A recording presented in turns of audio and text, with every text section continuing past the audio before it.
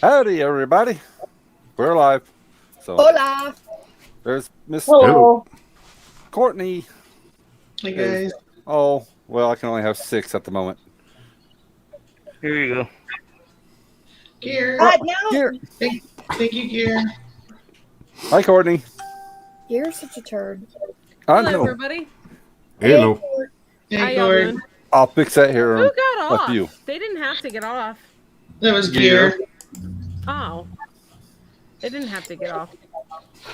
Well, how was the birthday party today? Am I echoing?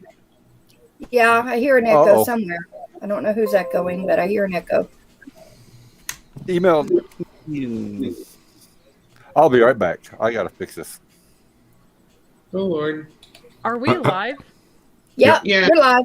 Okay. Yes, we are. Just went live. Yeah. How was the birthday party? Oh, it was great. It was wonderful. Yep. Was he a happy little guy? Fabulous. He got a lot of little toys that he loves. So, Aw. I didn't realize it was Little Man's birthday. what? I didn't realize it was Little Man's birthday. Yeah, his actual birthday is until the 16th, but we celebrated this weekend, and then my mother-in-law will celebrate it next weekend. So, yeah. Awesome. Mm-hmm.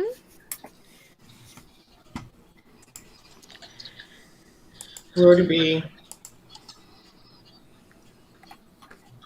Oh, Gear. He's such a goof. What? He said it's all good. He'd rather let someone on that adds more to a chat. Whatever, dear. Okay, so everybody hit that like button.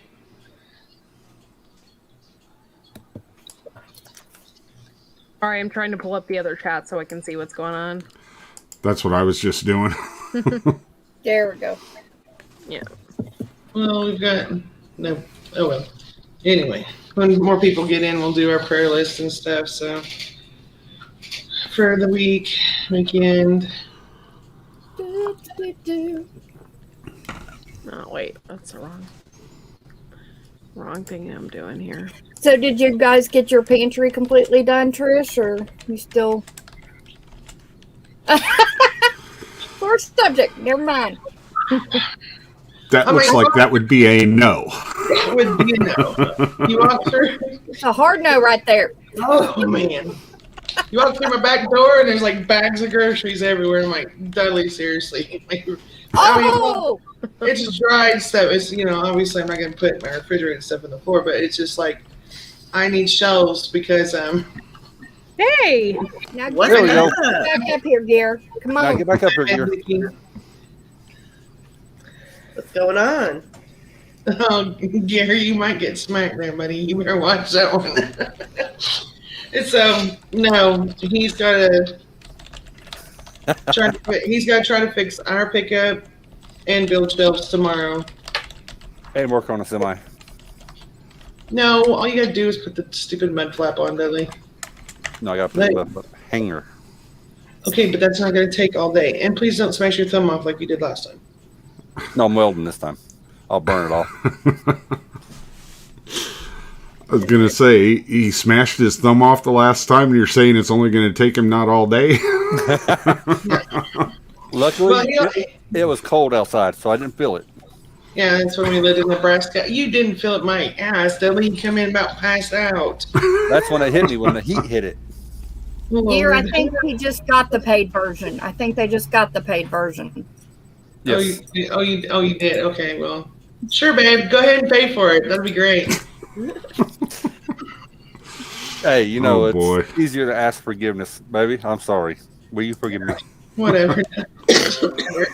Anyways, yeah, it's fun being his nurse because he's just like, I'm okay, and he's over here, water's pouring out, and he's turning white, and I'm like, sit down, I'm okay.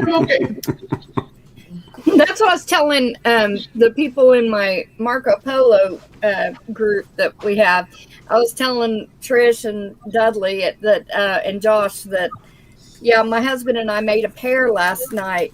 He had been working cows with his dad, and his dad did not run the gate like he was supposed to.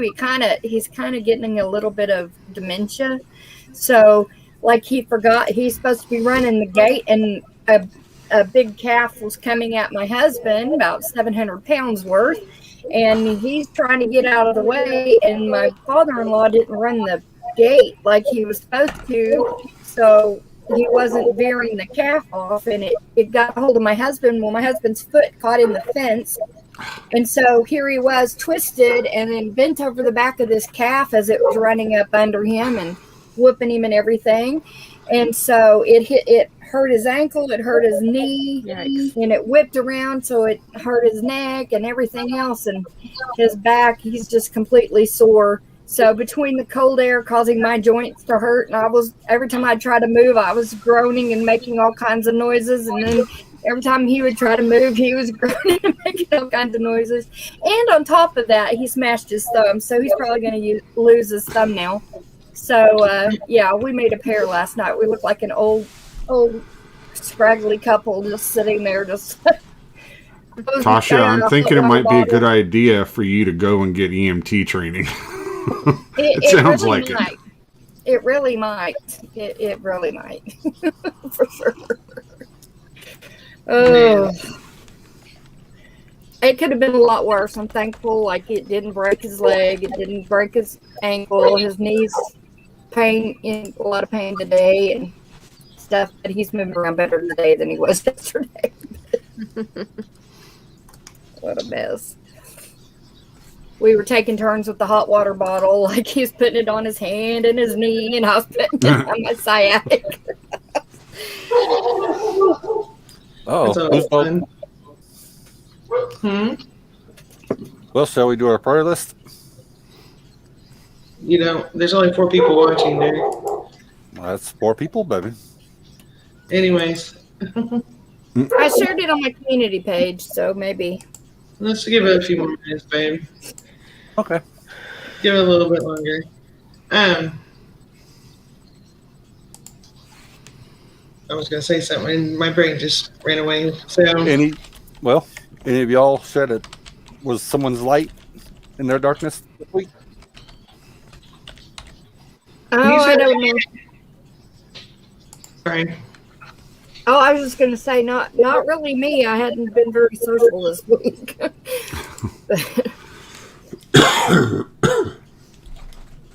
Of course, Natasha always brings the light. You know. Hi, Suburban. Thank you for Right. coming in. Hi, Suburban. Hey, Suburban. Bob. Yep, I'm hearing an echo. Yeah, I'm with King Poobah over there. My sleep schedule's so jacked up from pulling those all-nighters canning. It's just like, I'll get it right soon. Hopefully. How are you, Nikki? I'm doing good. She's all quiet down there. I know. I'm doing good. My husband was off today, so we just were cleaning and hanging out. Aw. Now, is he a truck driver or? He was. He has his CDL.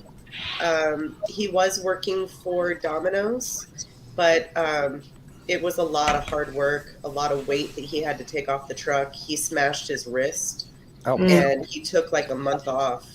And then Yeah. he went back to work, and he's like, I can't do this. It's going to kill me. And he was gone. He was only home on Saturday night, Sunday, and he came home for like 4 hours on Thursday, and then he was gone the rest of the week. Yeah. also, he was an OTR driver. Yeah. He Okay. drove Washington, Oregon, and Idaho. Oh man, Yeah. But right now he delivers for Amazon. I just Yeah. go within 5.5 hours of more or less Joplin, Springfield. Yeah. I'm home every night. You can do that when you own the truck. Right. There he Gear. There's gear. Hi, CB. Thank you for coming. The gear. If he wants to drive, I'll be having another truck up here pretty soon. Nice. Yeah, but I he can probably can't. have him home every night. if he has a good place to park his truck over there. Honey. Okay, how are you gonna get your truck to Washington? Well, ain't they moving to Tennessee or something like that? No, that's Laura. Oh, This Whoops, is Nikki. that's the wrong one. All right, he's not in I'm not in the loop.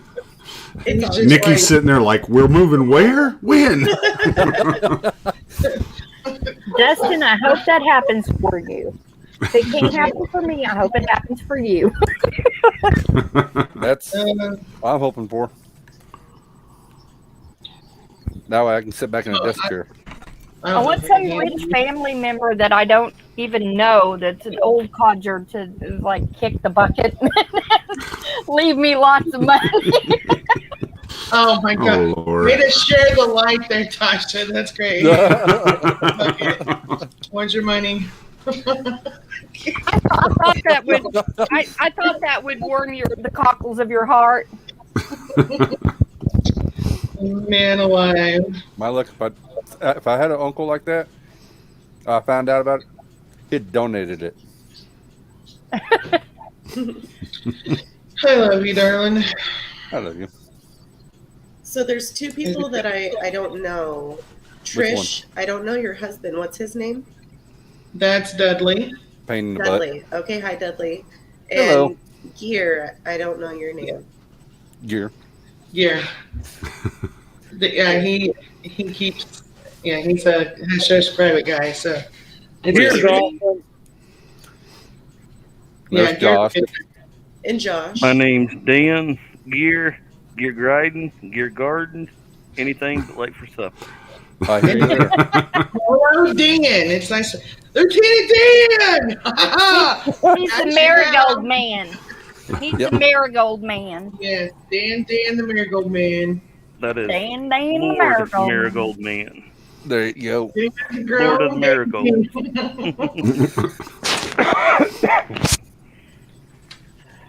And of course, you know Courtney. Absolutely. I think Courtney's backwoods. amazing. No, I'm Speaking of just, Marigold. I'm shocked. Josh is being so quiet. What's the matter with Josh?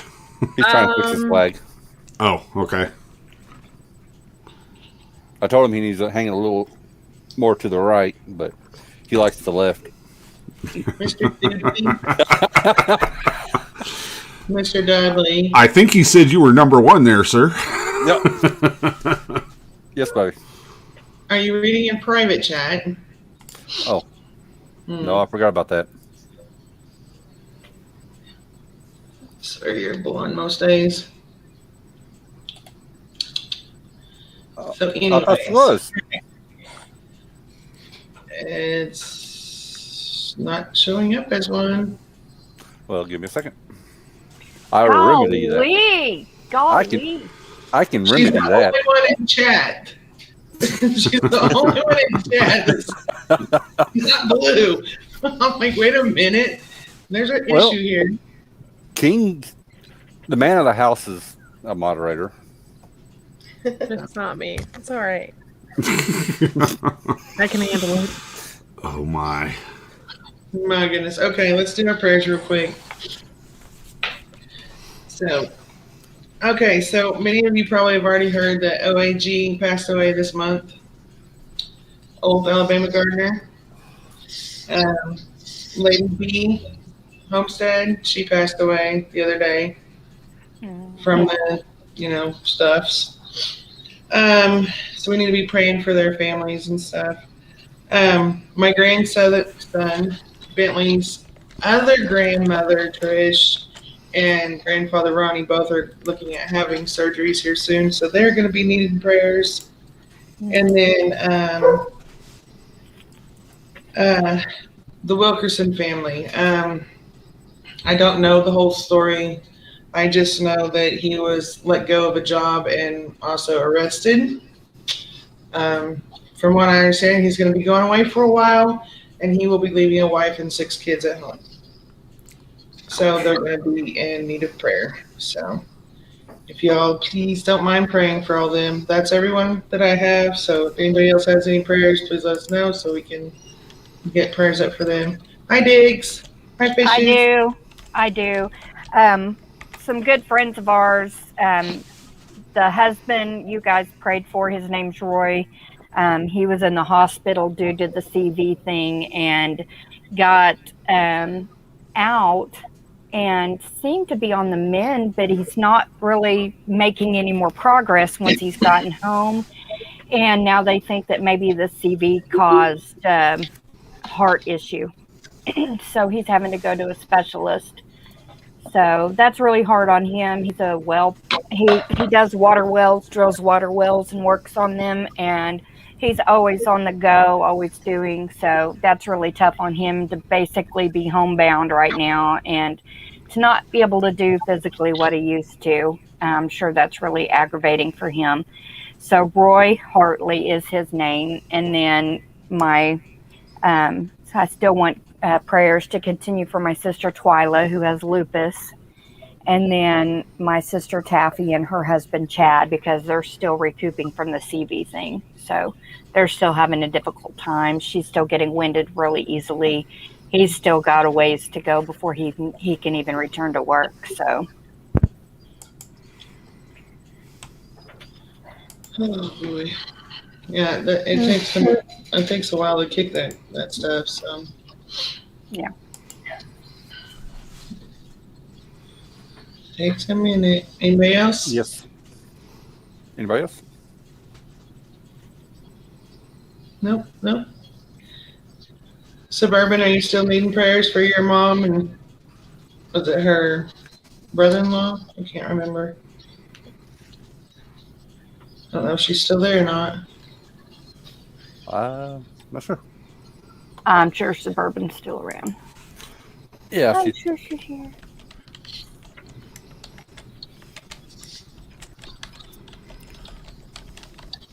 mom and brother.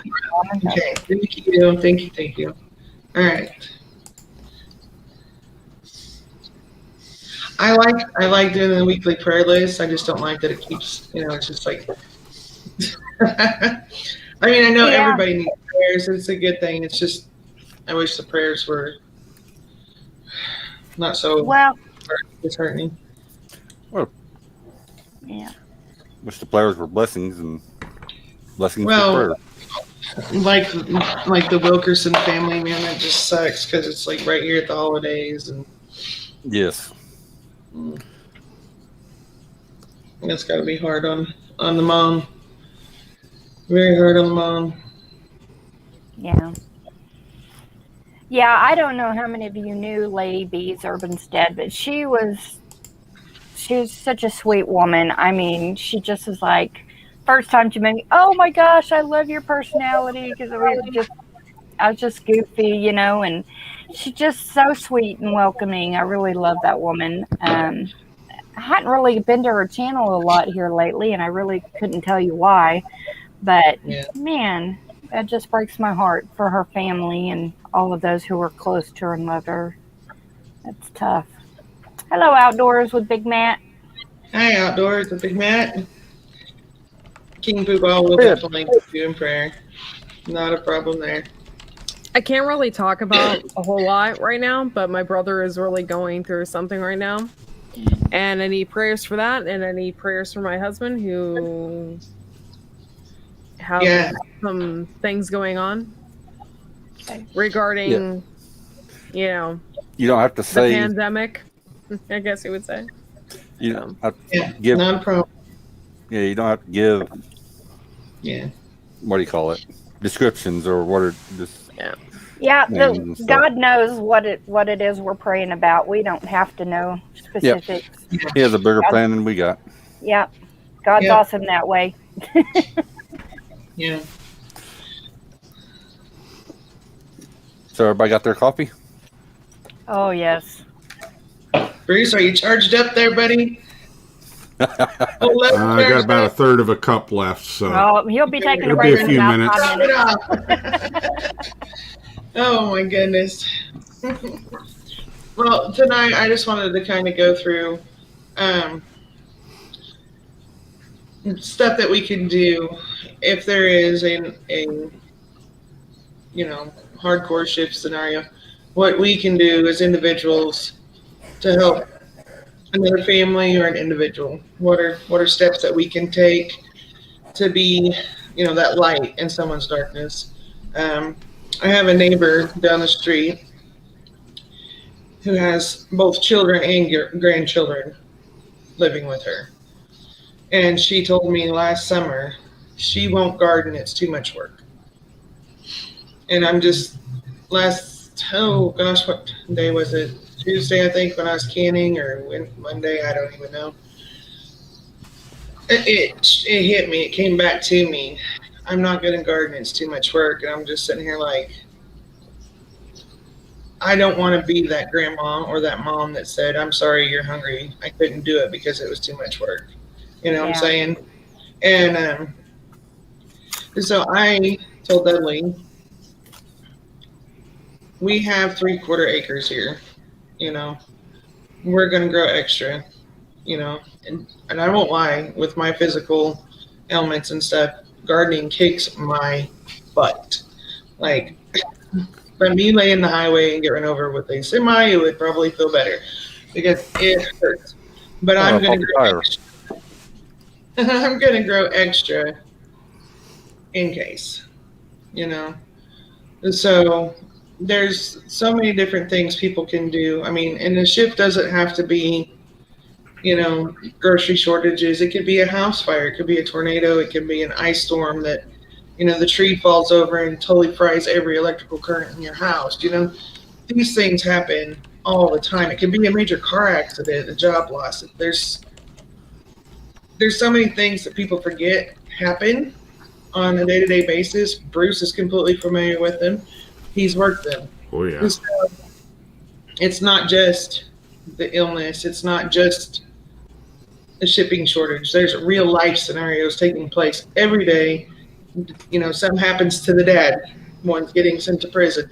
There's all these things. How can you help that family without breaking your bank? What are ideas?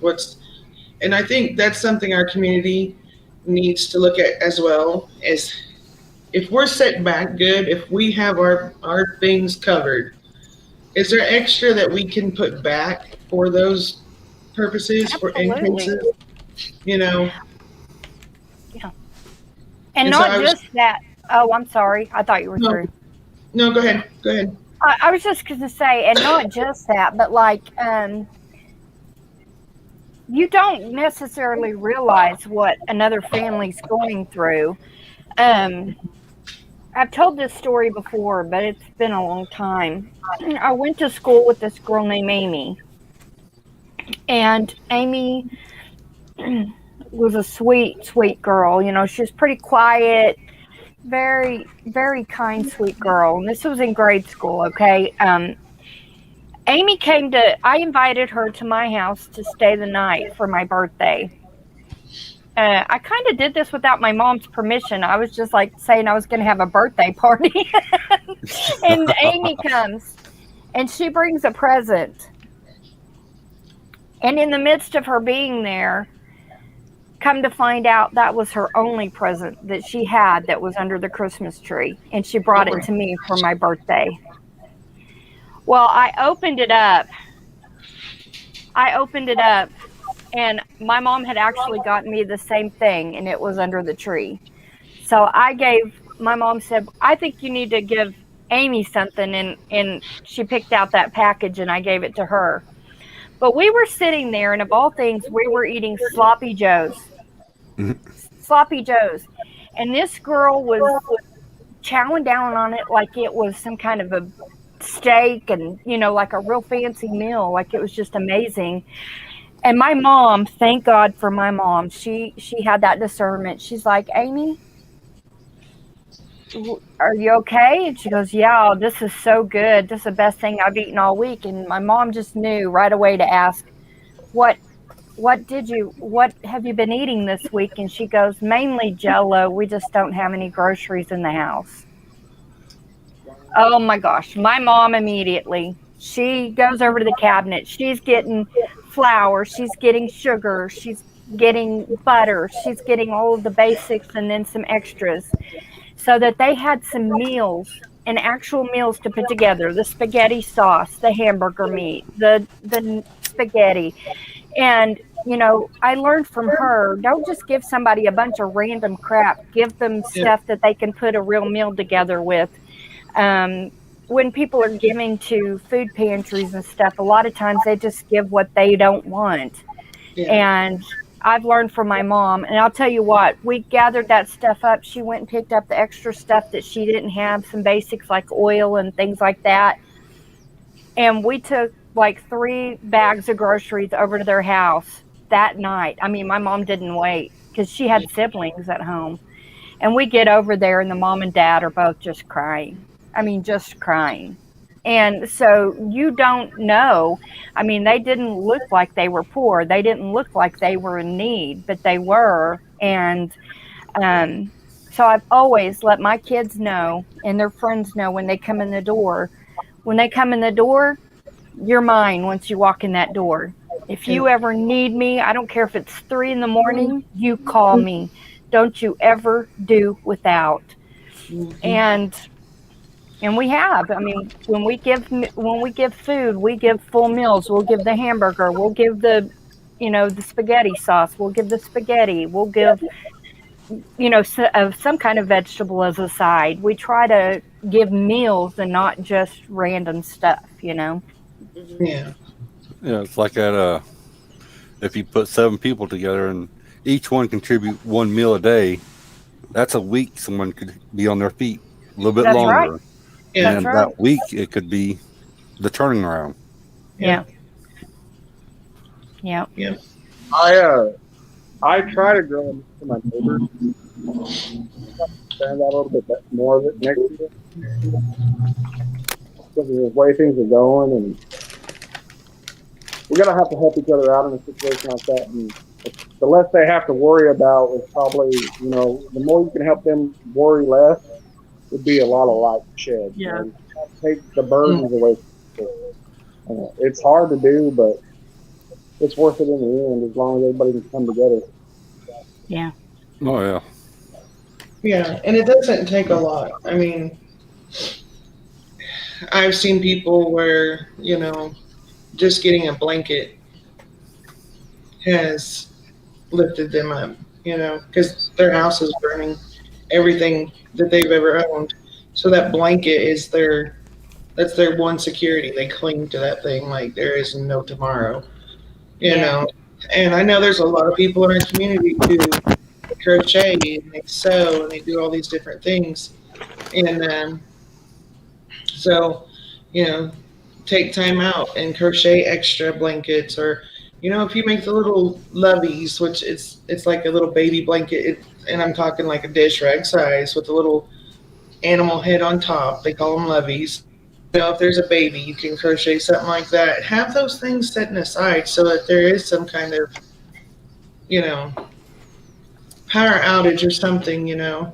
That little thing can take so much fear from a child, just like that, you know. Even just offering, like, say, you know, we have a generator. So some people, you know, all of us are on wells out here in the country. And so if somebody didn't have a generator, they didn't have running water. If they didn't have the forethought to stock any extra water back, just offering something as simple as, hey, you come up and fill as many jugs as you need to. You can come up and take a shower. Do you need to do a load of laundry?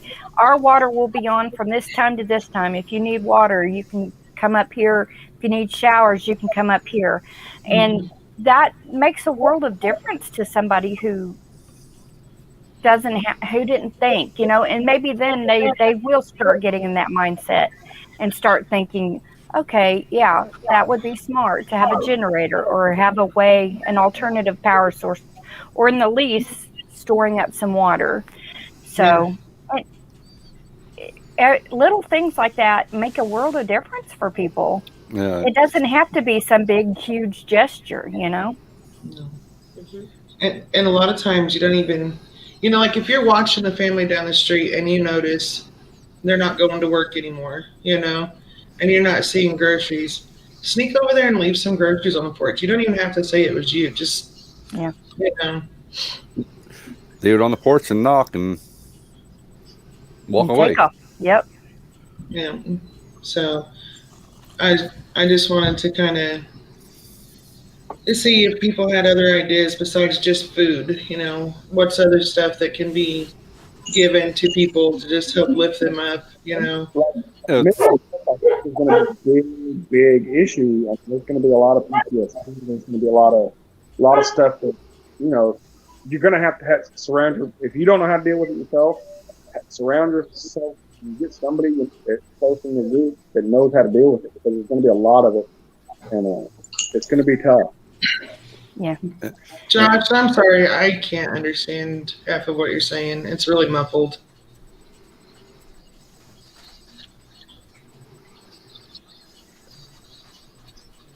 Is that better? there you go. Yes. Thank you. All right. Sorry.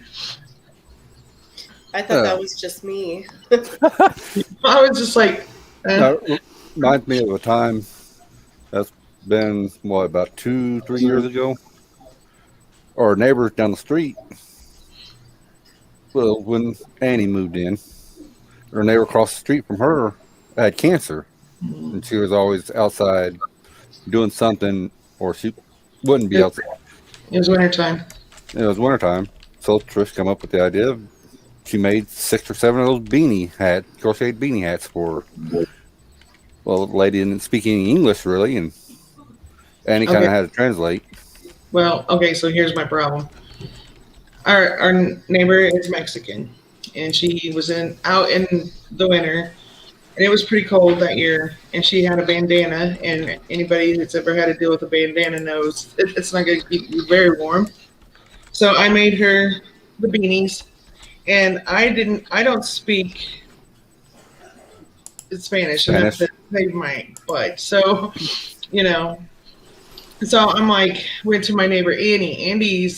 Annie is Honduran, so and she doesn't speak Spanish either, but she can somewhat break the barrier a little bit. You know, she can understand a little. And so she went with me over, and we gave her the beanies and stuff. You know, and even now we don't speak because there's that language barrier. But if she sees me out working in the garden, she'll honk and wave. You know, or if she's out in her yard and sees me, she'll wave at me and stuff, you know. So, but I mean, all she kept saying was, "Oh, bonita, bonita, bonita." So I knew she was saying they were pretty, you know. So she really liked that. But Aw. she was going through a hard time, her and her family, and she had, has children and stuff, and they're older, and she was trying to watch the grandchildren while her children are at work, but she's going through chemo and stuff. So I don't know the whole story. I don't even know what kind of cancer she had. I know nothing. I just know she had cancer, and she had a bare head. She could probably benefit from something warm on her head. So Yeah. Yeah. Well, another thing to consider to stock for people is things like Suburban was talking about socks. That's the number one item homeless people need. Socks, shoes, even if they're used shoes, if they're gently used. Say your kids grow out of them so fast they don't get to wear them very much, things like that. Soap, personal hygiene items, because if you don't have the money to buy groceries, I doubt you have the money to buy personal care items as well. Right. Things like for women, feminine products for women, things like that. For elderly couples, they may need Depends and things like that. Those are all things that to consider for Idaho. It's Idaho. Got Cotton that balls. too. Yeah. Medical stuff. Mm-hmm.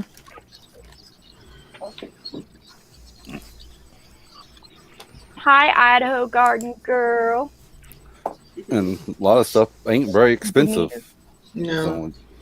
No. Like Dudley would, when he had scrap lumber and we had our wood shop set up, he would go out and make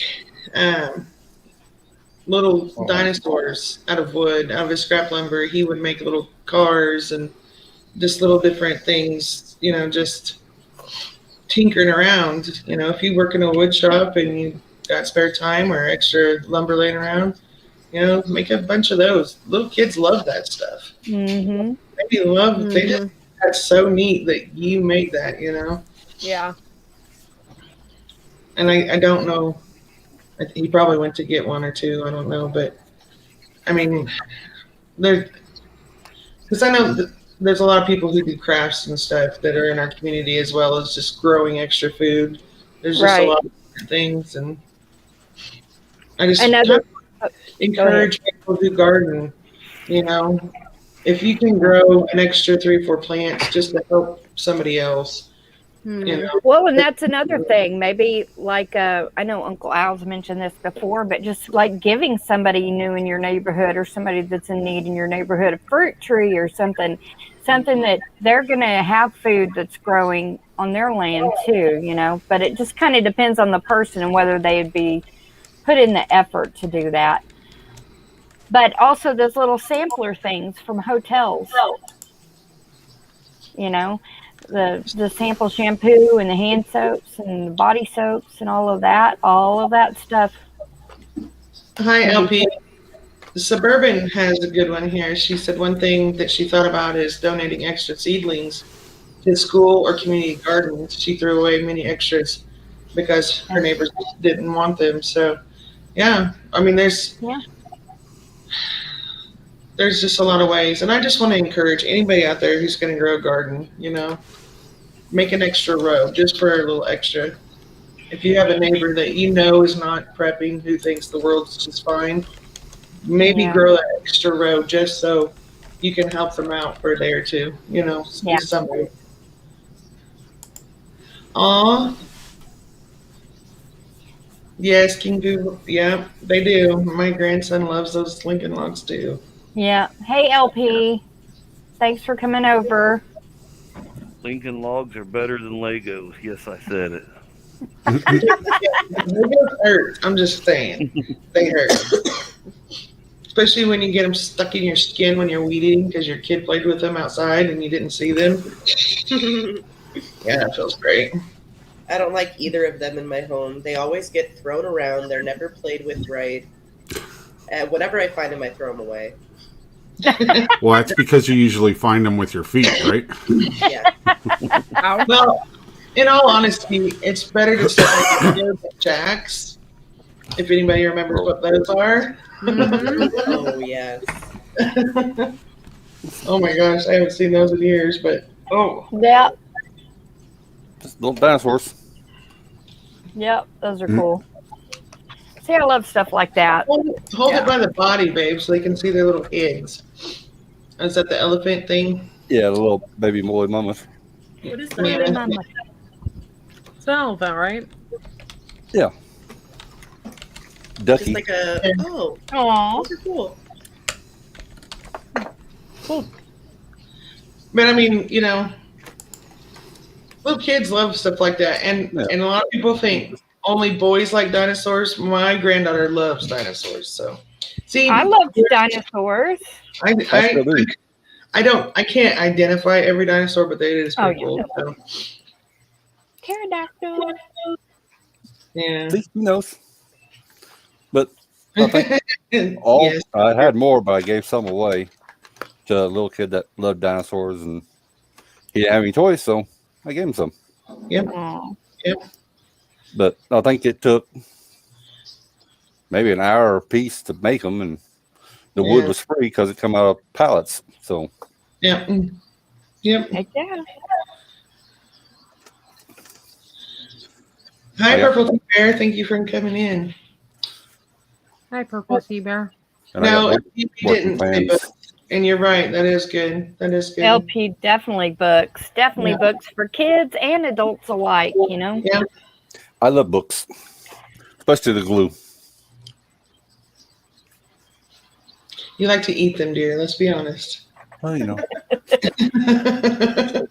You know, one of the things that I thought was cool when my husband and I were first married, here I was pregnant. We were young and poor and stupid and thought we needed to have a kid right away. You know how that goes. So anyway, we moved into a little single wide trailer up in the middle of nowhere north of here. And one of the ladies, the people that we rented the lot where we put our trailer from, it's just a little 1 acre lot next to a pasture. They brought over a basket and it had some baked goods and it had a local newspaper and just some little things like that. Sometimes just something like that, you know, thinking of them, like bringing something just to let them know you're thinking about them and you're wishing them well makes a big difference. I never have forgotten that. That's been over 30 years and I have never forgotten that. You know, that's how much of an impression it made on me. It does when you're struggling like that and somebody does something like super special. It's just it outweighs everything. So you know, and you can pick up some of these things, you know, at a thrift store or Goodwill store where they're cheap. Yeah. You know? Like we lose our power around here a lot because somebody has crashed and hit a telephone pole and knocked the power out, or the squirrels crawled into the transformer and blew the power out, you know. So and my grandkids, they're just like they panic when the lights go out, you know, because they're, you know, scared of the dark or whatnot, you know. So just having that candle, you know, just having a candle for a little bit of light, you know. Or simple. Go to the Dollar Tree and get a pack of those glow sticks. Yeah. For $1. Yep. Yep, and that's something safe that every kid, if the power's out, the kid, you don't have to be scared about them taking it to the bathroom with them to go to the restroom or, you know, to go to the other room to get a drink or whatever it is, you know. It gives them a safe way to light up a room and not be scared and be able to see where they're going. Yeah. Yeah. Oh, that's awesome, Demeter. Yes, it is. Hi, Wild. Well, I was watching Homestead Aquarius's channel. I'm trying to help him get his hours up. And he did a video on this solar light. It's a decent sized solar light that he took old ceiling globe and he rigged it up to where he could hang it up. And that put off light just like a light bulb would. And I told Dudley we need to get some of those because we have candles and we have oil lamps. Yeah. They're not safe around small children, especially my one grandson. Yeah, we can't find those here. Those are bright. They are very bright. We're going to have to order them offline because our stores around here don't have them. And it's magnetic. This one was hanging on my file cabinet. I love this. And I love the things that plug in to the wall and they charge. And then when the power goes out of that receptacle, the light automatically comes on. It has a sensor, so it automatically comes on. So, cool. Yeah, That's so that's neat. nice also to have. But with my grandson, Bentley, he and Boo both are like, every time they see fire, they're trying to blow it out. So it's just not something I want a lot of if there is a power outage with those two, because you know, this gas furnace that I have behind me, every time it comes on, they're both trying to run it. You know, I'm like, leave it alone. I was cooking dinner one night, and they're both over at the gas stove trying to blow the fire out, and I'm like. I've seen where somebody's taken the Dollar Tree solar lights or whatever kind that you prefer, and you take the stake off of it and you glue it into a like a mason jar, glue it on top of a mason jar, and use it like that. And then you just sit it outside during the day to let it charge, and you bring them in at night so that you can use them. But you know, there's no way of turning them off. It's nice to have something that you can turn off, but you know, Chelsea loves her simple little hand crank flashlight. She loves that thing. She likes that she's creating the light herself. Like, yeah, that is neat. The Dollar Tree had these a while back. They're push buttons. Yeah, that's like what I'm talking about. Chelsea likes hers. Like, I don't want to put in that much work if I don't have to. Right. Or battery. Dudley, quit shining the camera. Like when we went camping, they are my 3 are so dependent on having a nightlight. I was like, this is going to be fun, and that's one reason we got the glow sticks. And they just thought that was so neat because they got to hold their light while they was sleeping, and it worked out just fine. And so having those glow sticks, or bracelets or necklaces or whatever's, that helps the kids get through those dark things too. Suburban, that's true too. Just sometimes just giving of your time, helping somebody. Maybe they need to go out and look for a job and they need somebody to watch their kids for a little bit, or maybe their kid's struggling and they need a little extra help with something. You never know what it is. Yeah, time is because say, all right, we have a lady that lives across the highway from us, 2 houses down. She is schizophrenic. And so she can't drive. Her husband sustained a back injury at work, so he's unable to, walk anymore. And so for a while, Dudley and I was taking her to the store, once or twice a month just to help them get their groceries. And so she just quit calling. So I don't know what happened to her or whatever, but but we and I can't drive. So Dudley was, she was having to wait till Dudley was home and whatnot, but that meant the world to her because she was able to get what she needed and stuff, and simple things like that, helping an elderly neighbor out, or somebody nearby that is struggling.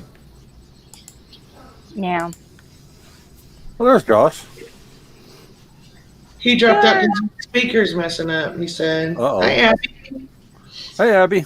Hey, Abby. Hey, Abby. Wait, what time is? Okay, it's only 10:30. Why aren't you in bed, Missy? Mama Corky. Yeah, I was going to say the same thing. Mama Bear's coming out now. It's the weekend, Courtney. She don't have school tomorrow. I go to school every day.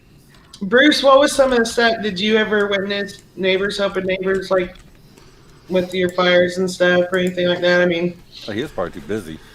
well, I obviously Sometimes we would see it, but a lot of times, that would happen after we left the scene.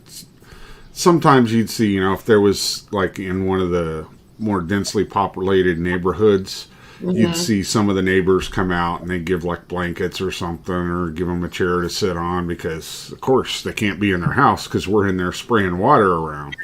Yeah. So, yeah, you'd see that. A lot of times at accident scenes, if they happen like in the rural or the community type area, if people knew who were there, they'd be out there trying to help calm the person down or whatever, which is a good thing. If somebody's injured in a car accident, you want them as calm as possible because we need to do our job and try and patch up anything we have to patch up before the medics get there on the ambulance. And that makes their job easier. So if you can keep the person calm, that does wonders for getting somebody to an ambulance who can get them to the hospital, and then you're good. Yeah. Hi, Vanessa Giddy. Now, I know that one year that Dudley and I lived on a different street here in Monette. 2 houses down was on fire, and we ended up inheriting their 3 dogs for about 2 months. And then, but the Mexican family that lived between us and them, they had to get evacuated out of their house because it was starting to catch fire. So and it's cold. It's the night before Christmas or something like that. Yeah. So they didn't speak any English whatsoever, not even the children. So we're like, so the only thing I need to do is turn on a video game, and they just sit there, and the parents, just sit there, and every now and then they would say, thank you. And I knew they know how to, because I knew that much. And so, I'd carry in different foods, snacks or whatnot for the kids and drinks and stuff, and they'd either shake their head no or yes. So I mean, we got through it, and they were there until about Yeah. 3 o'clock in the morning before they were able to go home. But Wow. Well, it's like now, some reason we got turned into the tornado shelter for our street. yeah, All the everybody. families and dogs and everybody comes here. Well, it's our neighbors and their pets, and then their children's boyfriends and girlfriends, and their parents and their pets. It's like So we live on a dead end street, so there's just not a lot of people. But we've had a full house a couple times. So We made a brand of a dog that didn't like us. So yeah, that was weird. go ahead, Gary. Well, you have a good night, Abby. Good night, Yeah, good Abby. night, Hi, I know what Abby. that's about. Oh yes. Fun. Yep, that's Oh, I was the gonna- wife's job. I was going to say, don't let the neighbors and all their kids and kids' boyfriends, girlfriends, and all that see all your cleaning goods. Oh, that was before we started doing That was this hard. way before. But when we started standing out on the porch with the rifles, it became For quiet some on the reason, street. they're kind of scared of us now since we had to go, vigilante when we started having a bunch of druggies running up and down our street. So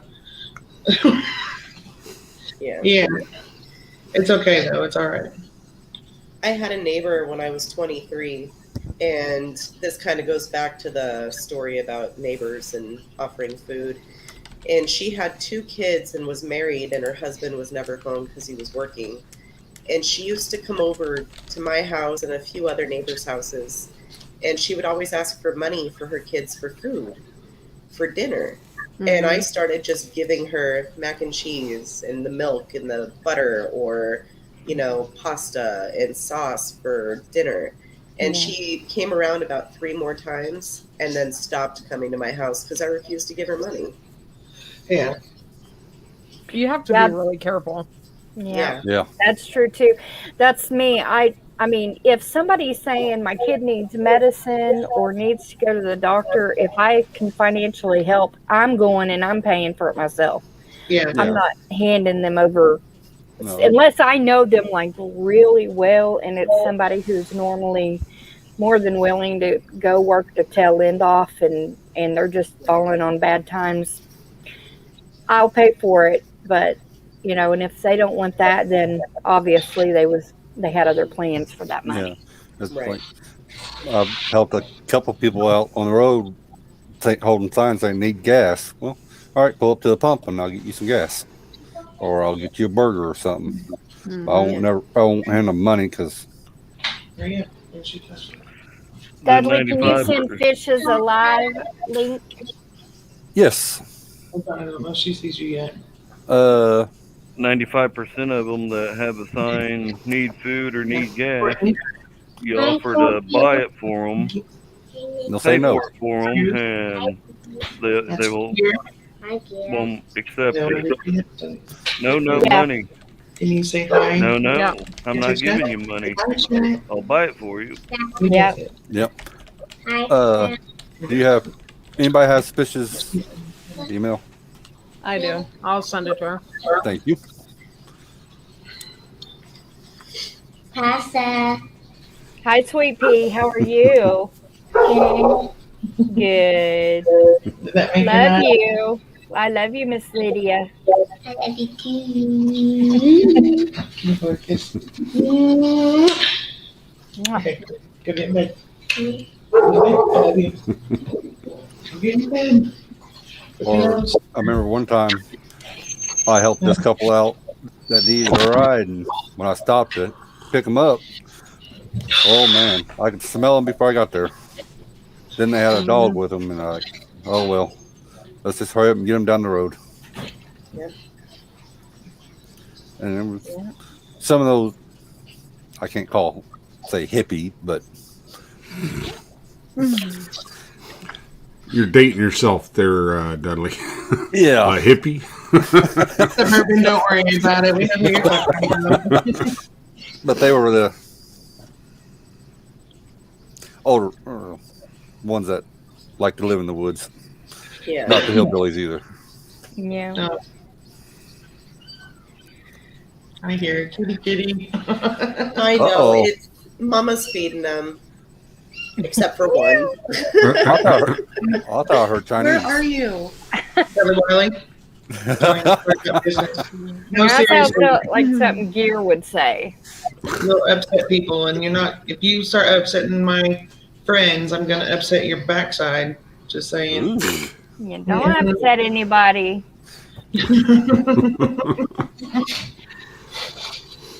Yeah, and where we live, it's just insane with drugs. So you Yeah. don't give money to anybody. You know, it's horrible.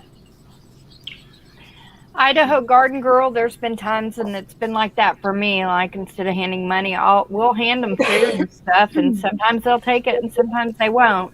But you know, I'm not handing over money anymore. Like, Right. No. This one time I was hit up in front of a Walgreens in Arizona.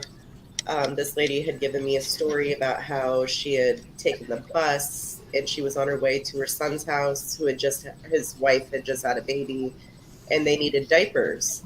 And she's like, do you have any money for diapers? And I was like, let's go in the store and get some diapers and I'll pay for it. And she hemmed and hawed in the diaper aisle, wasn't sure which size she needed. And I'm like, well, let's go with 2, just in case one is too small. I don't know how big the baby is. So I went and paid for the diapers, and I asked the cashier for a bag. And I went outside and dumped the diapers in a bag, and I took the wrapper with me. And I was like, here you go, have a great day. I didn't want her to return yeah, that it way for she money. wasn't taking them back and getting the money back on it. Yeah. Yeah.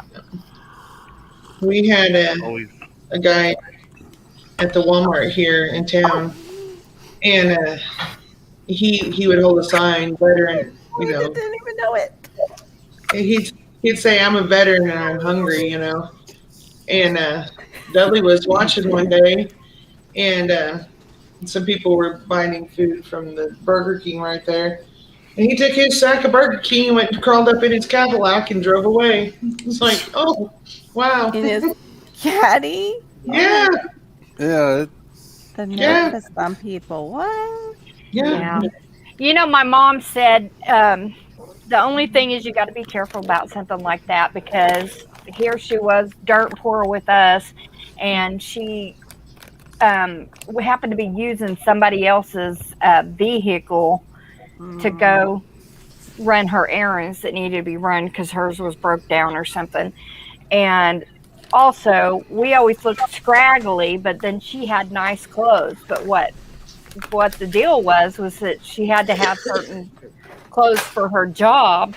And, so she would catch the shop owners whenever they had like really major sales. She had like inside people, and they would hold stuff back for her if it had a minor something wrong with it, and she'd repair it or whatever. And she could buy stuff for us, but we were I was a tomboy. I was outside. I was playing in the dirt. I was jumping off the side of the house, the roof of the house on the side on the lowest end. I was a tomboy, so it didn't do any good to put me in fancy clothes because I was going to mess it up no matter what.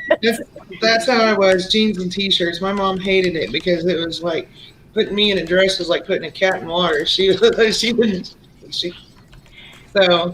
yeah, I got all the Goodwill stuff, and then she'd take my sisters to the store and buy them all their fancy clothes because I wasn't about it. I was like, no. Yeah. My mom was like that. My mom was a tomboy of the family.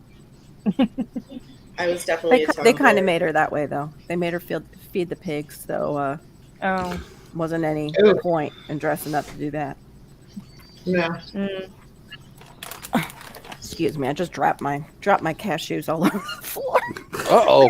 I'm having a moment tonight. I didn't even know I came up on the stream. Why do you think I waved at you, bozo? I didn't see it, but I was switching We all off waved the at you. other one. I'm a goof. Sorry.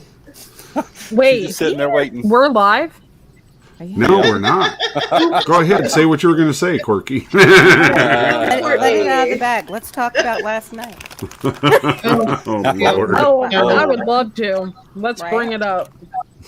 I'm just saying, I got a little behind the scenes, up to dating and behind the scenes before the live stream went on, and I wish I could have seen some of that. And unfortunately, it's no longer there, but Yeah. Yes. I know. Unfortunately, but fortunately. true that. You know. Yeah. Although, I wonder if anybody did screenshot it and it's going to come back later. Or, Like somebody did. maybe they downloaded it and saved it to their hard drive. Mm-hmm. Maybe. Right. Maybe. If I were known, I would have. But Mm-hmm. someone Certainly. didn't help me. Certain hacker might have done it. Let's make it. Me and you, mister. Good city. Promise. We're not going to touch that one because I could have just went 6 different directions, backwards, forwards, and nasty. So we just gotta leave that alone. That's what they all say. Shut up, Billy. Okay. Shut up. Shut up. Well, ain't y'all just talkative? I know it. I'm trying to read what Right, so you everybody's almost saying made over me here. choke People on are it. talking to you, dear. Oh, they are. I was choked on my gummy bear. In chat, are talking about, helping the homeless and stuff like that. Yes. So, One of my sisters did drugs, and my sister, and one of hers was always, I ran out of gas and I really need gas, and then the story would follow. And my sister's handicapped, so they were more apt to give her money when she was, in a parking lot. What is weird is now I will have people come up to me running the same trick, and it's like, I kind of know that story. Guess what? yeah. It sucks, though. It does. Because you want to be a good person, and God says not to let your left hand know what your right hand's basically doing when you're giving. But it's so hard to give when this person's really asking for their habit, not for, or at least it feels that way because you've heard the stories before. It's hard to know the ones that really need help and the ones that are going to just go use it for drugs. True that. Drugs or alcohol. I don't speak from experience, right? You keep bending over there and then raise them back up. Well, you can cut Sorry, yourself. I'm eating sunflower seeds. Okay. You were brave, Trish. I wasn't going to ask. I know it looked like a sub sandwich last night. I was like, I'm not even going to touch that. We helped a family out one time, and we knew when we let them come because they had 6 kids and they were on the street, living out of dumpsters, and Well, I still live out of dumpster. yeah, well, the kids aren't, but they are. But we brought them in, and everybody's like, "You guys are insane! You're insane!" But I did it for the kids. I didn't do it for the adults because they're adults. These kids could not help what they were having to be put through, right? The dad, we later found out, the oldest girl was diabetic, and the dad was diabetic. He was using his daughter's needles for her insulin to shoot up. oh, ew. That's classy. Oh, we also found out because Well, at least they were like close to the same blood type. They were. he already had Hep C Oh gosh. and He didn't didn't bother tell to tell us until after they were already there. Oh, awful. And so we were talking to the police officer here in town, who was a good friend of ours, and he already knew the whole situation and he knew us. But there was enough crap left at our house when they left. Oh, Deli and I could have spent 35 years in prison. oh shoot, that ain't good. Yeah. So we're like, we're done. Yeah. That's We're why not- we can't let our son store anything here because, he's into that lifestyle. And You know, he thinks we're just being cruel, but it's like, hey, first of all, we don't want any excuse for him running in and out all the time, because no telling who he's bringing out here and who's tasting the place while they're with him. Yep. Right. And secondly, whatever they have on in their vehicle, if they get caught here, that could mean our land. I mean, the land can be seized. You know, property can be seized. That's just sad. My melting furnace got lit up at night. Right. Burn it all. Burn it all. Incinerated. I had to clean up. I had to clean up the room that my nephew occupied, who was on similar drugs like Michael Jackson took. Oh gosh. And it was disgusting. I scrubbed that floor at least 3 times for my mom because it was in her Thriller? house. Yeah, it was a thriller. All right, a chiller. How can I tell Dudley's a truck driver? One-liners, maybe. Right. Possibly, because you have to get that out quick on the CB, you know. Yep, definitely. I could see that. But yeah, it was like scrape worthy. The floor. Oh, that's scary, Suburban. Disgusting. But he also had a box where things were kept, and sure enough, my sister went in that room and cleared that room out quick before I did. But she at least warned me in the one box that there might be needles and to be careful. Oh, So that was nice of her. Yeah, that was her son. She was the one who had the drug habit, and sadly, both her kids ended up with one. Even though my parents. Well, the fun ones are when you have to go on a call in either the rescue truck or the ambulance, and somebody you have to actually hit with Narcan, because when they wake up, they're swinging. They are pissed because you just wasted their $50 hit of whatever they had. Yep. Those were always the fun ones. Gosh. That's awful. Good night, Demeter. Thank you for coming by. Good night, Demeter. Good night, Demeter. Love you, girl. Demeter. Night, Kim. Yeah, my dad. I remember my dad coming back from a couple of his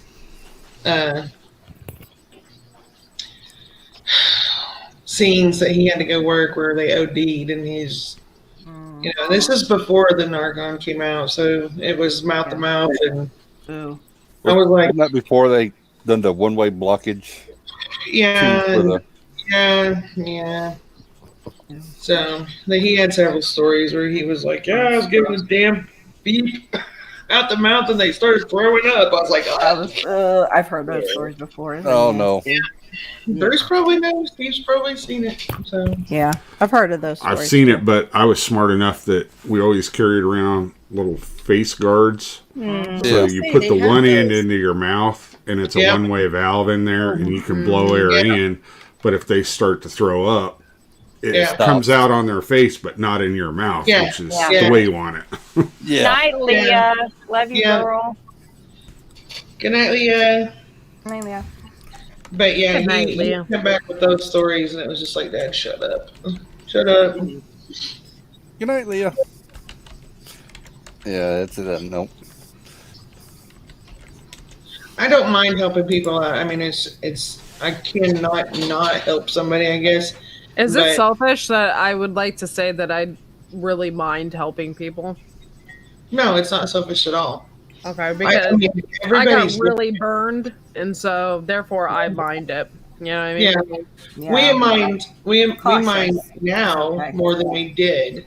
Yeah. You know, like now we just don't put ourselves out there anymore. And you know, if there's kids, I'm gonna have a real struggle with that. I'm not gonna lie. If they're kids, I'm gonna have a hard time with it. And trust me, I have been burnt by 15-year-olds, and I just want to go beat their forever living asses. But you can't do that. But hi, Jerry. But you know, we had a 12-year-old dope dealer here in Monette, and I am not exaggerating. And so you can't even really help the kids anymore around here. So, and since my kids are now adults and gone, I don't really have to worry about them dragging people over here anymore. So, but yeah, I've had my heart broken many times by helping kids. But that last family that we helped, and I found out he was using his daughters you know, Oh, syringes. so gross. and- Yeah. No, That's this was gross. before she had an option to use them. He was taking them before she could use them for insulin.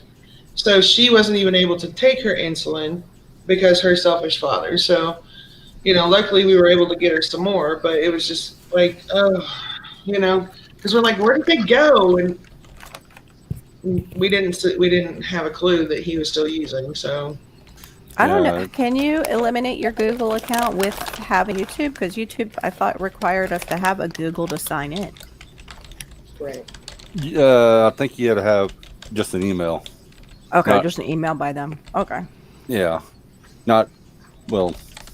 I think actually any email would work, like Hotmail or I don't know about that. It's No? Google. You Yeah, they you tie have you to in. have a Google Google. account, and Gmail. that's a email in order to Yeah, be I on thought it was all YouTube. linked. okay.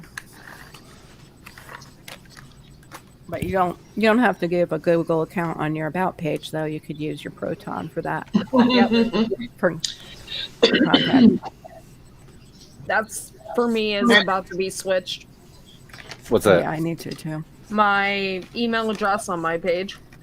Oh, I don't know. Do we need if we have VPN? Is that what it's called? VPN on our computer and our phone? Do we necessarily need the Proton email? I put a tooth out. That's, oh my goodness. It depends on what kind of information that you're putting into your email. I mean, the VPN, what that's doing is that's securing your computer to the servers at Gmail, Hotmail, wherever you're going. yeah. So that just means that somebody can't insert themselves into man in the your middle. stream. Man in the middle attack. Yep. Yeah. So that's what the VPN's doing. Now, when you're on the Google, the Hotmail, whatever, they have IT professionals that are there that are securing their servers 24 hours a day, 7 days a week. It's called Network Operations Center. Okay. So they protect that for you. And sometimes they get it right, sometimes they get it wrong. So, that's kind of how that happens. Babe, Yeah, the VPN doesn't protect your email. put her up on the big screen. She wants to show everybody. all right. Somebody lose a tooth. Show. Oh, There. You look Big cute. girl. Oh Good my. job. I pulled a tooth out in the bathroom. It had a hole. That's cool. You pulled it by yourself. Cute. Yeah.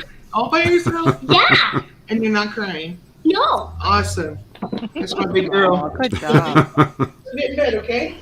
Keep me too. Okay, I'll keep your tooth. Thank So I you. don't lose in my bed. All right. You have a great night, okay?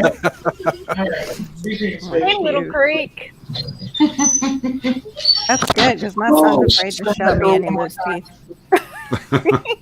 from yanking out the last one. Yep.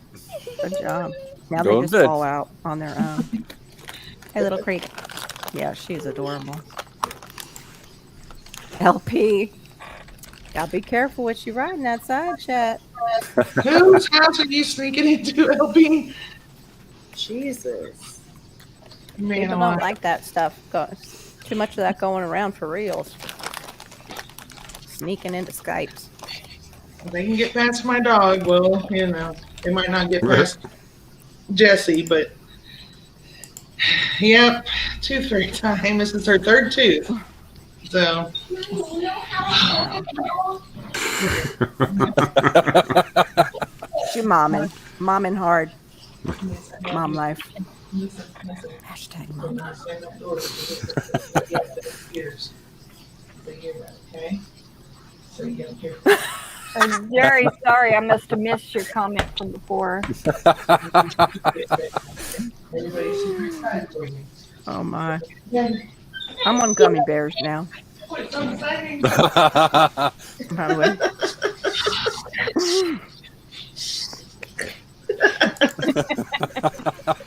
I only eat nuts when I have a craving for them.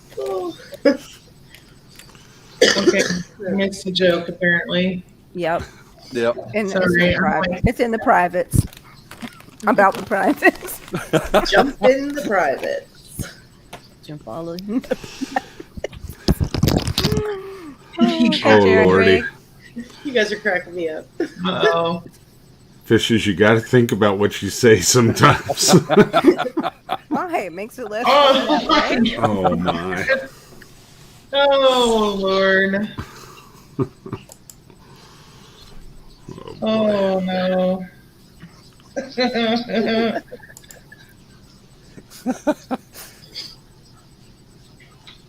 Oh, my God, you guys. Dudley, you're not. Oh, Lord. Okay, I can't read no more. You guys are bad. I'm sorry, all you that are. Hey, Fish is eating Oh, I think gummies. I know that. I know that channel, Courtney. Yeah. Which channel? Yep. You gotta watch Courtney saying hi to people in your That chat. You reminds me never of know. Might be a little slip up. That reminds me of that song, I'm a Gummy Bear. Hmm. Oh, A Dudley. gummy bear? That's a song? Yeah. If it wasn't, he'll make it a song. Goodness sakes. I'm a gummy bear. There you go. A yummy I was gummy thinking bear. it was like I'm a Barbie girl, but I'm a gummy bear. That's what I was thinking too. That's the tune that went in my head. Oh, Me Lord. too. You know, I'm gonna try to find a counter like Viper has, but my counter is gonna be for each time Bruce puts his head down. Right? When he hides his face. When Well, he's bored. Is that That's because going to you happen think- quite a bit, so. Yeah. Thank you, Vicky. Bruce, are you hanging your head down in your mind? Are you like going shame? Oh, the shame! Oh, the shame! Of course. Yeah. Or it's either that or he has a straw down there we can't see. Yeah. I'm not going there either. You're supposed to be in bed cracking me up. Oh my Oh, Lord. Lord. Oh, girl. I had my Demeter is 26th in bed. wedding anniversary. I'd like to be able to say that Suburban. Suburban. Are we having rum and coke tonight, or too. I know what that is sounds it? good. What is it that you wish not to come out your nose tonight? Mm. I can probably think of a Oh, couple wait. things. Oh, cute. Purple tea bear. You and your man are so cute. I'll never tell while the lights are up. Is that how it goes? Or while I'll they're never not tell while the lights are on. That's what I'm on? supposed to say. No rum and coke. Or that Milo song, Romance by the Dashboard Lights. Oh, yeah. Those were some good meatloaf songs. You better watch it there, Wiley. Talking about lot lizards, your wife's on the other side over there. Yeah. Yeah, we did Is that not what meet that on the song's parking lot. Just saying it.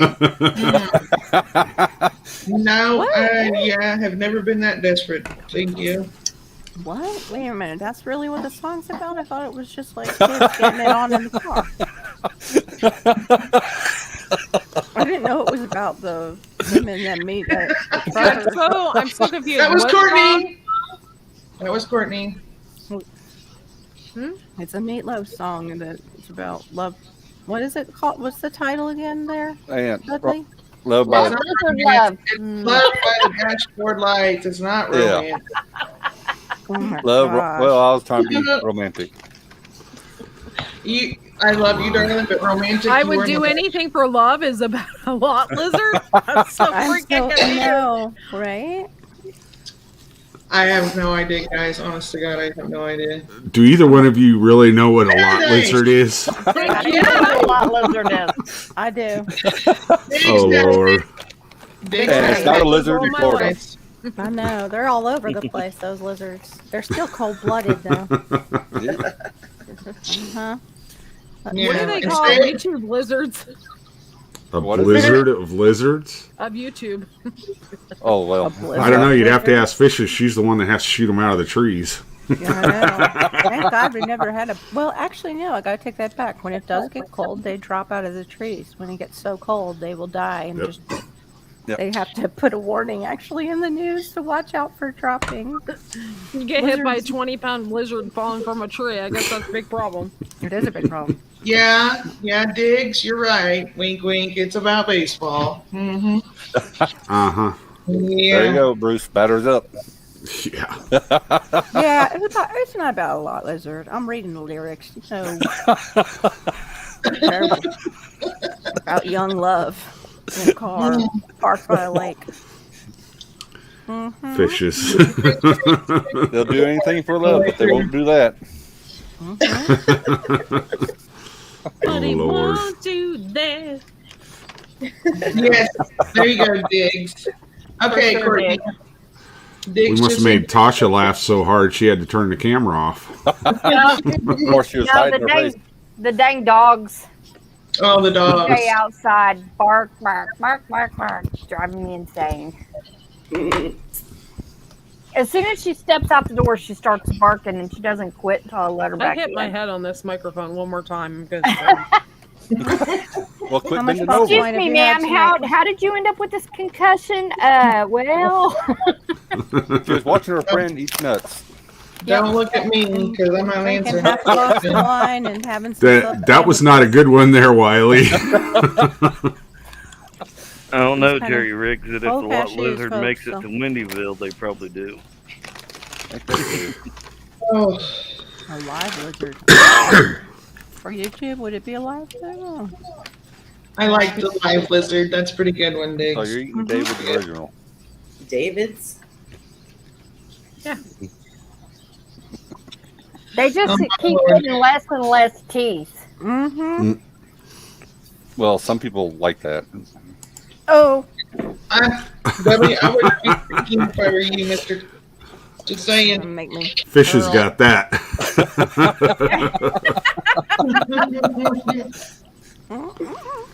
that's really not what I'm into. Not really my turn on at all. Guy smiles at you and there's nothing in there. No, that's all right. Well, Dudley had more teeth when we got together. And no, I didn't knock them out, but I thought about it. yep. She's abusive, but I like it. One time, my husband called me, and he's like, I'm like, what? He's like, and I was like, babe, I cannot understand you. Click! 10 minutes later, he comes home. He walks in the door, and I know why I didn't understand him. He was missing his two front teeth because the cow kicked the gate, and the gate Oh, jammed Hit him him in right the in the teeth. mouth. Oh my Yeah, god. he was cowboying. Yep. Oh, Man. Was My it grandpa- around Christmas time? no, Dudley. I didn't get that joke. I missed no. All I Two want for front teeth Christmas for is my Christmas. two front teeth. it. Wow, that was quick. I didn't- Anyway, I finally figured out he meant, would you call the dentist for me? yeah. Emergency dentist is kind of hard to say when you got your front teeth kicked. That's all I heard. Bless his heart. Oh, No, my grandpa had him and my dad were changing the strut. Was it the strut? Uh-huh. It was either the strut or the shocks on my grandpa's Volkswagen Rabbit, and they had the spring compressed, and the spring broke loose right in my grandpa's face. Oh my god. Wow. His whole top denture was shattered, and it split from the middle of his nose to the bottom of his chin. Oh, what a bloody mess. Oh, Oh yeah. my And goodness. face injuries are always the bloodiest ones because you have so many small blood vessels throughout your face. Yeah. Yeah, it looks like somebody's committed murder after you leave a scene Yeah. where somebody had a face injury. It's like, oh my Yeah. god, what happened here? Are head And me- injuries like that yes. too? mhm. Like head injuries do the same Yeah. with all the Yeah, They're Yeah, very bad. Because of the vasculature in your head. Yeah. Yuck. What Yeah. is Sorry. it again? The whata? The The head injury. vasculature. Vasculature. Sorry, I'm used to training EMTs, remember? Meaning You there's use the lots proper- of veins. There's Exactly. lots and lots of Like You that. got a lot of blood flow going up there. Yep. To your You just- head. Jump Well, up women and do. bend over and just let it flow until somebody could bring him a bag and a rag. So I you was put the gonna say, rag that's on what and he put the said. bag over it. Got a little weird Yes, on the end some there. people gamble at casinos, other people gamble at compressing springs. Yeah. Either one sounds mighty painful, Diggs.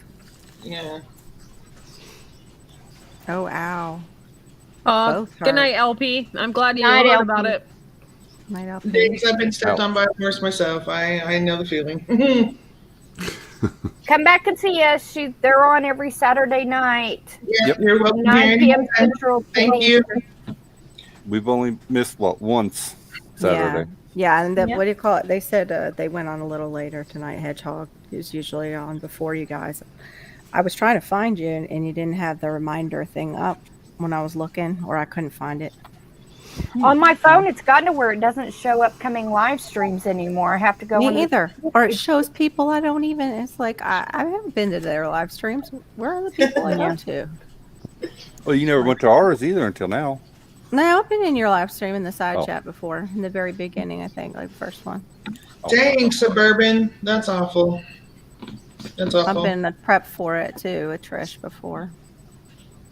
Trish and I've been on prep for it together. Uh-huh. Yeah. I remember It's, that. it's just hard to keep up with everybody's lives. Even my It own. is. I'm fixing to write it all down and have it posted in here so that I can. Well, Dudley's always on the road, so he's just like, you got it. I'm like, oh, I'm like Speaking the secretary over here. I'm like, oh, this person said this and this person said this. Yeah. I might be Wednesday. If I don't make it home in time, I'll be on my phone in your live. So Oh, that's awful, Suburban Hillbilly. Okay. Okay, Dudley. I'll Now I be. want to know what you did. Yeah, Trish and Dudley from Wiley Living are going to be on my live stream with me and Mouse Toes Wednesday night.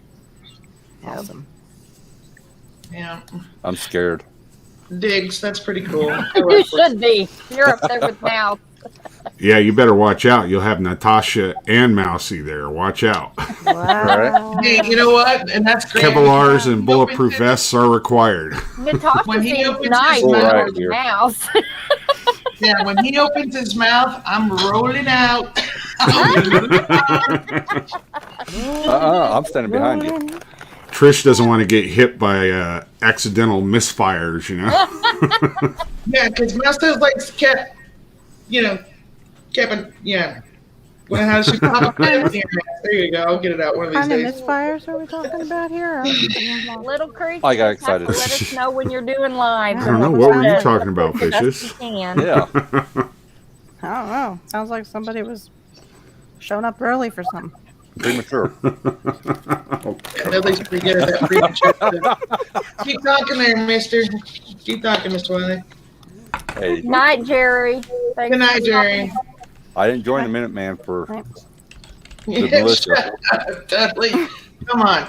Holy mac. Okay, so I hope y'all got the message. Just putting light in somebody's darkness, but I hope it's not the glowing light. Oh my gosh. Lightsabers. Okay. So anyway, Oh, we need to get some light I sticks. shouldn't even go there. Little I Creek, know. you just pretend like they're there until they show up. That's yeah. all. You can do it. Hey, I need to get some glow in the dark paint. I'm not Do I even need going to to ask ask. for what? Some glow in the dark paint. I don't want to know. I just don't. Oh, Suburban Hillbilly. That's terrible. That was an ambulance driver she's talking about that did that. Oh, That's nuts. Wow. Sounds like somebody darn snapped.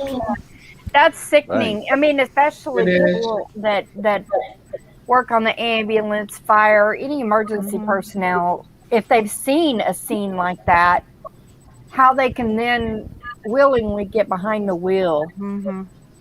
when they're impaired is beyond me.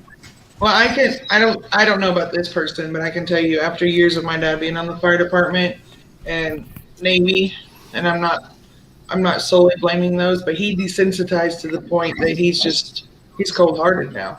Yeah. Yeah.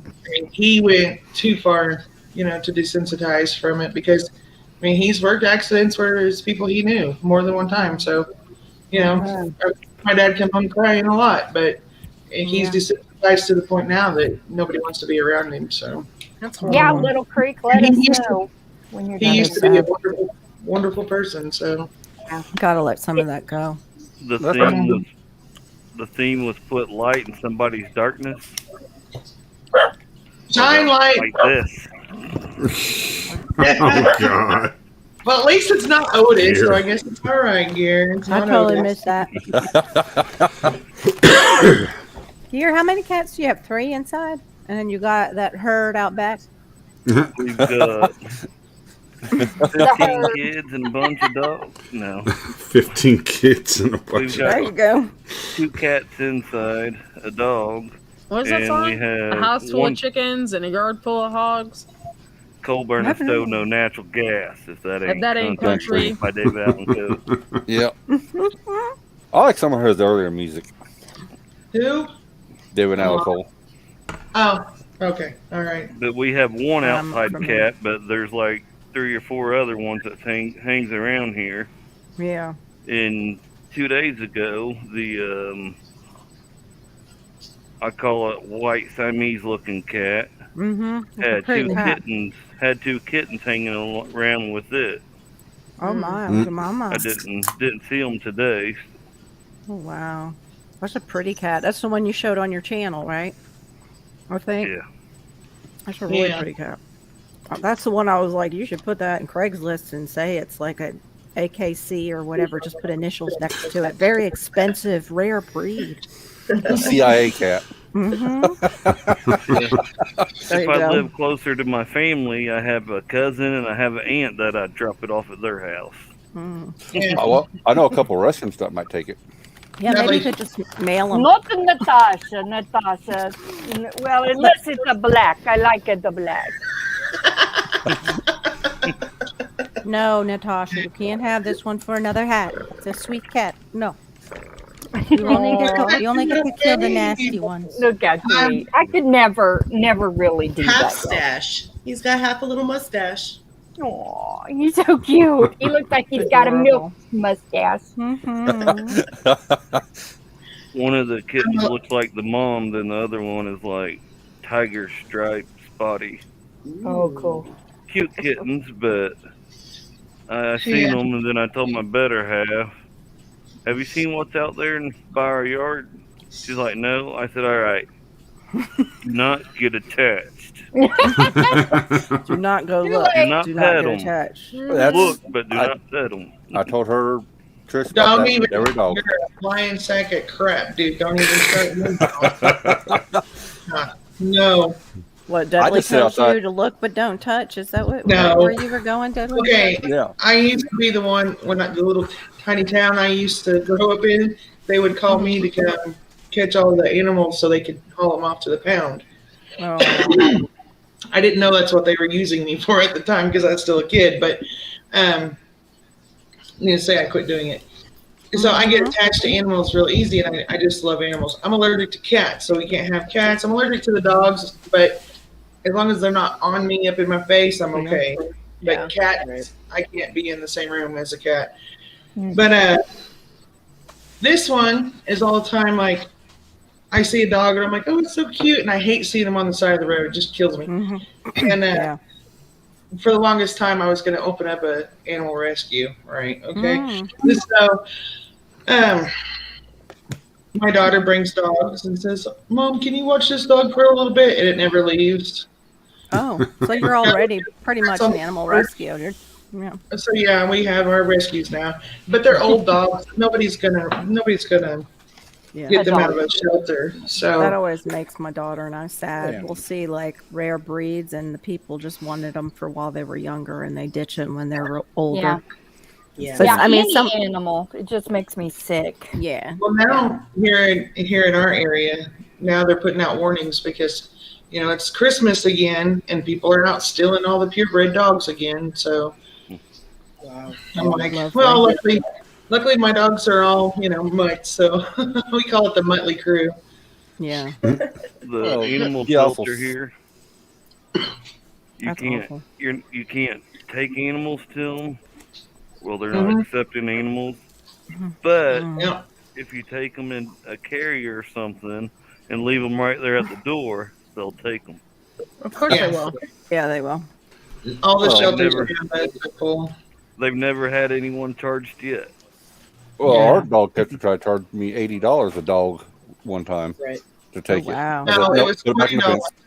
It was $20 a dog, Yeah. and that was that family's dog. That was that family that ditch their kids and their dogs on us, and I don't Their know. Put it back in the kids pit. and the dogs. Oh my gosh. yes, they left us 4 dogs and 6 kids. What? Yep. What the hell? Yeah. And a rat. What kind of people? Meth, Oh. meth, And don't And a forget the rat. and the rat. Yeah. My So, nephew had I'm- rats. I'm My not- nephew and my half sister had rats. Little Yeah, Creek, I'm right there with you. I'm allergic to dogs, cats, cows. I'm allergic to all of that, like their hair or their dander. Mm-hmm. I'm allergic to the grass outside. I'm allergic to most varieties of the trees that are here. Wow, you're But I fun at have parties. Yeah, I'm so lucky. That's why my allergies like always Benadryl. give me fits. I was just going to say, if I'm ever around Tasha, I need to have like a 500cc syringe of Benadryl Yeah. ready to There go. you go. I need to address Diggs. EpiPen. I need to address Diggs. Diggs, we have one of those so-called designer dogs, except for the people that were trying to create these designer dogs mixed Akita and German Shepherd with a Husky Shiba Inu mix. So I have this. I have this small little dog who is a major game hunter, Yep. and he's not. Oh, okay. I say little. He's about 45 pounds, and my neighbors swore to God it was a coyote. It looks Yeah. like it. He is colored just like Markings and a all. red wolf or a coyote. Wow. So, Wow. but he's so old now. All his teeth are gone because he likes to move rocks around. He's weird, but so we have, and because they're trying to create designer dogs, and he's sweet as Yeah. pie. But if Yeah. he sees any kind of rabbit, cat, bird, he's Fox. out there. Mhm. He wants it. He's Yeah. he'll kill it. He'll kill it Hey, because now, that's Grandma. Hey, Mountain Grandma. he's bred for. Hey, Yeah, Mountain that- Grandma. Grandma. Well- Suburban, that's really sad.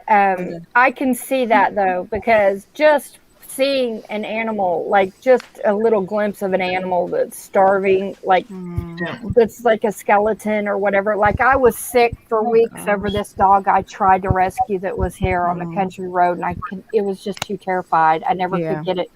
But it was skin and bones. But I carried water and food in my vehicle with me, hoping that I could get Help it. But it was just too. Yeah. Oh, and it just makes me sick not knowing if it's okay or not. When my CJ was missing and I never felt a release like she was dead, I was just like, oh, I was sick. I cried for Yeah. her just like I did for any loved one, Reminds like me of- that would have been missing. And it was just, it was hard. Reminds me of a Yeah. story about Trish. We just got done grocery shopping and bought a bunch I'll of tell lunch it. meat. I will tell it because you suck. We had this dog. Right up the road from our house is the Dairy Queen, a gas Oh, Lord. station, the butcher shop, and a doctor's office, all in the Feel the corner. love. And so they always dump the dogs right there because it's the first stop sign or stoplight in town. So everybody just dumps their dogs right there. And she was a yellow lab mix, and for a whole week, I'm like, Dudley, we gotta catch this dog, because she looked like she was just scars and just. I thought she was Yeah. injured because it just looked like she had this huge gash down her side and stuff. Oh my A gosh. whole week, you guys. I'm out here trying to catch this damn dog, and she was not having it. She's like, "No, you're a human. Get the hell out of here." She never growled. She never showed any signs of aggression. She just tucked her tail and go. And one day we had just gone grocery shopping, and I said, "I'm catching this dog," and he goes, "What?" I said, "We're catching this dog." So we pulled into Dairy Queen, and I went and I just sat on the ground. I put myself at her level. Yeah. And I sit there, and about 3 lunch meat packs later, I had that dog, and I brought her It's like home. you're safe. You're safe and tasty. And one ear, half her ear was gone, like Oh. completely gone. She had a scar that went across her nose and down her lip, so one side of her lip stuck out like Bubba Gump. Probably You right. know, too. and what looked like a big injury on her side was just a really old scar. Yes. And that's what she looked like. We named her Honey, and she was Oh, almost she's identical beautiful. to that dog. But she had no front teeth whatsoever, Oh. just little nubbies where she used to have teeth. And she got to where she couldn't hardly walk anymore because she was so old with arthritis. And people laughed at me, but I would strip down in the water as hot as I could stand it. And I'd get in the bathtub, and then Deli would lay her in the bathtub, and she'd lay her head on my shoulder, and she would just relax in the water. And that would give her one more week that she could move around and stuff. And we kept doing that until she let us know when it was time to go. So we had to take her and put her down. But that killed me because I was like, oh my God. But we probably had her for a year. Yeah. Best year of her life, too. That's our pit mix right there. Oh. His mama is a Husky Australian Shepherd mix, half and half, and then his daddy was full blue pit. So he is huge, but he is the most gentle dog we have. Like, he just wants to love on you the whole time. But you can see on his nose. Oh, there's our CJ, the one that was missing for almost 3 months. I picked that of her today. But and there's our old dog. This is our pound rescue dog, Sadie. Oh, she's a lab mix, and she's so sweet. She's sweet. She is. But Rascal, you can see on his nose, you can see all those scars. That is from porcupines and raccoons and badgers, because the dog is always dragging something up that he's killed. And porcupines, he will not quit until he's killed them. So, yeah, we've been to the vet where his whole face was just covered. And then he had them all down his throat, in his gums, in his tongue. Yeah, it was bad. Yeah, it took us hours. Two of us. It's amazing how people think rescues are free and they cost you all those vet bills because of certain things like that. Yeah. That's all. With Honey, when we got her home and stuff, we already had a dog named Beretta that I did not want, that somebody had to go catch and bring home. And she turned out to be one of the best dogs we ever owned. But we took Honey in and got her all cleaned up and fed and everything. And she never did gain all of her weight back, but I think a lot of that was her age. But anytime somebody would come to the house, she would run upstairs and hide. She never would get close to nobody except for us that were here all the time. But when she would smile, it would look like she was snarling at you, but she would show her teeth and her little tail was just going, She was the sweetest thing ever. This was our puggy. This pug was named after a pit bull. Oh, Nikki, you're sweet. Yeah. Her name was Dora, and the pit bull was my best friend's dog, Dora. But it's her on me. She always would come find me when she knew I was stressed out and just lay on me. Oh, that's Rascal's mama. That's the pit bull pretty. mama. She is pretty. I took a picture. On blankets. Look, you remember me talking about parrotlets? Here's Hannah's parrotlet. A little tiny parrot. And then I had a blue one. She was a show off. Oh, hello. Gary. What happened to that poodle? That's Smelly Ellie. Dustin happened. Oh my! Dustin did that to that poodle. Dustin that we don't Here's know. our coyote. Here's her in her Halloween costume. Hold on. Yeah, Horrible. that's the dog that everybody thinks is a coyote. And Fiona. Really? His name's Fiona. Really? He's not red enough to be a coyote. Like, he doesn't have enough orange red in him. No. I don't see it. He when he was younger, he was more red. He's getting older now, so he doesn't look coyote anymore. But we had a dog catcher come to check out the coyote, and I was like, "What the hell are you talking about, coyote?" And then I was like, "That's Otis Bigglesworth." We did rescue a coyote once. Yeah, that's the dog my daughter brought, Dexter. Our gator. No, I'm kidding. Gator. Dexter was A pit mix. Dexter was red-nosed Do you pit. still have all your fingers fishes? Well, you have a pet gator. With Honey was He's so that black golden you can't color. see his eyes. Oh my goodness! Yeah, super. But- And there's our donkey festus. Precious, Has he got I the don't know how apple to get yet? to talk. Oh, That's Adorable. my That's farm dog. defect. She's a cane corso. Oh, I've heard of them. Is it? What's the temperament like? I Are they will pink- eat you. I will like eat you. mastiffs. That's what I've heard about them. They'll eat people.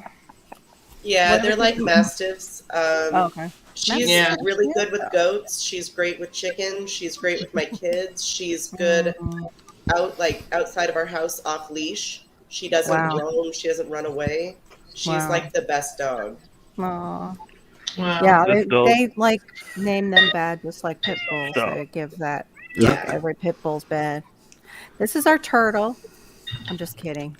I don't believe it's suburban. That would be soup. This is my Yeah. pet Rock. I've Right. had this dog since Yeah. I was 5. Holy moly.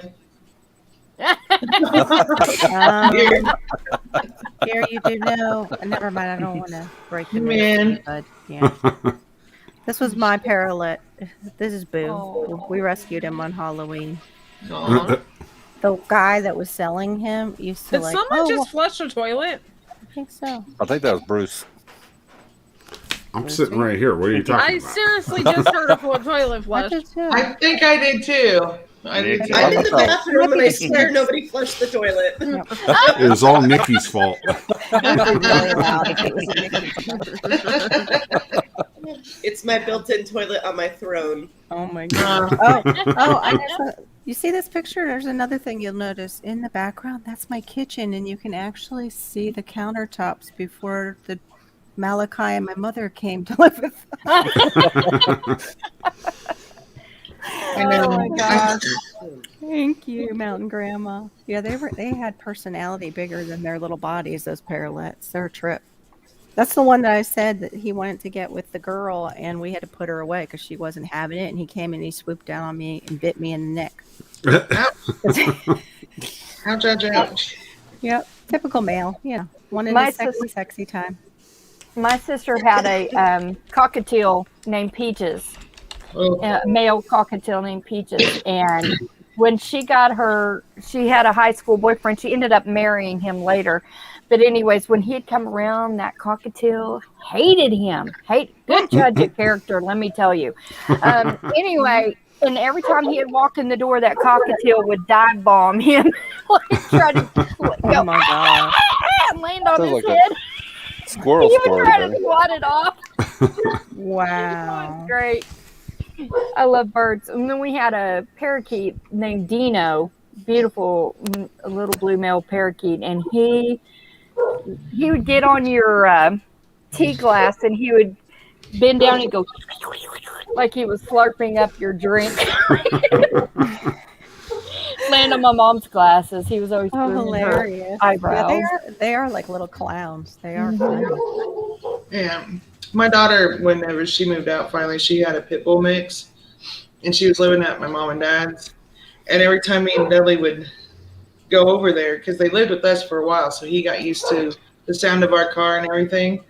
So every time we would come up the drive, here he would come, and as soon as we'd stop the car, the fox, it's a fox running around, Dad. Yeah, the fox is back. But he would run and jump through the driver's door like, "Hi, Grandma!" I was like, they had to put him down because he attacked the pigs. So Oh, darn it! he was great with people, and she moved in with this boyfriend, and they broke up, and she asked him to keep the dog for a week or two so she could get moved, and he starved the dog to the point after that he was aggressive towards animals. He wasn't aggressive towards people, but he anything that moved, he wanted to eat it. So because that's how he was eating over there, was he was chasing rabbits and stuff to eat. So, Poor thing. but yeah, That's terrible. he was something else. He was a cool dog. Yeah. I love pit bulls.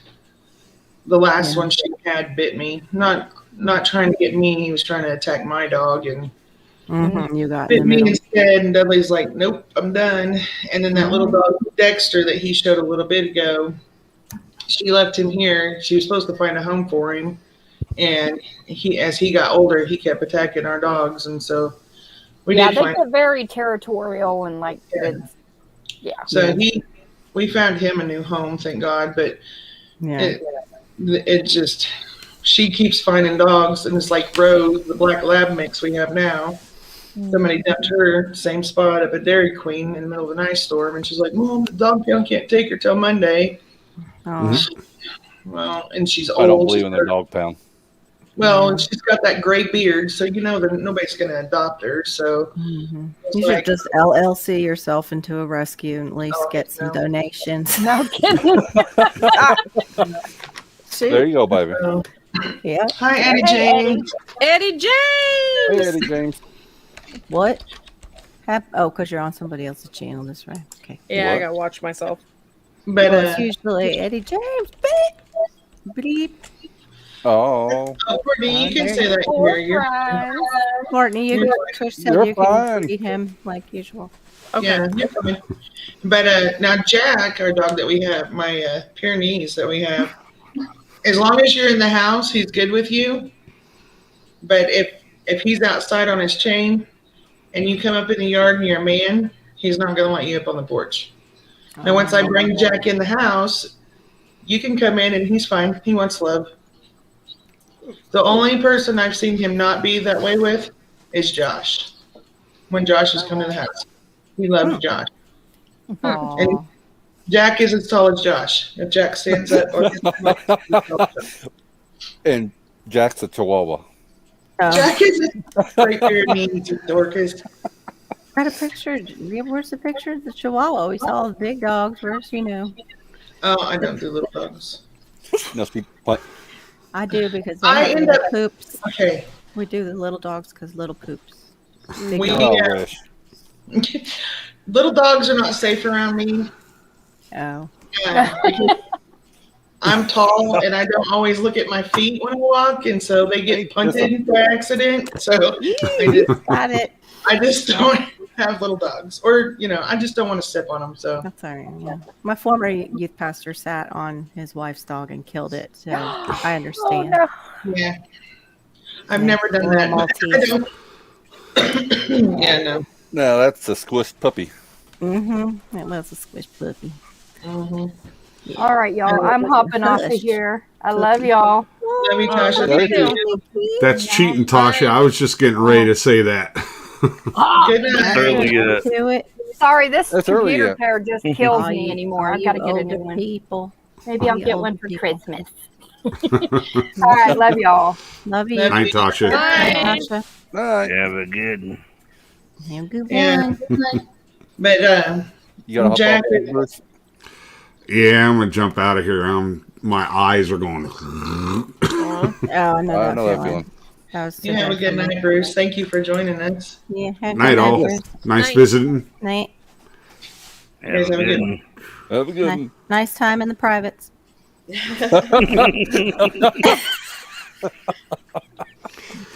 You had to get me right before I left, huh? See how you are. Sing it. Your privates. I'm telling you. Oh It's Lord. kind of like a bunch of six deprived maniacs over there. SA. Have a good night, all. Have a Good good night. night, Good night, Bruce. Night.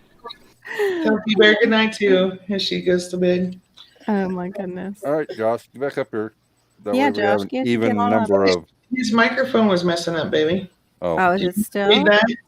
what's That's what he said earlier. 2 to and then 1 he- up here? Quiet. Yeah. well, Are you scared, dear? My I might goodness. be. Scared? Are you scared? Scared I might of all the be. women? Girl, you're supposed to be in bed. Like, You know what I sucks? When you're trying to open your can of chip dip and the popper pops off. Yeah. Yeah. Is it open though? No, Gotta be scared of that can, dear. Oh, that's the can that's still sealed. That sucks. Yeah.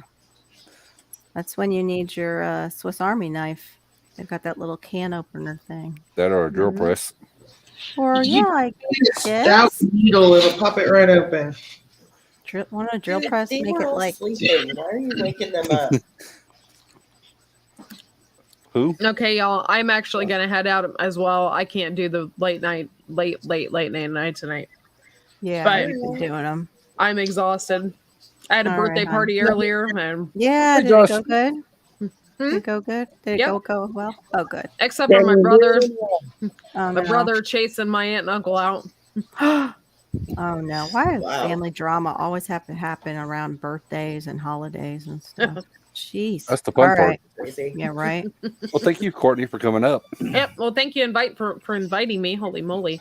and Y'all eating have a your good night. sunflower seeds. Good night. Yeah. Good Oh, night. that's good. See you All right, later. y'all. Have Night, a good Court. one. See y'all later. See ya. See you later. That was a great show. What's that? Dude, Can you guys hear me now, or is this thing still Yeah. screwed up? We hear you. in and out. What, Josh? We hear you. Stinker. Well, I can't fix it. I don't know what to do. Aw. Are you moving it back in? Are you moving around a lot or something? Or No, I'm not moving at all. okay, well that was clear. I heard you clear that time.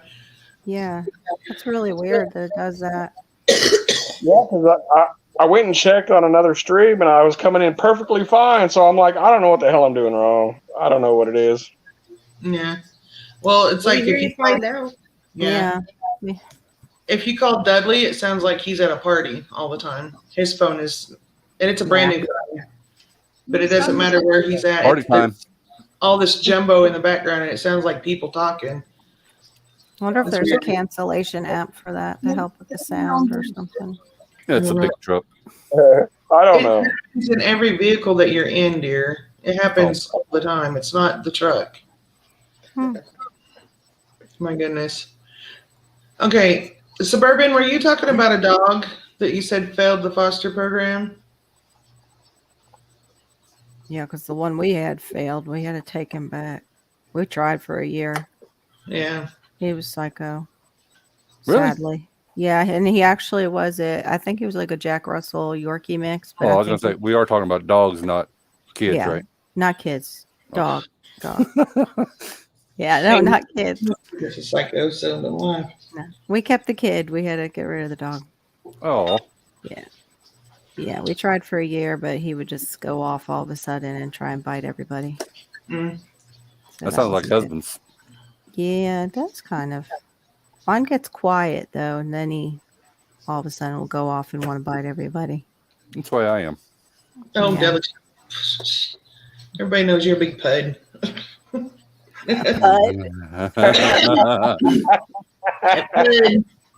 A stud pud. Yeah, you Good. keep It's wishing good. you're a son. Yeah, Yep. so we kept this one. You can't like He not is see- so- look at that smile. You can He is adorable. Lydia was watching your live stream when he snuck out there that one day, and she's like, "He's so handsome." it's so funny because that's what we say about him. Is it? Yeah. We call him handsome. And my Mhm. husband was the one who really started that. Oh, my son's so handsome. Well, my grandson, the 5-year-old, Hmm. he's a little bit confused, and so he says stuff like, "Am I pretty?" and he wants to sparkle, and now we don't know what the hell is going on. So I'm like, "Baba, you are handsome." So she knows what handsome means. So now, like, she'll see stuff and she'll be like, "That's handsome. That's handsome." But yeah, he when we first got him when he was 2, thought he wore panties and dresses. And Oh, so dear. yeah, I'm like, "Bubba, you wear underwear and shirts." Yes. Here. And so my mom came over one day and she goes, "Are you wearing big boy panties?" And I'm like, "He's a boy and he wears underwear. Don't ever say those words to him again." She's like, "Oh, My mom- go." Yeah. mother." My mom used to say that everybody wore panties basically, and grandma and my Yeah. husband's like, my son does not wear panties. Just like flat out. Like that. My son does not wear panties. The old granny panties. Never Oh. will wear panties. It's like, okay. Yeah, he's gotten a lot better. He knows he wears a shirt and underwear now. And the other day, I was having one of my PTSD days, and I was just overly stressed. And I'm like, "Lydia, go put your panties up. Billy, go put your panties up," because I was just like in go mode, you know. He goes, "No, I wear underwear." I'm like, "Good, you're right." Yes, I've made it. Whew, Trained thank you. Son. Hi, Ginger. Hey, Ginger Ninja. But for the Hello, Ginger. for the longest time, everybody's like, because that's Hi, what Ginger. everybody kept telling him it was his panties, you know? And he's still in pull-ups and crap, and I'm just like, Who was telling him panties? Like, who was that? my mom and his mother, my daughter, and I'm like, you two. And so now I got like half the other family is like, you know, is he going to be gay and all this other crap? I'm like, no, he's not going to be gay. Well, he wants a baby doll. Who the hell cares? Give the kid a baby doll. Yeah. My 3 cousins, all 3, when they were little bitty, had baby dolls, and they're 3 of the best fathers I've ever known. Yeah. And you know, so Yep. I'm just I like, haven't thought of that, but my husband probably wouldn't. Oh, hey, Eddie James. Yeah, I don't know if my husband would go for it. well, you know what? They have each one, Boo and Bentley have their baby dolls, but they play with their trucks and their Legos and everything else more than babies. But every now and then they'll get their babies and they'll go sit around their little table in Lydia's room and have a tea party, and then they're back to playing trucks. And so I don't worry about it. Yeah. I'm not No, it gonna start- teaches nurturing and it teaches them Yeah. too about themselves too, just like you Yes. said, like Yeah. it gives them vocabulary.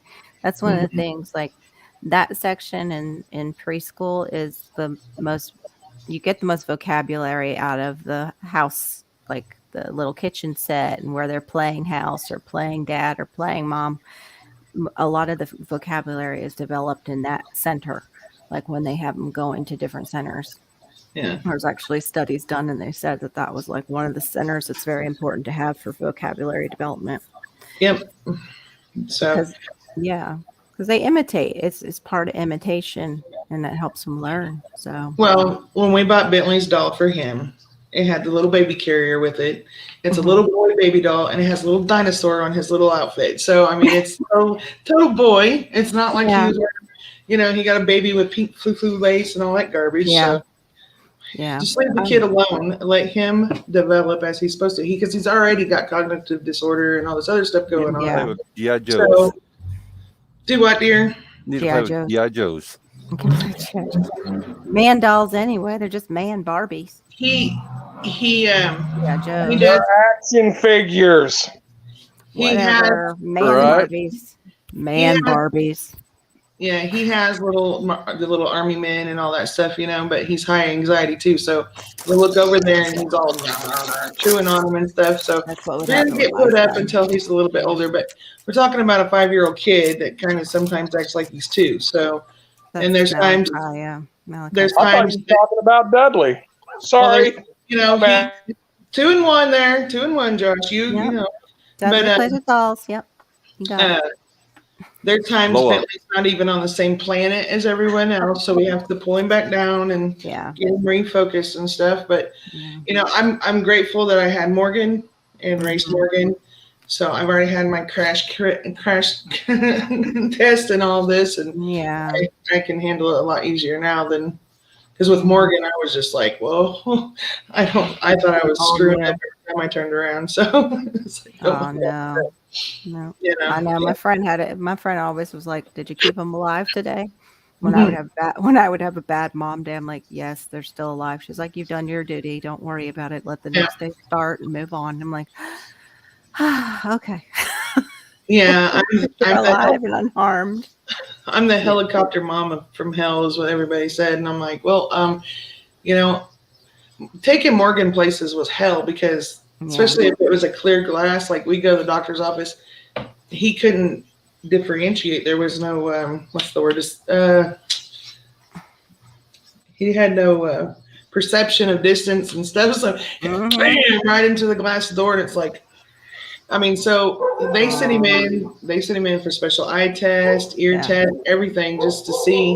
But he was so young at the time, they couldn't really, they knew his eyes were working and his ears were working, but they couldn't figure out the rest of it. And Might just not have gotten from here to there fast enough for him to make the body react. Yeah. So, and he's got his own apartment and living, you know, with his girlfriend and stuff. He's doing really good now, but amazing. There's times that I didn't know if either one of us was going to make it to the end of the day because it was just like, right. You know, and on top of all the mental health issues, we had to have epilepsy thrown in on top of it. So, and he can't, you know, most people with epilepsy they can sense it. They're, they can feel when they're getting ready to have a seizure. And they can tell you, give you a heads up. He couldn't. So it was. So now if I see somebody like jerk like this real fast, or I hear a loud thud, I'm running or freaking because I'm just like, it's like ingrained into me. Oh, we're going to have a seizure now, so. Here, what are you doing? But you're hiding yourself. Are you trying to refocus?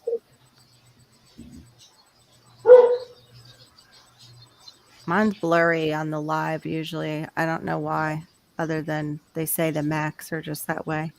Couldn't get to the. I can't do it with my. I can't even do it anymore. There we go, little dog. But Josh has met my son, and Josh can tell you, like with Morgan, he's had a seizure at some point that's caused severe enough brain damage that it's messed up his speech, it's messed up all kinds of stuff with him.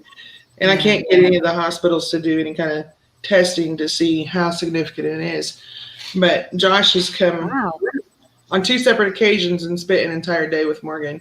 And by the time the end of the day hits and Morgan's tired, he's slurring his speech really bad, like if he had been drunk or something. It's like aphasia speech. That's what my mom does. And she's had strokes, so it makes sense. You can tell when he's tired and stuff for sure, but man, he's cool. We got to go catfishing together. So there's differences between Bentley and Morgan. Yeah. But there's enough similarities that I'm like, okay, this is what we're working with, and this is, trying to keep him from getting overstimulated and things like that's not always easy. And then, I'm trying to explain to other family members he can't eat processed foods because it's going to send him bouncing sky high, and I got to keep him calm because that's when they get hurt. So, and they're just like, oh, hell, it never bothered you. Well, I don't have all these issues. There's days I wonder, but yeah, it's hard. I know. I tried to explain that to my husband, not to get so many balls for the ball pit that it will overwhelm him. And sure enough, they're all over the floor now. He doesn't play with it as a ball pit. He plays with it as let's dump it over and lay it on the ground all out. He doesn't. It's just too overwhelming. Like it's too exciting. And see, Bentley's that way. He has to have every single thing out. And then when you say, okay, it's time to clean it up, then he starts crying. And it's like, then you break it up into categories. Okay, just pick up the cars, just pick up the trucks. You got to break it down and simplify it so it's not as overwhelming. But it's so frustrating at the same time because both me and his other grandmother are constantly telling him, don't dump everything out. Yeah. But he's going to do it anyway. So yeah, I know. I try to tell my husband not to give him too much because it's just going to get dumped out all over the place. And I'm not cleaning it up, and I'm not dealing with him getting even more hyper and throwing this stuff around. But and that's where, like Lydia, she's not a clean freak, but she's not a messy bug either. So I've got Lydia, who's just like, whatever, she's just gonna deal, right? Bentley, who thinks every single thing he owns has to be all over the place. And then I've got Emmett, Boo, who is my OCD neat freak. Yeah. Oh dear. And he's running around behind everybody, picking everything up off the floor, trying to put everything back up, and everything's got to go in a certain order. And if the door's open, it's supposed to be closed. He's running and closing it. Fishes, I'm not lying. If we go to a restaurant to eat and he sees a straw wrapper in the floor, he has to pick it up before he can sit down. Oh my gosh! Wow. He's 2 years old. Oh dear. Yeah. My husband can get like that, so I let him do the dishes and I let him do the laundry, and it works out pretty good for me. But you know what? Well, you know me enough to know that I'm teaching my grandkids how to do things. Yep. So they all know how to sweep the floor and everything. But Bentley don't like to sweep the floor, so I'm like, okay, so they're old enough to do chores. So I said, let's go load the dishwasher. Let's see if that works. That kid loves to do dishes. He'll be bored and he'll say, Nana, can I go do the dishes now? Yep, let's go do dishes. Wow. Yeah, and that's the one with all the mental problems and stuff. So And now it's turned. He probably likes the order that you've showed him. Like he understands Yep. the order, and he likes to see that. Might Yeah. give him like some kind of comfort. I think that's the same thing with my husband. Like if the problem wasn't like I didn't do dishes, it was he would rearrange the whole dishwasher after I, cleaned all the dishes and put them in there. I'm like, that don't make sense. Why don't you just load them first the way you like them in there? So Yeah, I have to leave the room when Dudley's doing dishes because it's like I gotta go. Thank you for the dishes, but I gotta go because he's doing it wrong, in my head. So I'm just like, yeah. That would be my totally understand. And I didn't. It's not like I loaded them really bad. I fit everything in and was conscious of the sprayers, but no. Got to be a certain way. Even like I don't know if you do this, but do you put all the knives in the same thing, all the forks in the same one, and all the spoons in the same one? No, I'm not that bad. My husband is. My I husband do. likes to do that. Bentley does that. Don't lie. Are you Okay. kidding? Better, Dudley. Shut up. But no, Bentley does that. Okay. Bentley will do that. Yeah, I think it calms them because my husband is high anxiety. I think it gives them it soothes them to see something structured and in order. Mm-hmm. Now I just got to find other things for him to do like that around the house. Be like, Oh, I know. maybe he can do organize our what do you call that? The pantry. Yeah. That would, yeah. The You're right, say that. pantry. I need to address Ginger here. She said at a flea market today, she saw a mama bear come out and this lady. They had an autistic girl who was melting a little, and someone walked by and mumbled, "Somebody needs to whoop that kid's ass." I would have whooped that person's ass. If Yeah, it right. oh well, she did. She chased him down and gave him the what for. Well, good for her. Good Good for for her. that girl. It is Mhm. hard Yeah. sometimes. It is hard. I had one lady, I was in a elevator holding Malachi when he was a baby, and he needed that because he had sensory issues. We knew Mhm. Mama drank, and we knew he was somewhat either drug or alcohol exposed. So I would wear him for the bonding. Mhm. So I had him in one of those, mama pouches Yeah. with a little linen blanket to cover him because of the air conditioning and stuff. Well, this woman says, "Oh, I don't know why you have to wear him so close." I was like, "What the? Did she just say that?" As I'm walking out, I just mumbled under my breath. I was like, "None of your damn business." Like, And what? Why do people have to say such mean things? Like, what the hell? and it makes you stop. And this kind of goes back to that, be with the light in somebody's darkness. Is what kind of nasty have they been put through that Yeah. they can't overcome? That But they've they been. feel they need to spread it. But they Yeah. feel like, yeah. And see, and I've tried to do differently. I'm not the best. I'm not going to sit up here and say I haven't looked at somebody and wanted, things to happen. But Yeah. I've been through enough in my life that I don't wish things on people. I don't want bad to happen to people. True. So I have every right in the world to hate a lot of people in this world, but I'm not going to allow myself to be like them. Yeah. There's enough ugly, and that's just something. But it's hard. It's hard to move past that hurt. Well, the thing is, To not be ugly, but it just makes you wonder what they've been through that they got to be so nasty to other people. thing is though, is I think the new church gets confused when they're like, "Oh, we gotta love everybody," and they paint this one-sided portrait of Jesus that all he was love. No, he talked about hell more than he talked about heaven, and he went boldly into the faces of the Pharisees who put more weights on their people and required more of them than God did. And he went toe to toe with them, and he wasn't doing it in a loving way. He was doing it in a place of authority. And the same thing, he chased people out of his father's house with whips. Mhm. And So overturn changers. yeah, and turn the tables exactly. And the church has painted such a flat portrait of Jesus that he's just like baby Jesus, loving baby Jesus. Well, no, he was the man and he was God. He was authoritative. Yeah, but I mean, we're whole people, and he understands that. Yeah. He always spoke to the people that were outcasts. Of course, we're supposed to be loving and Mhm. but he didn't speak all loving to them. He actually was like, "You're involved in this, and I know." Like, and made them think about it, not necessarily pointing the finger and like, "Oh, you shouldn't do that." Like, okay, but what you're telling me is really a lie. And he would catch them in their lie and basically say, well, what's the truth is, that guy's not really your husband that you're in there with, and you've had this many husbands. Yep. And, I've got something. Yeah. Like, it wasn't like that to me. Like, I just think it's such a disservice to Jesus when it's just all about. It and is. you know what I mean? Like, we're just forced to be like, Oh, no.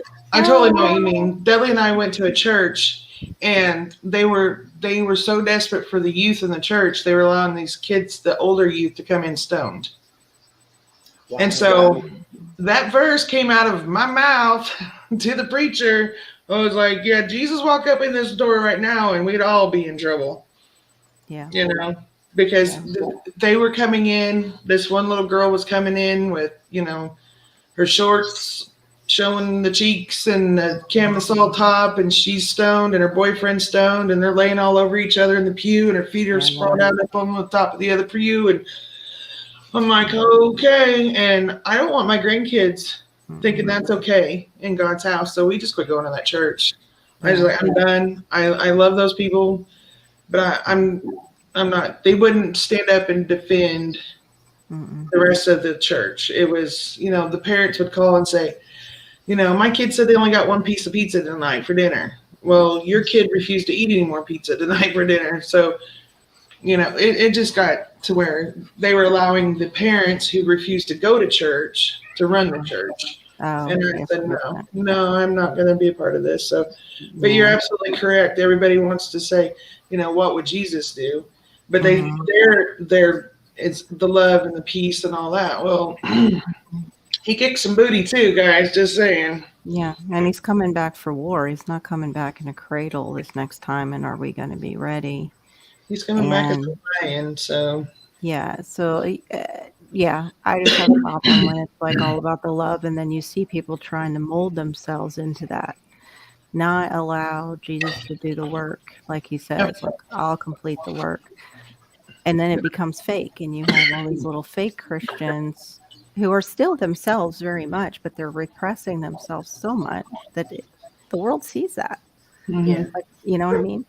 The world Yeah. sees it, and it gives such a bad portrait of we're supposed to squeeze ourselves into these molds that are impossible, that God never asked us to squeeze into.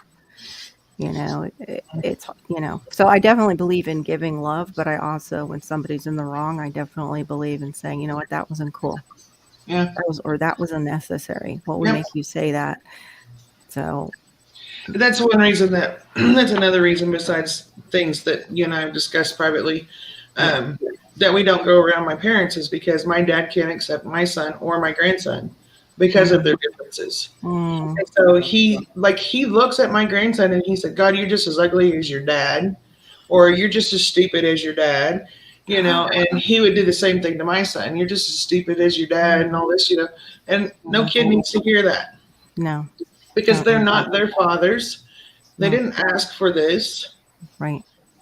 So, and me and my dad's had gone physically rounds, and it's just easier to just part ways, and we have peace and solace here, and they have their negativity and daily fights. All I hear is, oh, they're blah, blah, blah, blah, and I literally tell them, it doesn't pertain to my life, and I don't want to hear it. That's like a. I don't want to hear it. Well, saying if their left hand offends you, cut it off. Yeah. So I hate that it has to be this way, but he does not want to listen to how things need to be handled. And so, and I've tried to explain to him when Morgan was little, you have to break the instructions down into little tiny steps. Yeah. And he just assumed bounce a microwave off my son, which he did. Then No, you don't need then that at all. to work with him. And so we just said bye. Yeah. Best thing to do. See ya. Best thing to do. Yeah. They used to tell me all the time, you need to go lock him up. He needs to be put in a mental hospital. Oh, I'm so sorry. That's terrible. I never gave up on my son, even when he got into the meth and stealing and stuff. I did have to, and this was hell, but I did have to say, you're not allowed over here anymore until you can clean up. Yeah. Right. Yep. Once you have cleaned up, then you can come back. And that killed me. Oh God, I can't even tell you how bad that killed me. And me and Dudley used to fight, and there was times Dudley was like, I'm gonna walk if he don't go, because he got sick of the abuse that we were both facing. Yeah. So, I mean, if you've never been around somebody that's on meth, they're violent. Yeah. Violent. And they are stupid strong on top of violent. So I was not as big as I am now, but I was not tiny, was getting bounced around my house by some little scrawny punk that was 110 pounds. Wow. I was like, and I didn't want to hurt him. So yeah, and so we went through hell, but I did not give up. Mm-hmm.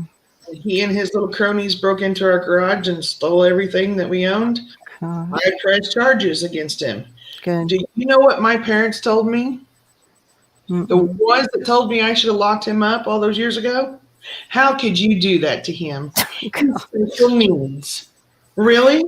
Oh my gosh. They say everything opposite of what you do. It's like, but I was like, he's not brain dead.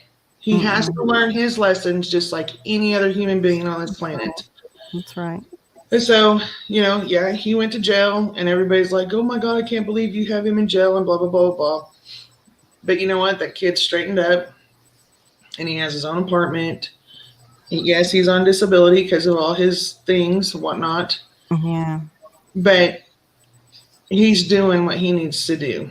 He's staying out of trouble.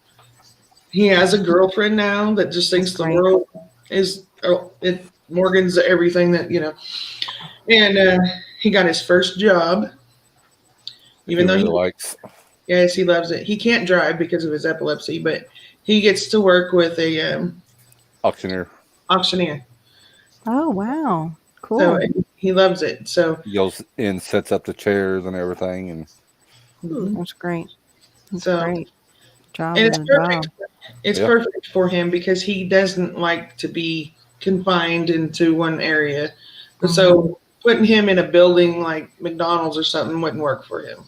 He's got to have that freedom to roam around and things. And he gets to find treasures of the stuff that people don't bid on. He gets to get free grabs that before he goes into the dumpster. Mm-hmm. Yes, Mountain Mama enablers. And he would steal from my parents. He would steal money from my parents and my sisters. And I'd tell him, you need to call the cops. They wouldn't do it. Yeah.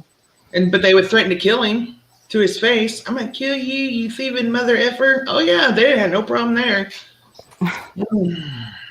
Yeah, they know who's going to really do something and who's not. And but you know did right by him. You did right Here's by the him. thing. My daughter was their princess. Anytime she opened her mouth, Papa, Ninny, where the money was flying out of their hands and she was getting everything. They have absolutely nothing to do with her now. They will not speak to her unless they have to. And guess who's raising her kids? Oh, dear. Because she was so much better than my son. My son took his niece and nephews trick-or-treating. Their mother never called. Oh, I'm so sorry to hear that. Don't be sorry.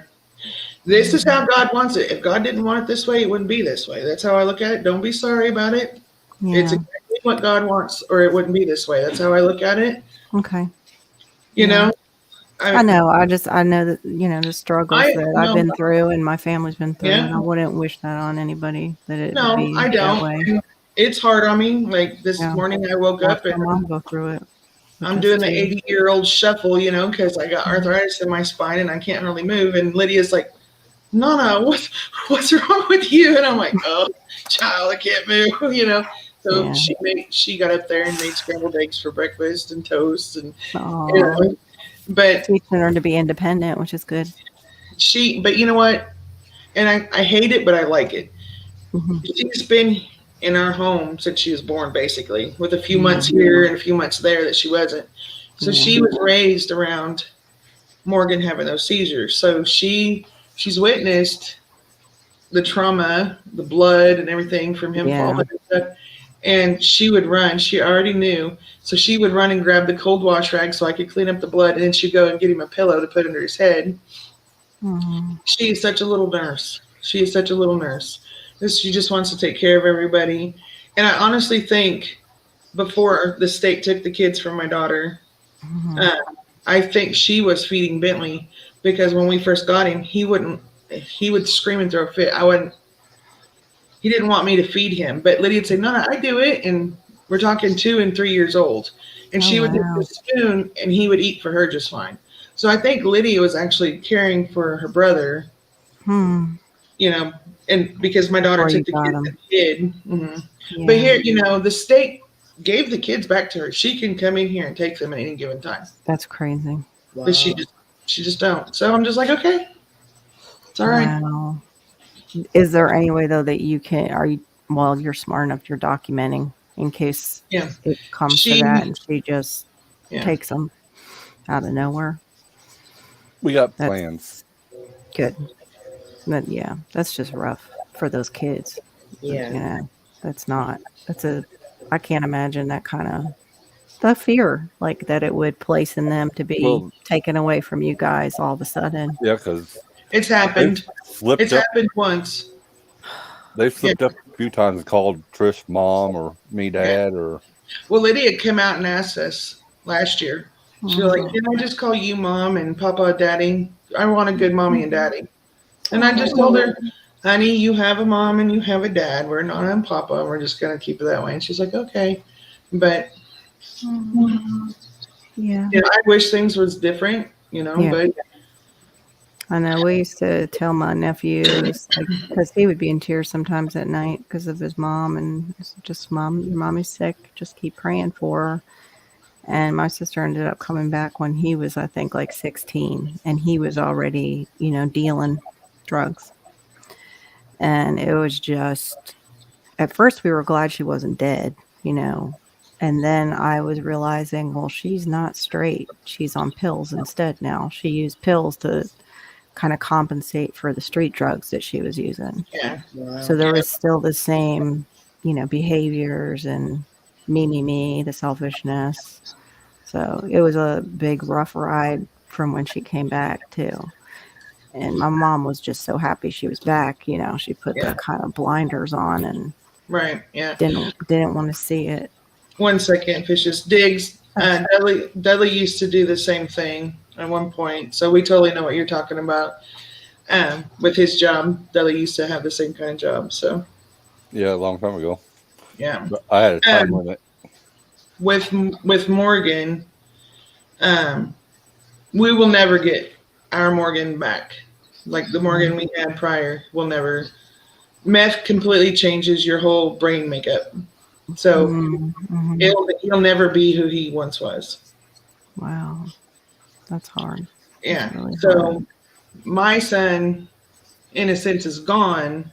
Yeah. So I'm having to relearn who this one is.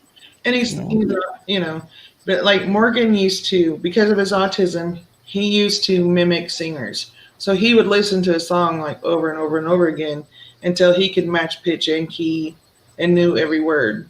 So he could sound like that singer. And he had a super good singing voice. Well, that one particular seizure he had that messed everything up, he can't hardly hold a tune in a bucket anymore. He was also teaching himself how to play guitar. And he could play guitar, certain songs. He had taught himself. Yeah, by ear. He can't do it. He cannot do it no more. So it affected his auditory and his speech. Yeah, it sounds like he definitely might have had like a stroke in one of his seizures, or at least stroke like something happened in the brain. When they finally got off their butts to change his medicine, he had been on Depakote from the time he was 3 years old up until they finally changed his medicine. Was it 3 years ago, dear? About that. 3 years ago. And his body became immune to the medicine. The very last seizure he had that finally convinced him that they needed to do a med change, he had 10 seizures from the morning between sometime at 7 in the morning till noon. He had 10 seizures. Wow. Oh And my he God. has grand mal seizures. Mhm. Plus he has the space out where he just spaces out, you know. He has 2 different forms of seizures. So, and they're like, oh, yeah, we guess we should change this medicine. Well, you think he was having 6 seizures a day or in one day a week for months and months and months. And they would just was like, there's nothing we can do. There's nothing, you know, he's missing doses, and he was not missing doses, but they kept saying he was. And Wow. finally, we got this one ER doc and said, this is the medicine that we're putting him on. We really Yeah. hope he will change. And they finally did. But it was just like, they just don't listen. No, some of them really don't listen. I And know I he'd had been- that with Malachi too when he was a baby. He'd Yeah. been clean. He'd been clean off the drugs and alcohol for 2 years. Mhm. And so they kept trying to say, well, maybe he's using drugs and alcohol again. Oh, you know, Yeah, just help And my the only son reason- stop coming up with excuses. Yeah. Let's The only figure it reason- out. Okay, yeah. the only reason we knew he was clean was because he was put on house arrest for when he was stealing. And I'm not kidding. When the judge put him on house arrest, I asked him, I said, how long? And he said, indefinitely. So my son had his pretty little ankle monitor for 2 years before they finally decided, okay, we're going to let you go now. But that's what it took. That's Yeah, what the judge was smart. Yeah, the judge knew the situation, which is very rare. Well, it's Sounds like because we didn't. you got He- involved. Morgan had a public defender, and she's like, went and talked to him, and she called me, and she goes, first thing out of her mouth was, hello, my name's Elizabeth. I'm your son's public defender. And I said, hi. And she said, what's his diagnosis? Yeah, she And picked that's up. nothing else. She knew. And she said, do you have any of his paperwork? And I said, yes, ma'am. And because I had documented my son's entire life, Yeah, every IEP he ever had, every yeah. doctor's appointment regarding like neuropsych evals, all of it. I kept every damn piece of it. And I carried that bag into her and I said, here you go. And she made the state have him tested. And they're like, oh yeah, this boy's got cognitive issues. He doesn't understand, because he thought since he lived in our home, the things that he stole were his. Oh, okay. So they were able to get him off felony charges. I mean, Yeah. he was looking at 7 years of prison. Oh, wow. Yeah. Yeah, that's hard. So really real. she saved his butt, but it took that judge putting him on that ankle monitor for 2 years Yeah. to get Yeah, I get don't it out know of his what- system. So, I look at my little boy, now 7, and I think of those years ahead, and they scare me. They just do. Even with us and his disability, the thinking, like you said, is just so different. it is, and it's hard to understand. It's so hard, and on top of they're like, okay, well, he's autistic, and he has oppositional defiant disorder. Yeah. They kept saying he was ADHD. Well, he wasn't ADHD, but because they kept confusing anxiety with his ADHD. Yeah. Hey, So- Grandma. Okay. Night, hon. Good night. Good night, Mountain Grandma. So once they finally, of course, by the time that everybody decided they needed to correctly diagnose him, he was 17 years old. Guess what? In St. Wow. Missouri, he's an adult. He don't have to do anything, but I'm still responsible for him. Sucks. So yeah, it was a nightmare, because then he was like, I don't have to listen to you. I don't have to follow your rules. I don't got to take my medicine. I was like, I just wanted to beat his ass, but he finally got taller than me, Yeah, and that's stuff, hard. But Yeah. I don't Yeah. know how big our son is going to be, but he's strong already, so I Yeah. can't imagine. oh, But like Josh said, I still want, no, I wouldn't change it for anything. There's certain days I wish I was more young and not, like you said, like how you're doing the shuffle. I wish I was healthier to handle it. That's all. Yeah. But God has a purpose as to why it's this time in our lives that we got these young ones that have way more energy than us. oh Well, my goodness. How you think I'm- Sarah felt? No Huh? kidding, Sarah. Sarah and Abraham. But I Yeah, will but tell back then somebody said it to me. They were like, but back then that was like the 50s, you know. they were living to like 500 and stuff like that. So really, I'd like, love to be able to live to forever. no way. I Yeah. wouldn't. Not in this fallen world. No. Forever in a world unfallen, yes, but I'm going to shut up because I know Josh has experience here, and I believe Nikki does too. I would like to hear from both of them, their struggles, what they've, been through. yeah, the quiet ones. Yeah. I know nothing. Well, I'm just kidding. It's I don't know. My daughter's 22 now, so you made it through. yeah. But she had so many other obstacles that I worked hard. I don't know. It was just a different set, It wasn't autism. It was brain damage. So I don't know where they labeled it as cerebral palsy. So yeah. Right. But like she was so stiff, like her muscles were so contracted. We had to work with her a lot, like 4 hours a day sometimes, just wow. her muscles. It was painful for her too. It was painful. I mean, you sit here because I'm crying, but you got to do it. Yeah. Yeah. The struggles you go through for the first 18 months was insane. It was heart wrenching. Yeah. But then now you look at it, looking back and seeing that she's walking, talking, having fun, playing games, kicking the ball, doing Got all a that. boyfriend. Got a boyfriend, living wow. life. That's amazing. Graduated high school. The old saying goes, the pain was worth it. Yeah. Yeah. Oh, That's definitely. amazing that she's walking and everything. We knew one instructor that her mom worked with her like that too, and the only thing that was really left was she had one leg that just wouldn't comply.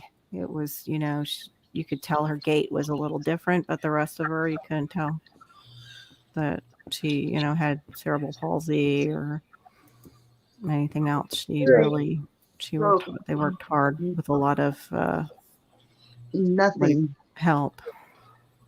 What was that, Leah? I didn't hear. I just heard nothing. I mean, it's weird when you have a stroke and you can't remember anything. I couldn't remember Josh for at least a week, they said. Wow. Yeah, I didn't know who he was. Oh, awful. Yeah, and it was scary. Yeah. I made it. Yeah, she finally came to it, kick-started again. You probably, what did you do? Drop trowel? And she went, oh, yeah, now I remember you. No. That's definitely, she that's the one thing she don't remember. I mean, that's nothing memorable. Oh. But it was weird because when it all started coming back, I mean, she could remember 15, 20 years ago, the argument we had in a deer blind while we're whispering at each other, but she couldn't tell you what my phone number was or, Yeah. But you can see that she was trying to put it together. I mean, I talked to a lot of you when it was happening, and she was putting it all together, slowly but surely. Oh, I didn't know they knew. Mm-hmm. What were you doing to do that? Like, what kind of exercises were they doing with you, Leah, to bring that? They don't do nothing. They just put you in a hospital and come and check on you. Yeah. They That's didn't do it. nothing. They didn't give you any therapy at all? Like, No, they finally got me a therapist to see if I can walk down the hall. Oh my gosh. Damn. Yeah, it was a good 3 days before it clicked. And she could tell that she remembered who I was and she remembered her life, but she couldn't remember the code to her phone to get in to call me. So she was in pure anxiety, But when I showed up, I unlocked her phone and wrote down the code, and everything started coming back a lot faster once she started looking through everything and the Facebook and the pictures, and it was a quick recovery after that. Yeah, it's amazing what Facebook does. My mom can still get on Facebook even with her 3 strokes. She figured it out. Yeah. Yeah. Like a catch-22, because then I'll get a message. Yeah. Thank God. Yeah. I'll get a message out of nowhere like, you got to tell mom that so and so died because she's on Facebook and she might see it. I'm like, oh, great. Oh my gosh. Oh man. Always I'm sucks. so sorry. No, it's all right. It's just like family. If any family members die, I've got to be the one to tell her in case, so she just doesn't happen to see it by accident. Yeah. Yeah. Because we don't know exactly when she's looking what exactly she's. Yeah, she knows she's seeing certain people, but we don't know reading comprehension wise how much she gets. Yeah. Because, yeah, go ahead. Your mom has dementia. Is that what you said? My mom had 3 strokes. She's Three got strokes. cognitive. Yeah, it's how do they say it? Vascular. They don't call it dementia. Vascular cognitive decline, but it's dementia. It's a form of dementia. That's our early stages, I think it is. Yeah, it's the early, because she can still dress herself, and she has trouble bathing now, but because she could do some self-care. But since she moved here, I think she had a small stroke because she stopped coming out of her room as much. She doesn't fix food for herself really anymore. And she used to come out and make salads and stuff and put her likes this certain kind of canned salmon, and she would do that, maybe ask for a little help. But you got your hands full. Do it all. Yeah, a little bit. A little bit. A little busy over at our house too. You guys too. And Dudley, I really like that map. Yes. What was that? That map behind you. Oh, thanks. Yeah, actually, my neighbors left that when they moved, and Really? yeah, but they had divorced and they had lost their home around the same time. If I start seeing like thumbtacks with little red line, yarn on it, like some kind of, like drops. Oh, sorry. Now Dudley has his hands full here because, and when it, before we had the grandkids, it was Morgan seizures and my test of syncope, and so he was struggling trying to get both of us to the doctor's offices and stuff. Yeah. And so now it's Bentley, but Bentley hasn't grown into, he hasn't discovered hormones or any of those things yet. So we're still safe, but he still has to work with my test of syncope. And, I've had 4 concussions now. So, and I'm sure he gets frustrated with me at times because I forget stuff that happened yesterday, but I can remember stuff that happened like 30 years ago. You know what I'm saying? And he's like, how do you not remember? And I'm like, and it's a joke in our house that, I can't remember our anniversaries or his birthdays or all this other stuff, but it's just, it's gone. Oh, wow. Even when I bring a cake in. Do what, baby? Said even when I bring a cake in. Yeah, he brought a cake in the house one day, and I was having the day of hell, and so I flashed my eyes were like burning fires of hell. And I'm like, what is that for? And he's like, it's my birthday. And I went, oh Jesus, Oh wow. Yeah, I feel sorry for all the men. It's like, my wife says I forgot. Yeah, I'm just that wife that forgets everything. So you're safe with me, dude. If you forget something, it's okay because I forgot too. So yeah. I'm the wife from hell. Oh wow. The last time, Diggs, I had a concussion, the doctor told me, he said, the older you get, the longer it takes to get over them. And my head, I'm still 20 years old, and my body's like 150. And so I'm like, oh, I got this, I've got this. 2 weeks it took me. And I would get so mad, and Dudley's like, what's the matter? And I'm like, it's in my head, but I couldn't get it to come out of my mouth. Yeah. Or I say the completely wrong word. And he's laughing, and I just want to just beat the crap out of him because it's not funny. I was like, no, it's very aggravating for the person. I said, you do not understand how stupid I feel right now because I know what this is, but I can't freaking do it. Yeah. And he's just like, and it's like, stop. When my mom's not taking her Paxil, she's a nightmare because it makes you so angry because you just can't. Yeah. say the words you want to say, or Yeah. the aphasia is Now- really awful. Yeah, I'm just like everything goes to God. Okay, God's got it. God's got it. God's got it. Mhm. And I've learned God has it because he's done it so many times that I'm just like, shut up and get out of the way. I just shut up and get out of the way, and I'm done. So, but Dudley, he just likes to pick and pick, and it's I do when I not. had Tease. my He likes to carpal tease you. tunnel. Yes, I had my carpal tunnel surgery, Mhm. and so I was semi without a hand, You and better be good. You're going to get more teeth mixing pretty soon, Dudley. I see her over there. This is really a fist that's holding up her face. it's my permanent warning. Yeah, I see it. The sign, buddy. Here's your sign. She got But some loofah sponges that she'll hit me with. but he would just give me such a hard time because of course it's my right hand that they did the surgery on first.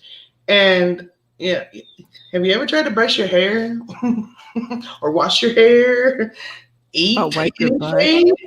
Anything? I was going to say it. It's like That's Dudley, awful.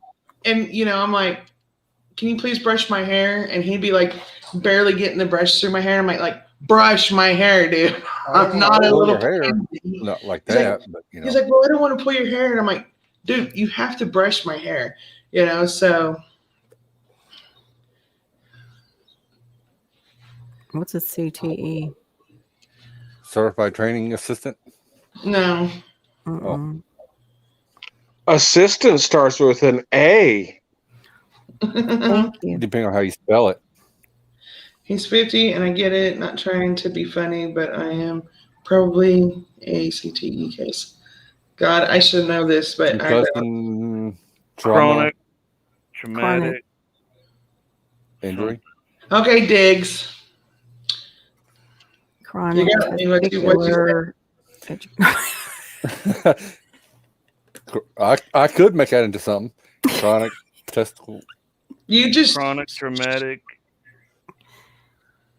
Erection? encephalopathy or no. I'm thinking it's certified. I think it's certified. Oh, it's a condition from too many brain Okay. injuries. Okay. Oh, I get that all the time when I think. All right. So everybody, hold on. Diggs, can I ask how you got your last concussion? He hit his head. There. Okay, Gear put it in. Yeah. Thank you, Gear. I'm not even going to try to pronounce Isn't that. that usually when you have to have ports, though? The encephalopathy or whatever, encephalopathy, yeah. Ain't that why you gotta have a hole in the head? No, that's a lobotomy, baby, and you could probably use one. Not But a not a lobotomy. But they have a port sometimes they have to put in to drain the excess liquid from the swelling. Okay. Yeah, I thought that's what that word means. Okay. Mr. Google Pants says CTE is a progressive brain condition that's thought to be caused by repeated blows to the head and repeated episodes of concussion. Oh, It wow. is associated with contact sports such as boxing or American football. Okay. Or in Or my some case, vaccines. passing out and falling all over the place. Yeah. All right, Diggs. How'd you get your last concussion? Diggs should be up Dudley, here. you don't say anything. Yeah, Diggs should be up here. He Diggs- rides horses. He's probably gotten a couple from riding horses. Oh, Maybe my it's God. wrong. Horses. He'll laugh his ass off when he hears how I got my last concussion, but I'm curious on how he got his. It involves 2 balls. Shut up, Dudley. Or you're gonna lose 2 balls. You gotta get them out of the jar first. That's funny. Pooping. Yeah. Pooping. Poop troop. Ouch! He hit his. Ouch! My last one was from not open the back. Oh, when you go right into it. I've done that with my car. Like with Damn. getting the kids out of the car and you Yeah. don't. Yeah, and you go bam. That hurts so Ow. bad. Okay, Sounds about Diggs. as bad as a bumper hitch. Dudley, Mm. she's Diggs, I have tussive syncope, and I get this crazy cough, and it causes me to pass out. My last concussion stemmed from me falling off the toilet having one of those episodes. So, Oh my the gosh. running, I'm so glad you lived through that. What a horrible way to be found. my Ass up in the air and no, my ass wasn't in the air, but I was in an awkward position, and I liked it. you always do. And Diggity. so the running joke with my family, the running joke in my family is that I need a 5-star or 5 point harness put on my toilet so that I don't get ejected anymore. So yourself in the toilet. Oh god. My wife will laugh. Hey, baby. I told you not to eat Taco Bell that night. You're funny, jackass. Hilarious. Taco Bell, she would have coughed, it would have all come out at once. No problem. Hey, Taco hell. Next time we come up there, Dudley, we're putting a seatbelt on the toilet. Oh, you're funny, Josh. Used We'll put to bungee now, strap. I'm getting a little bit better, but when I first started having these episodes, when I would pass out, I would lose my bladder. And oh my gosh. so that triggered more anxiety and everything else to where I didn't want to be in public, because who wants to do that in public, right? And so my first doctor's appointment, Dudley, being Dudley, looked at my doctor and said, she pees more when she passes out than she does when she actually has to pee. And the doctor's like, I don't even want to know how you know that. So yeah, it's been a joy. We should have 2 toilets in the bathroom. No, I am not. No, thank you. Then we can hold hands and sing in No. the rain. No. I gotta agree. Hell no, Dudley. Hell no. No 2 toilets in the bathroom. Diggs, yeah, it's kind of like that, and they've done MRIs, MRVs, MRAs. They can't figure out what causes it. They can't treat it, so I'm like incurable, I guess, whatever. But it's a weird cough because I can't get air, and I've told every doctor I'll start coughing and I cannot catch my breath. I can't get any kind of air to and then I'm gone. But I can tell when that cough is getting ready to happen, so I'll let Dudley know if he's here. Well, baby, Otherwise, that proves you're not an airhead. But I broke my nose from having this crap. Smashed the back of my head in to where I've got this big lung indentation that's about 3 inches long. And No, that's from you not making a sandwich right. Wow. You like sausage on that sandwich, Dudley? Sloppy Joe, man. I wouldn't say that to her, and I'm several hundred miles away from you. Anyway, so yeah, this is a nice embarrassing thing that I have now, but it's my life, and I got to deal with it. So I just got to be careful. That's how my tooth that's missing, for all y'all that's wondering, I knocked my damn tooth out of my head having one of those episodes. And so yeah, it's been a fun thing to have.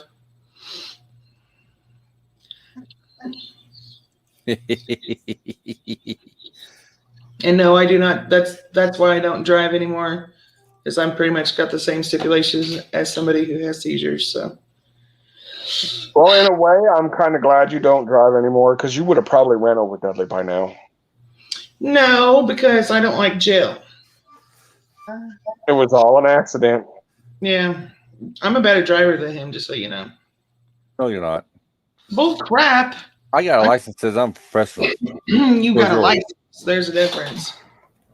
I drove that semi just as good as you did. Well, Mr. Potato Head's got a piece of paper that says he's president. That doesn't mean it's right. That's true. Thank you, Josh. Resident and thief. Yes, but anyway, so yeah, that's my story. And I'm sticking to it. You're sticking to the tiles on the bathroom floor.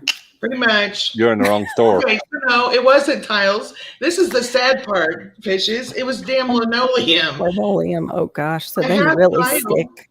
Yeah, I have tile in the downstairs bathroom, and I've bounced my face off of it. Didn't get a concussion. Hey, Go we upstairs. all crazy. just consider this, Trish, that you have actually gone to war for the poop. I'm just saying. I can't hear you. Actually, What? you should get a medal. You should have a medal in the poop troop because of this. I'm just saying. Oh my god! Yeah, I can't shut up. Yeah, right. Who's received the worst injury while sitting on the toilet? Oh Lord. You get 10% disability. Yeah, we just Trish don't do. I just don't do the whole poop talk a whole lot because yeah. One of my mini surgeries was hemorrhoidal removal. So Oh, ouch. my I'm my still guts here. are messed up. My guts are completely messed up from stress all my Oh, life. I just kept bottling it up. So, and everybody's like, "Well, can't you take something for your arthritis?" No, I cannot because guess what? They're all made with NSAIDs, and I am absolutely not to take NSAIDs because of my guts being so messed up. because it'll eat you up. Blood, Yeah, bleed. right, internal bleeding. Yep. Yep. So That's why I can't take them that much either because of that. Yeah. So I'm just in pain. Like there's no getting around it. So With your insides though, have you found tried any aloe vera? Like drinking aloe vera? it gags me. Yeah, it's nasty. I'm What sorry. about coconut oil? Have you put any of that like maybe in a smoothie or even I've eaten it. Like straight up eaten See, it. I can't have a lot of dairy because it causes all my inflammation to flare up worse. So No, you could do it in a fruit smoothie and hide it, like just banana with some other fruit, because at least the banana would make it Okay. smooth. Oh, Or even skip the coconut oil and you can actually hide avocado in a smoothie. I'm just thinking those natural fats might help soothe. well, soothe and the cells. I don't have a gallbladder either, so I have to watch those fats. Yeah, it'll go right through. Yeah, me too. I'm just a walking. I mean, when doctors see me coming, because I still have to have back surgery, another carpal tunnel surgery, and knee surgery. Complicated. They're like, cha-ching, money in the bank, because they know I gotta have all this shit done. You know, Yeah. so I'm just, I'm a walk, but Sometimes I think ching ching. Sometimes they're like complicated case. My insurance might not like this one, and they back off. It depends on how they complicated. did that to me. They did that to me because I got something up in my neck and shoulders that cuts the blood flow off to my arms if I raise my arms. Yep. And so they refused to let them do an MRI to see what it is until I do my back surgery. Oh my gosh, what? Yeah. Well, then Dudley changed jobs and we have no insurance, so now I don't get anything. Gotta So wait. Yeah, gotta wait. You'll have it again, right, Dudley? She'll have it again. Yeah. they're trying to We'll get it later. And Yeah. they're trying to get it. But for now, it is what it is. And people are like I've had people say, how can you keep doing all this shit if you're in so much pain? Like they don't believe I hurt as bad as I do. And I said, because when shit goes south, I don't want to be eating excuses. I want to be eating food. Yeah.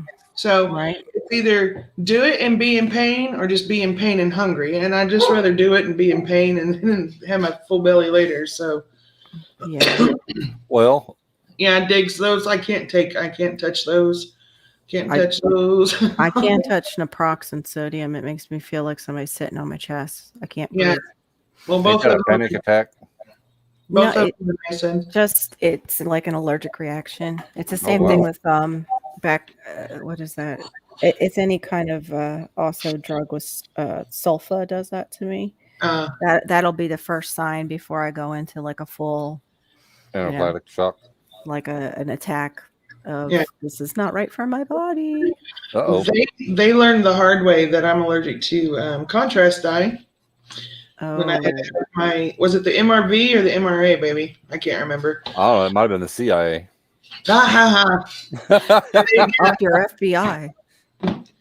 They injected me with the crap, and Yeah. in the that's middle it. of it, my throat started closing, and Oh my gosh. it felt like 1,000 hairs just sprung up at once, and I couldn't quit coughing and gagging, and Oh, that's terrible. yeah, so they're like, okay, so we got to redo this. And so I had to be on Benadryl for a week, wasn't it, babe, or 2? Yeah. I can't remember.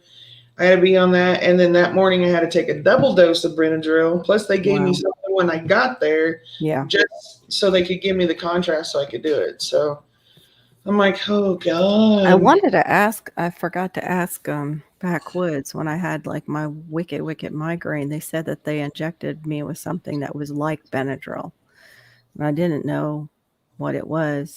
I was wondering if he knew what it was that shut it. It started to shut it down, which was great. But I had taken Benadryl already, and then they gave me something like Benadryl. And I was just wondering what it was. Because the Benadryl, like, it helps sometimes. It was a histamine blocker, but a very much more stronger version. Yeah, maybe. That might have been. I had a migraine one time where if I sit down, I'd throw up. So I would stand and just pace, and my head I thought was going to just bust. It hurt. So my mom made me go to the ER because I don't go to the doctor for shit. I suffered through it. They gave me morphine. It didn't do anything. And the doctor's he's like, it didn't ease it, nothing. No. He's like, oh, you're one of those. It's like, what's one of those? Apparently morphine didn't work on me, I guess. I don't know. Didn't work on me in the hospital. It was, well, I have to say, when they gave me morphine, it numbed around the area, like a little bit, not much, but didn't touch the main area where they had put the incision. Dudley, you faded into the background of your green screen. You have a green screen? He's one of those. He always trying to keep up with the Joneses. Like, can't you just? No, it came with the. Oh, Idaho Garden Girl came in. Maybe. I don't know if it was a mast cell inhibitor. I'll have to look that up.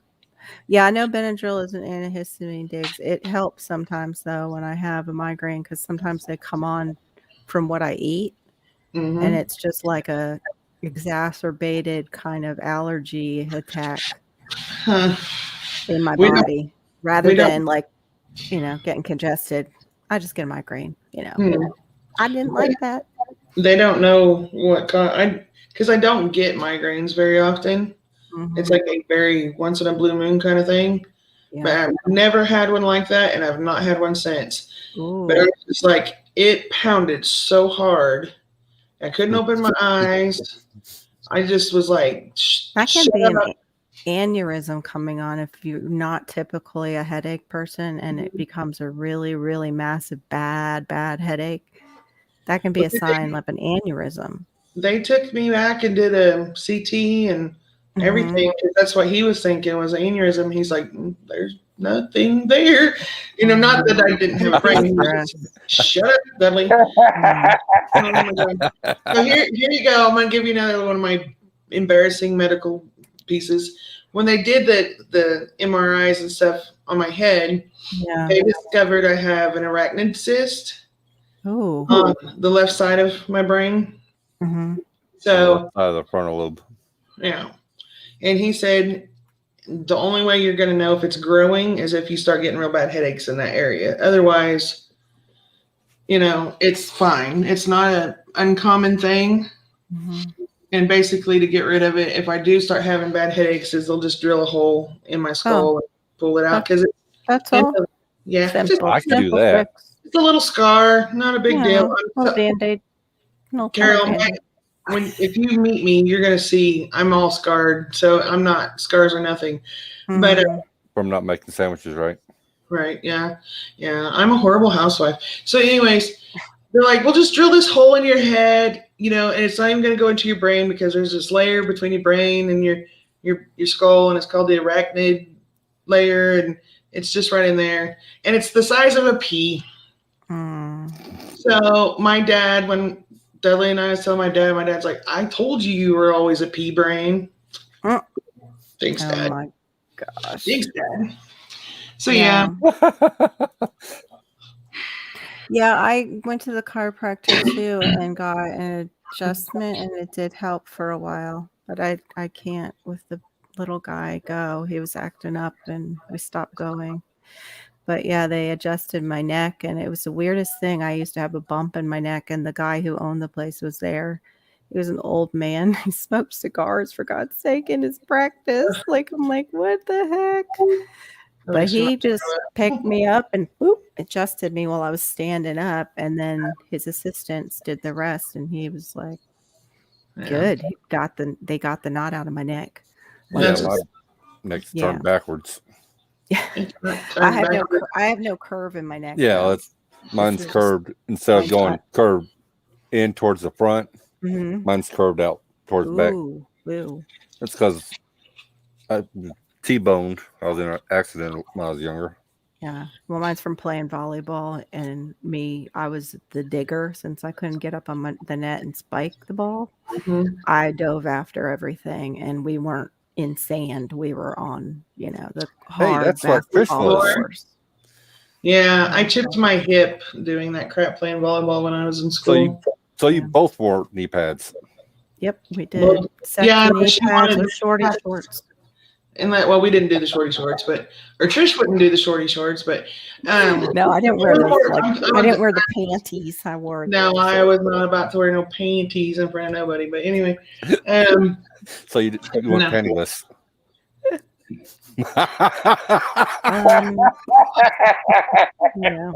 I love you. There would probably be against some kind of regulation somewhere, I'm sure.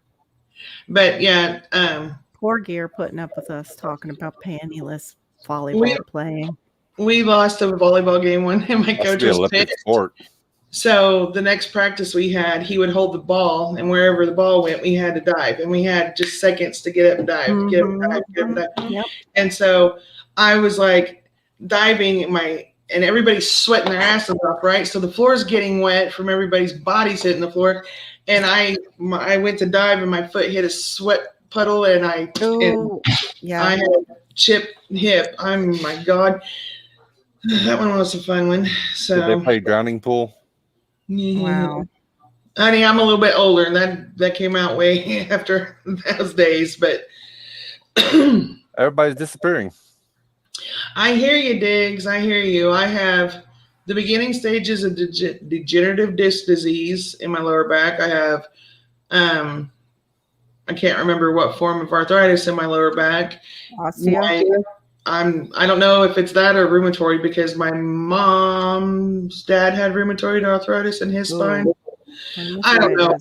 I got junk, man. No, I have osteoarthritis in my knee. Rheumatoid's the one that affects your joints to where you get crooked fingers and rheumatoid. Yeah, and it attacks your body. And then because my mom's got that in her hands. And then I have right up in the middle of my back, like mid lower back, I have the pinched nerve, and that I got to have surgery for. And then I've got whatever in my neck. So What is that? A fish feeding frenzy that you're showing, Gear? It looks like it. Fish. Yeah, it looks almost like the tuna comes up to the top. They look like that. We're all in a yellow submarine. I hate that song. I am not a Beatles. I never got into the Beatles. Hey, we're the Beatles. It's the Monkees. You know, Now the monkeys were okay. Yeah, they're always hanging around. They're always hanging around being cute. Yeah. But cute. So, and then I have I blew my knee out twice, so I'm supposed to have a knee surgery for that. And I blew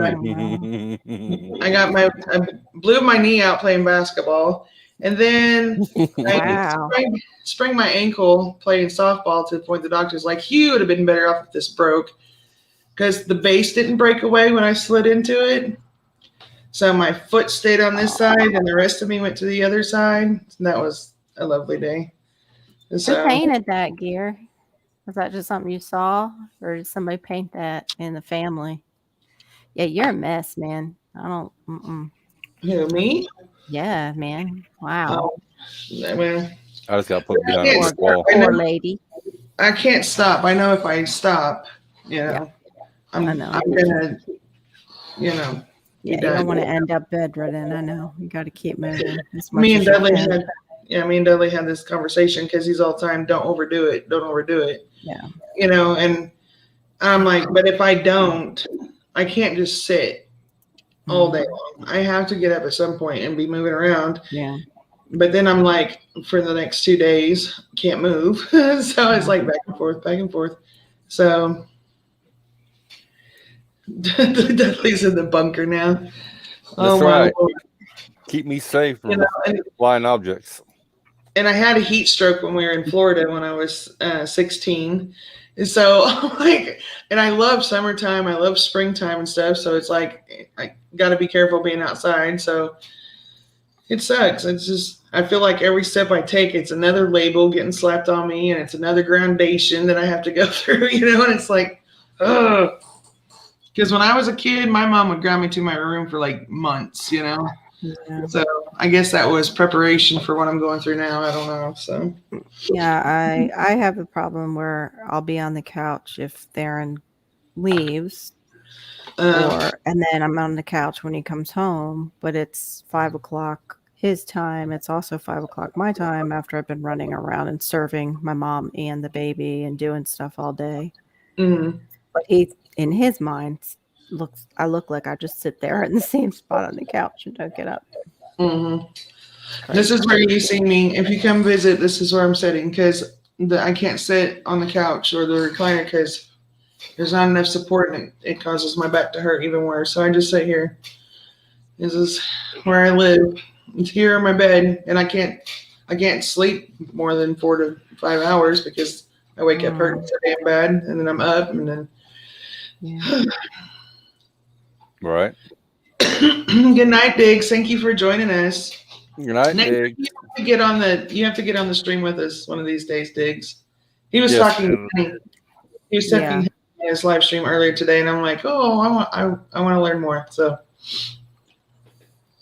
All right. Night, Diggs. I can pick was paint on a bathroom at a park near where I go. Oh, neat. Night, Diggs. Oh, it's trout that were okay. I've Trout. seen tuna feed like that out in the ocean. It's the wildest thing to see them doing that. I'd like to catch a When they're running. bluefin. What was that? I'd like to catch a bluefin. Yeah, I would too, but I don't know. We were just watching them that day. We weren't about. I don't know if we didn't have our fishing poles. I forget what happened. It was me and an ex-boyfriend. Yeah. But who knows? It was just he probably was lobstering that day and wasn't concerned about that. I know. I've lived in Florida a few times, and I've never went fishing in the ocean yet. Wow. I've been fishing in the ocean, well, with that boyfriend, but before that, I went on a charter boat for school. That's why I took the class. I took the class in high school because, you get to go out on a boat. And I caught amberjacks and then ended up giving them to a guy who was supposedly going shark fishing. He was going to use them for bait. Right. Wow. Because I've heard they weren't like great eating fish. So I don't eat fish anyway, so. Oh, you don't? No. He eats like tilapia or cod. Oh, something mild. He needs something mild. Yeah. But I want to try shark. Shark is loaded with mercury. Most shark is because they eat all the fish of the sea. Then I should float. Yep. You should float right up to the top when it gets hot in the Yeah. house. There's That's suddenly on right. the ceiling again. Super deer. No, I was raised right here in the sticks of Missouri, so I like bass and I like perch and I like catfish and. I've never eaten a bass. I caught one, but we put it back because it was like near the dump that I was talking Ooh. about on hedgehogs. When we lived in Broward County, we didn't live too far from the lovely mountain. So yeah, I wouldn't Yeah, no. eat anything coming out of that lake. But yeah, I caught the only bass that my husband and I saw when we were renting there. It was like our first place, and I'm casting, and we didn't think they were in there. We saw parrotfish. We thought maybe we'd catch a sunfish. I think we did catch a sunfish, and then all of a sudden I pull out a bass, and he's like, "All right, we're done." The one fish in this area I will not touch is trout. I cannot stand the taste of trout. Really? Oh, I like trout. If it's made right, I like it. Well, it tastes like the fish food they feed it. No, Oh. but even the fresh where Jolly Meal Jolly Mill, where I just don't like. I just don't like it. that. See, I can't eat it's funny, I can't eat the lemon pepper seasoning they put on it anymore, but I used to actually like that at Cracker Barrel. It was one of the things I could eat when I traveled and not get sick off of was their trout. Yeah. I mean, like, that's just local fish. Like, but I'm not. Yeah. Salmon, I can't do salmon. It's too strong. Mackerel, I can't do mackerel. So I can do it. We do salmon. Do what? If you're going to eat trout from Missouri, I would eat it about December, January, caught out of a river. Oh yeah, why? What makes the difference? Not one of the. Well, in the river, they eat whatever is they're stocked, but they're out there a lot longer. They're eating natural food, natural bugs, and all that. Whereas in like a stock stream where they stock them regularly, they're fed the pellets and dog food. If you go to Roaring River, which is a local state park here, it's they're in Cassville. It's a trout farm, and they raise them up, and then they release them. Yeah. But they feed them those pellets, and they taste like fish food smells. Have you ever smelled fish food? Yeah. And so that's how they taste. So we caught some trout out of Jolly Mill, which is a natural like stream or whatever. They're not stocked or anything. It's just where they are, and they taste different, but they taste nasty. So I'm like, nah, I'm not. Yeah, that's the same thing. Somebody was telling me about catfish. You only eat certain types of catfish because I think they taste like mud. And other people really enjoy them.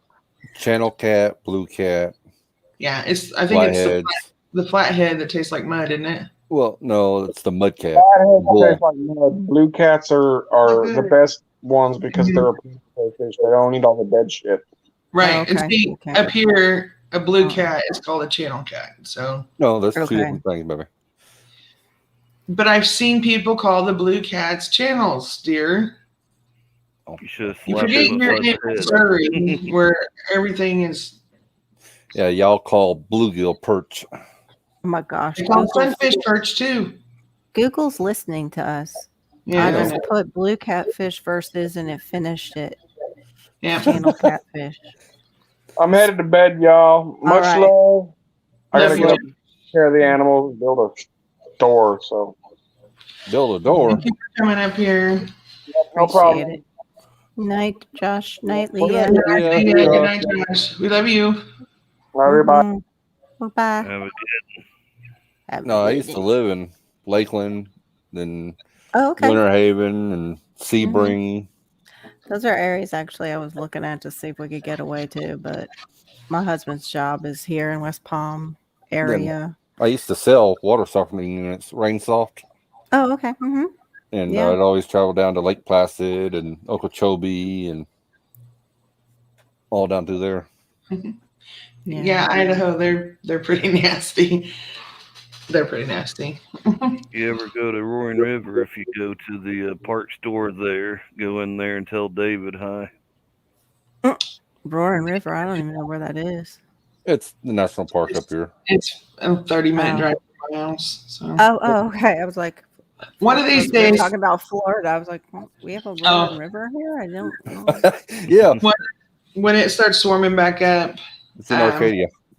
Actually, it would probably be really pretty right now, Daddy, to take a weekend, take the babies down there go down there one weekend and video it. And I don't know if it's this weekend or next weekend. They're doing dives. Well, I don't, just to show everybody, because it's got hiking trails and stuff like that all over the place, and it's really pretty. And it's got this cave. This cave you can walk just a few feet into it. The deepest they've gotten so far in this cave is 182 feet, and they still don't know how deep it is. No, they're getting ready to set a record. Well, okay, be the deepest. So far, Dudley. No.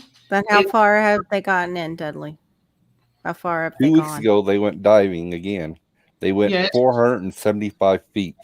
Okay, you didn't tell me that, dummy. So They are 5 feet short of the deepest cave in the United States right now. Wow, that's And they don't it's see the bottom diving, yet. Cave Diving. diving. Cave diving. Yeah. Yeah, that creeps me out. and what's bad about the fish is you go down so far and there's tires that's washed in there from flooding and there's trees. So it's really dangerous for anybody to be going down there anyway. Yeah, I just So- don't like that feeling. But it's so beautiful, that water. Once you get back in that cave, it's so blue. It's Yeah. so beautiful. So we'll And- have to do a video, Daddy. Yeah. We'll have And to go That'd be there's pretty. one spot you have to, it's called a narrow pass. They have to Mhm. take their tanks off and everything to squeeze through there. Yeah, Mhm. Yeah. that just makes me stop breathing, and I'm not even there. So they got tanks stationed. Yeah, yeah, but not underwater.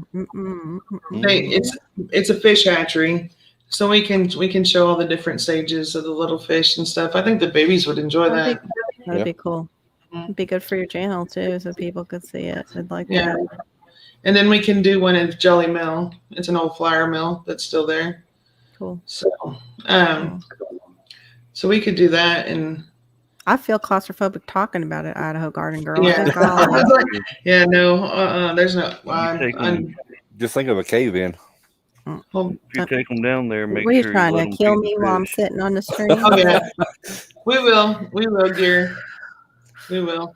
Take deep breaths. There used to be a cave there in Cassville, not too far from. Well, it's on the opposite side of Cassville.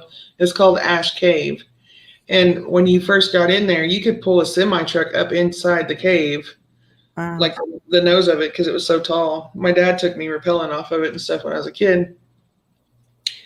And but once you went back so far, it was just it was closed naturally. Mhm. It Like just small ended. small animals could get back in there and stuff. But last year it mysteriously blew up. Uh-huh.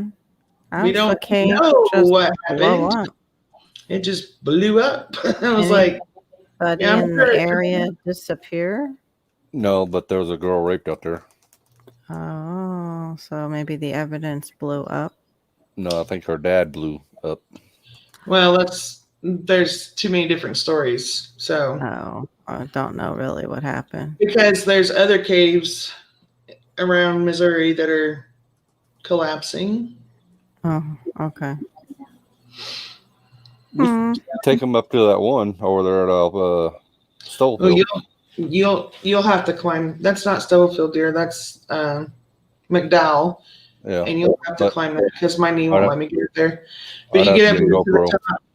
You get up to the top of the cave in McDowell, and there's a Yeah. spring that comes out of it. It's pretty. It's really That would pretty. be pretty. That's a good distillery point. Mhm. But yeah, there's just a lot of really pretty areas around here and stuff. But I can't do the trout, and I have 8 crawdad, crawfish, whatever you want to call them. Can't do those either. I'd like to get some fresh gator tail. No, that's all you, baby. It's good eating too. Mhm. Tastes like chicken. Conservation used to have what they called it a game feed, where they had people talk about like protecting the deer herd or whatever, Mhm. making sure they don't get all these sicknesses and all that, and they would have different types of wildlife that they would cook up. You paid like $20 to enter, and pretty much was all you could eat till it run out. Wow. Everyone that bought a ticket was guaranteed to get at least one plate. All kinds of different food. Yeah, I gotta find me a hunting spot. My Mhm. cousin went with me and a couple other cousins, and he's a picky eater. And he was like, "I don't think I want to try any of this." Yeah, you do. Mhm. You want some of that? Yeah. No, I've had deer, I've had frog legs, I've had rabbit, And when I was younger, I used to, like, I would not eat anything I've ever had as a pet because nobody wants, you know what I mean? Mm-hmm. Yeah. Like guinea pigs. Oh, God. Okay, Peruvians eat them. Like, yeah, they keep not them and eat them. It's not just Peruvians, but yeah, it's lots of different places in South America because they were eating in Panama when my uncle was in. That and iguana. Yeah, I know about the iguana. We have. That's how I think we don't have that many around here because we have a big. How do you say it? There's a big trailer park out this way, like real huge, and it's got a lot of Latin American families that live in it. Yeah.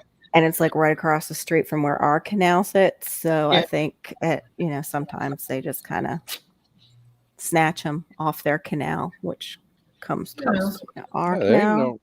Ain't no Free food. Nothing wrong with it. I'm glad Do you find for many it. Burmese pythons out there? No, they're lower. They're in Broward County. They're in the lower part of Broward County where we were living. So a while out, like above Miami area, Everglades National Park and Gator Alley. Yeah, around that area. No, not my favorite. When I was a senior in high school, I rescued a baby red squirrel, and the conservation department. We called them to see what to do with it because it still needed nursing. It got knocked out of a nest, and they're like, "Oh, it's yours. You get to take care of it. We don't have room, and you'll never be able to let it go." And I was like, "Okay, And being 18, I was like, "This is gonna be the coolest." And I did. I raised up that little squirrel until he was eating all on his own, and it was the coolest little thing ever. And my sister's cat killed it. She wasn't supposed to let it in the house, and she did. That's horrible. That's awful. But we had a cage that he lived in, and when my dad would come home from work, he'd get on the door of the cage and just start shaking it back and forth. And so my dad would go let him out, and he'd stayed in the living room. He wouldn't ever get outside of the living room. And my mom had a miniature weenie dog. The dog would stay on the cushion part of the couch, and the squirrel would be on the back of the couch, and they would chase each other back and forth, back and forth, back and forth. They'd curl up together and everything else. And when that squirrel died, my mom's dog's name was Tootie, but she would jump up in the desk chair and stand up on the desk because that's where the cage was for the squirrel, and she would whimper and cry because she wanted him to come out and play. But how sad! It was so heartbreaking. I was like, "Dad, please take the cage outside," because it was hard. That's awful.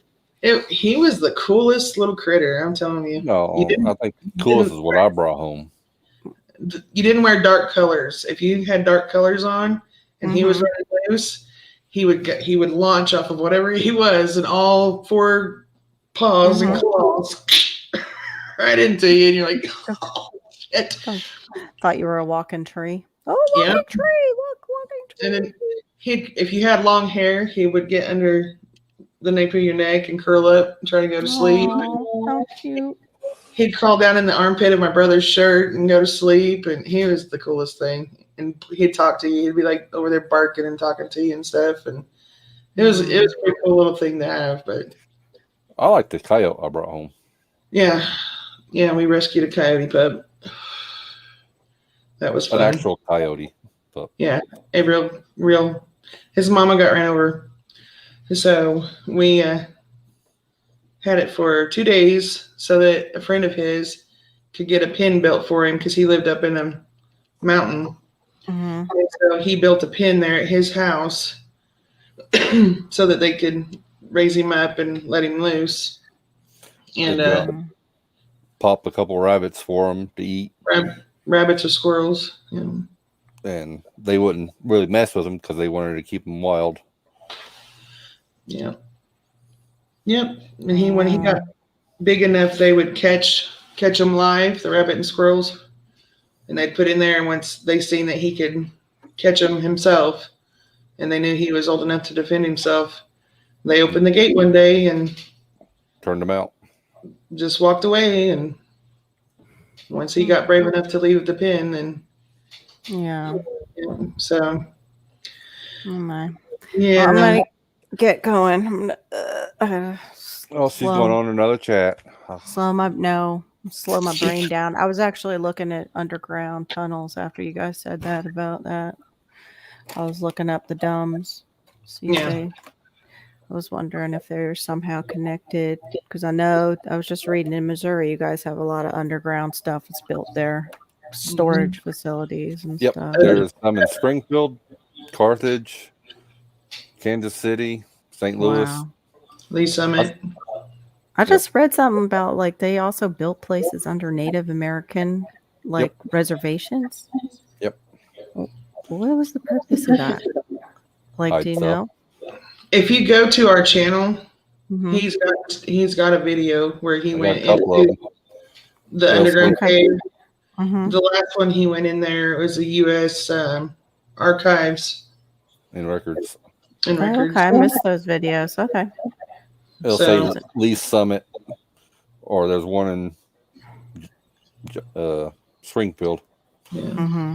that I took And that's pictures of. because you were driving your truck for Yep. like a load because it said Yep. like the companies will use these places too to store goods and Yep. Yep. it's the midway point. Because I know Carthage and Springfield both, they store milk underground. Oh, okay. Didn't know they could do that, but I guess if you have refrigeration. Oh yeah, it's big refrigerators, warehouses under there.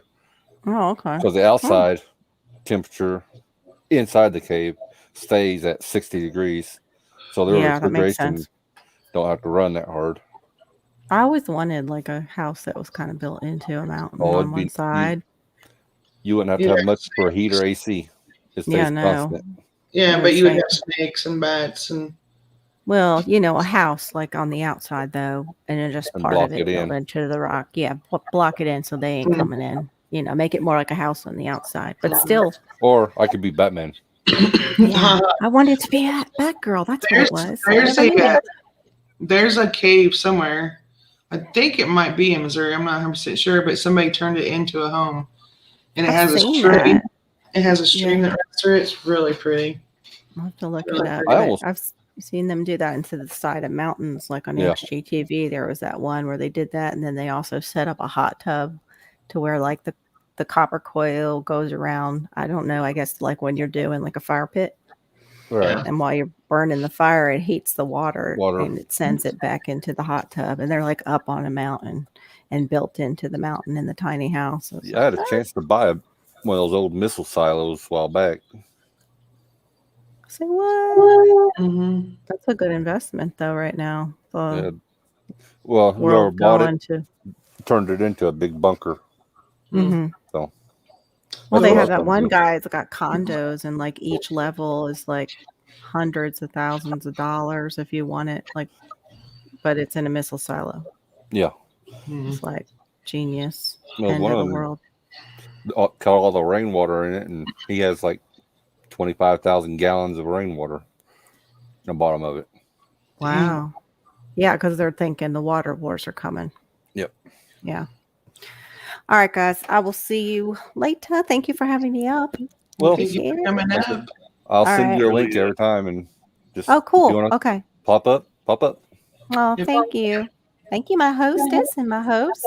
And thanks, welcome. Gear, for hanging out. We, Good to we see love you. we love our gear. He's awesome. I We love you too. too, Carol. So thank you very much. Oh, thank you. Much love to you both. Love you guys. I'll talk to you later. Talk to you later. Bye. Bye. All right, Gary. So I know you. Or quiet. Yeah, he is very quiet, and I talk too much. Sorry, guys. Do you like to do a lot of fishing and hunting, or is it just fishing?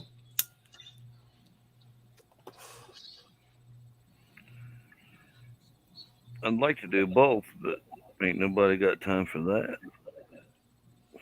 I got time. I just nowhere to hunt, Yeah, I don't have anywhere to hunt here.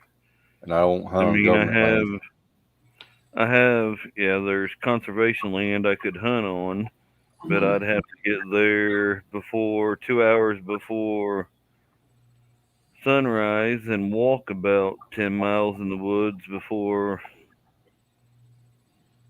it's not worth it. Too many gun happies out there. Yeah. So And when then you fishing, I like fishing, but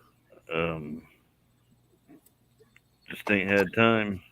yeah, so are you like into the bass fishing, cat fishing, any fishing?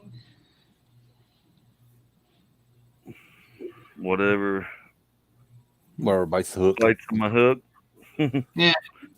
I mean, catfish is. If I had somewhere nearby to catfish, I'd go after catfish. Mm-hmm. But if I don't mind bluegill or perch or red ear or green ear or whatever, all the little names for them. I call them all perch.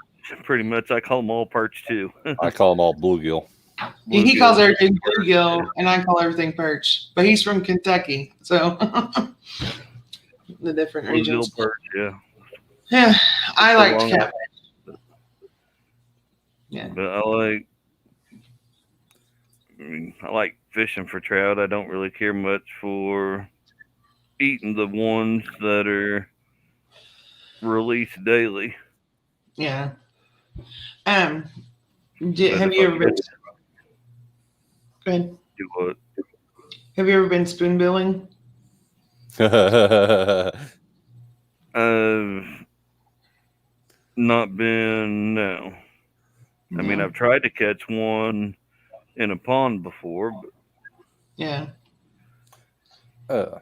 You're close to But I Springfield, never- ain't yeah, a ways you? from there. I know a place where we could go do some catfishing. And it's maybe about a half hour from you. He probably knows it too, dear. Since he's lived up there. Probably Truman. I don't really know much about Springfield. I can get to Golden Corral, the hospital, Which one? JQH Arena. Yeah. Speaking of I don't even know where that's JQH at. Arena, Have you ever? Bass Pro. You've been to Bass Pro, haven't you, Gary? Yeah. Yeah. Have you ever caught gar? Any kind of gar? I've caught one smaller one. Did you? Those things freak Yeah. me out. Pulled my line up out of the water, like jerked it, and it went up into a tree. Kind of Oh. tugged on it a little bit, and couldn't get it to come down, so I cut my line. Yeah, they freak me out. I don't like gar. We should go noodling. Not doing that either. Mm-mm. Too many Why not? beaver around here. Too many beaver around here. So you won't stick your hand in a beaver?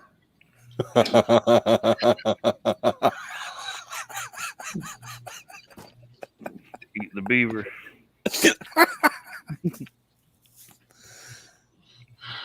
Put it on a barbecue grill. Yep. Beaver tail's supposed to be pretty good.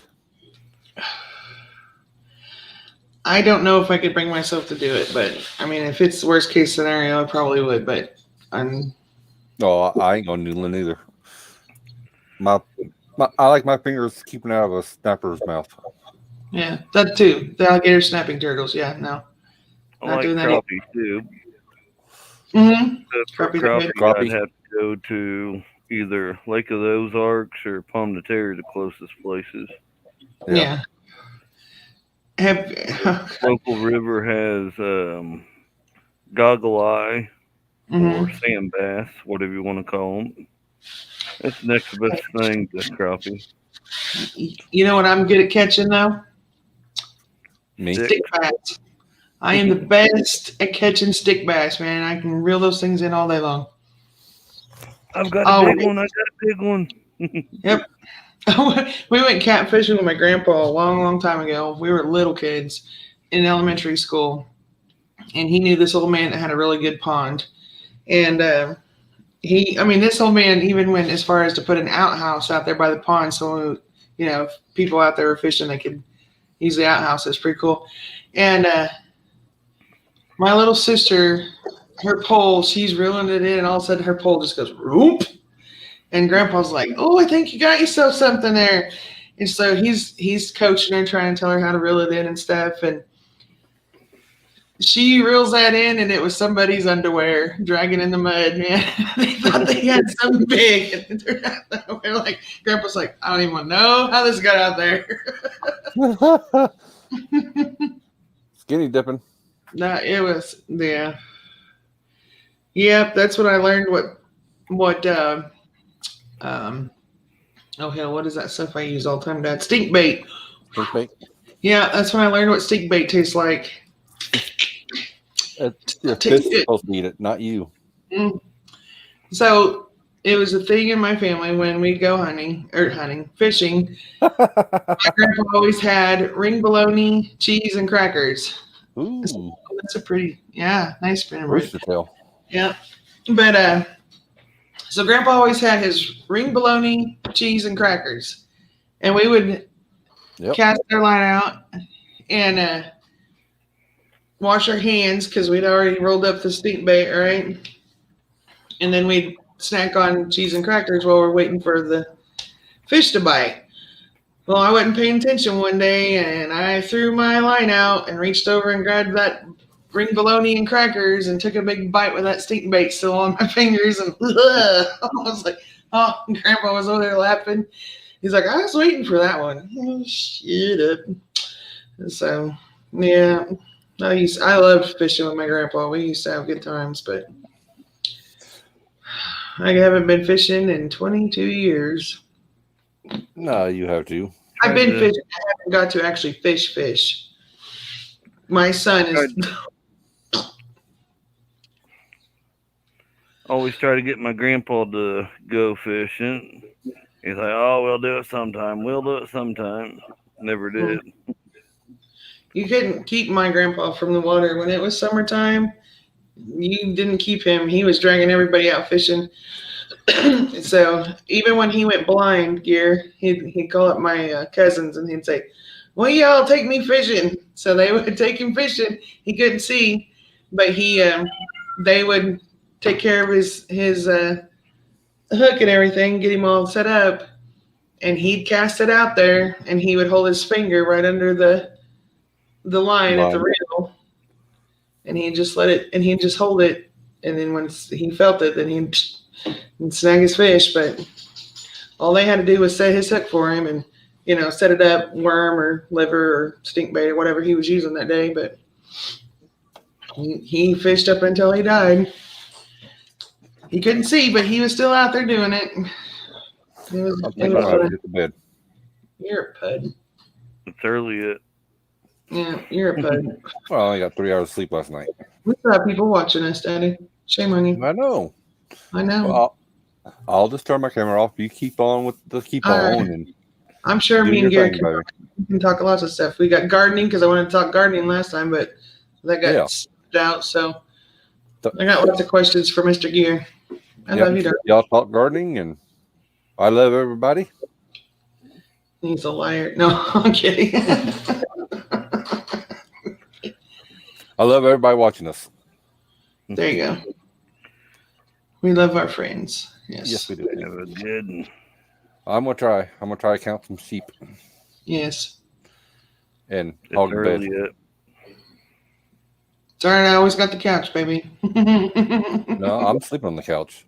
Oh. You get to sleep with the little monster upstairs. I am not sleeping in that bed by myself. You know, What little monster upstairs? Boo better be in his bed, not mine. No, he wanted to. He wouldn't go to sleep unless he was in Papa's pillow. Hey, well, you can have the chase, and I'm sleeping on the couch then. I don't think so. You get the chase. I don't want the chase. Go to bed. Shut up and go to bed. I love you.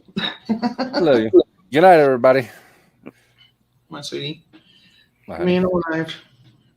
So, Gear, I need your help.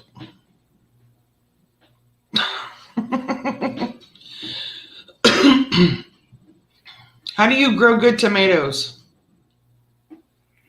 That's a good question. Like, what do you use? Like, what kind of soil do you use? Are you using potting soil, or do you mix the soil, or what do you do? Well, what I done this year was I used, I'd have to find my notes, but I used gardening soil, Mm-hmm. potting soil,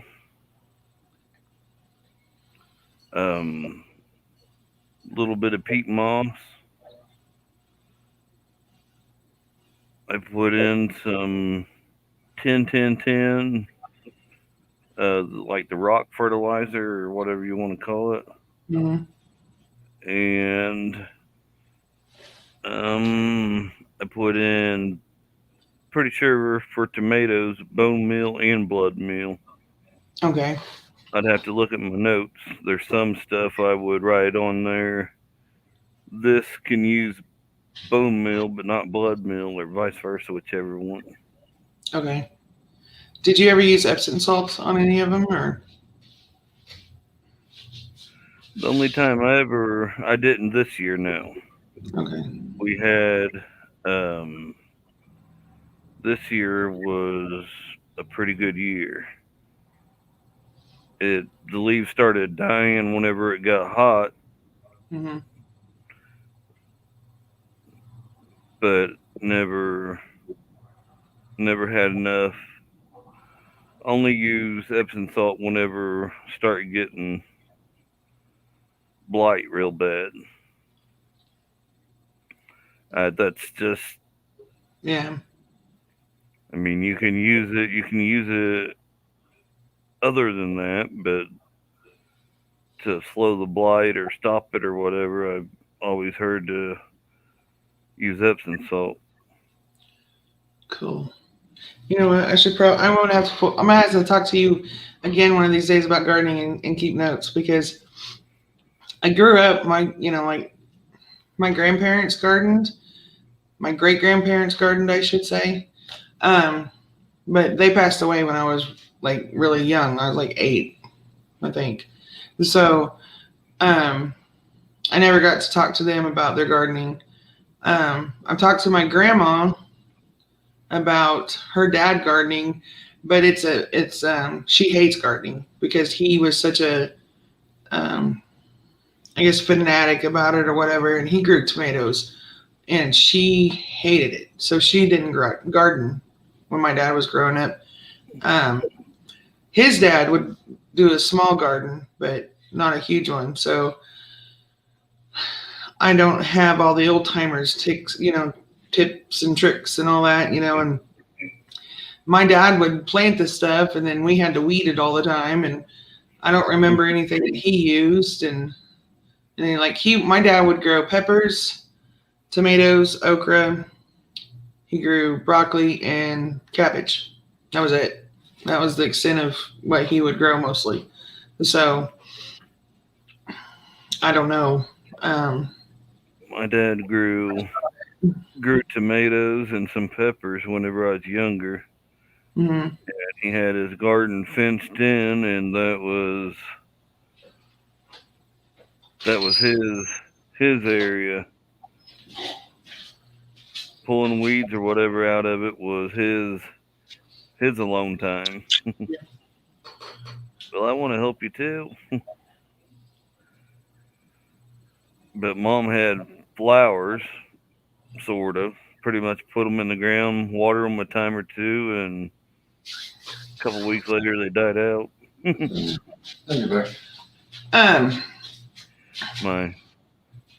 My grandpa used to have a vegetable garden. He'd have tomatoes, green beans, and whatever else he had. Back then I wasn't really too interested in gardening. I wish I was. I wish I would have asked him more about gardening. Mm-hmm. But what he would do in the fall after his garden was done, he would have a turkey farmer to bring a dump load of turkey manure, compost, or whatever. Yeah. And he would spread it out over the garden. And then come springtime, he would till it in there. Early in the season, like at the end of winter, he'd go ahead and till it in there, and then till it again. Yeah. Before he cleaned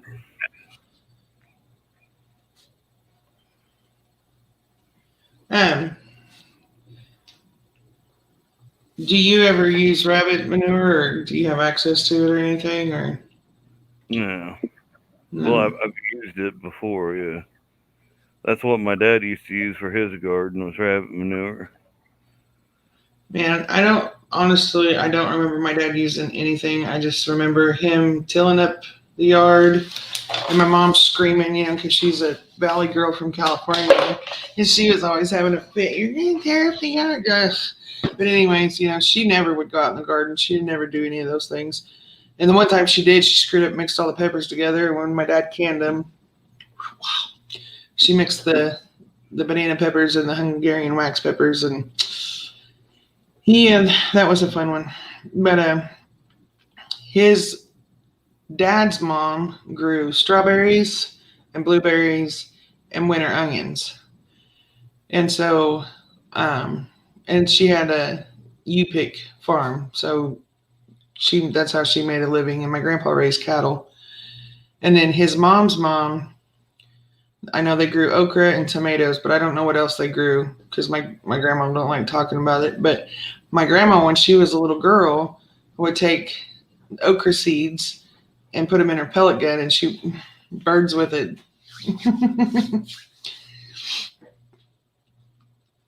Pretty crazy things that they did when they were kids, but like, and I have winter onions. My dad kept a bunch of those winter onions, and he's always kept them since that he got from his grandma, my great grandma, and now I have those winter onions.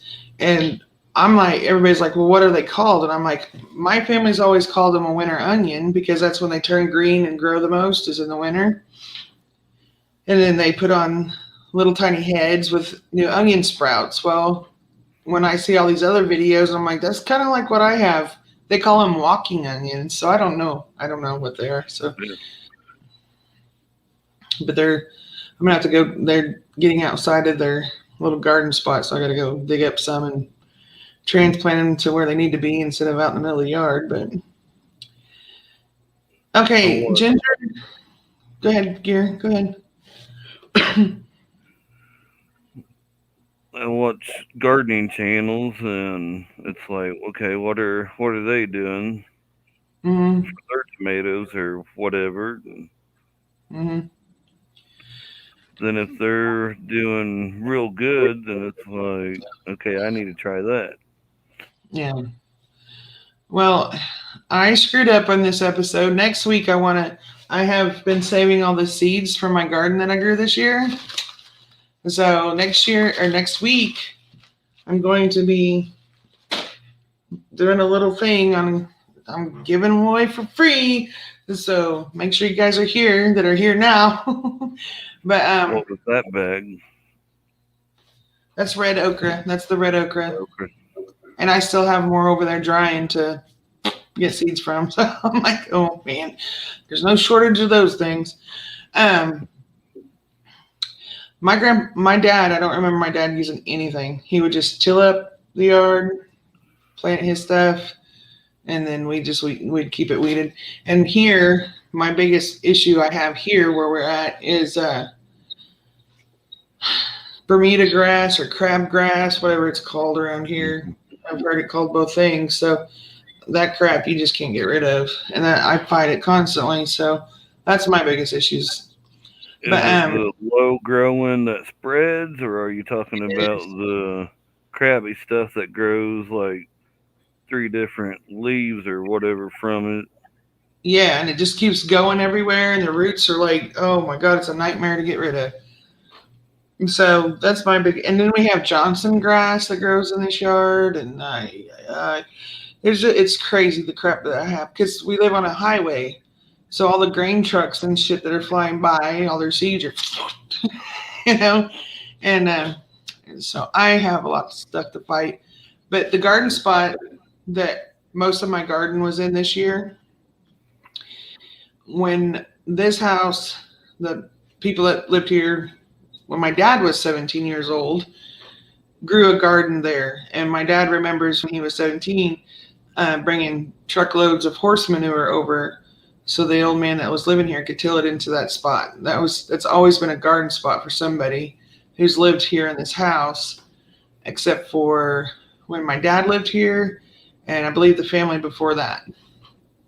They never used that property for that part of the property for a garden.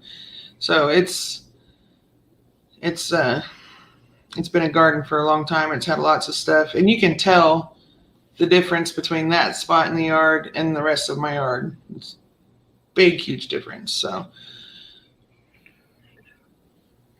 You just don't grow asparagus, do you?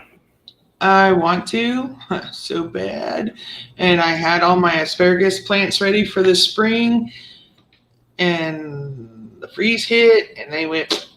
No. And I grew them from seed, and I was like, "Oh, I'm gonna have asparagus in a couple years." Yeah, no. Right. So I got to try again. Idaho girl, my grandma used, she'd go hunting with her little pellet gun because her mom and dad didn't have the money for pellets, so she would steal her dad's okra seeds and go hunt with that instead. So, yeah. Dr. Earth's fertilizer. I've never heard of that. I've got bone meal and blood meal. Don't have the kelp, azomite, and Epsom salt. Yeah. So, because I want to grow really good tomatoes this coming year, so I can do the ketchup and the barbecue sauce and the salsa and all that stuff. And I know I gotta grow like a gajillion of them, but. Did you have anything this year that you grew that you won't grow next year? You already know that answer, mister. Yes. Cucumbers. Oh, cucumbers. I probably canned up 2 years worth of relish and pickles this year just from what we grew. So, and I gave cucumbers away, and I still could not keep up with them damn things. So I don't know. I'm thinking I might grow the white cucumber just because it's something different, But I am not growing, two different kinds, and I'm not growing a 6-foot row or 16-foot row of them. No, learned my lesson on that one. I honestly didn't think most of them would grow.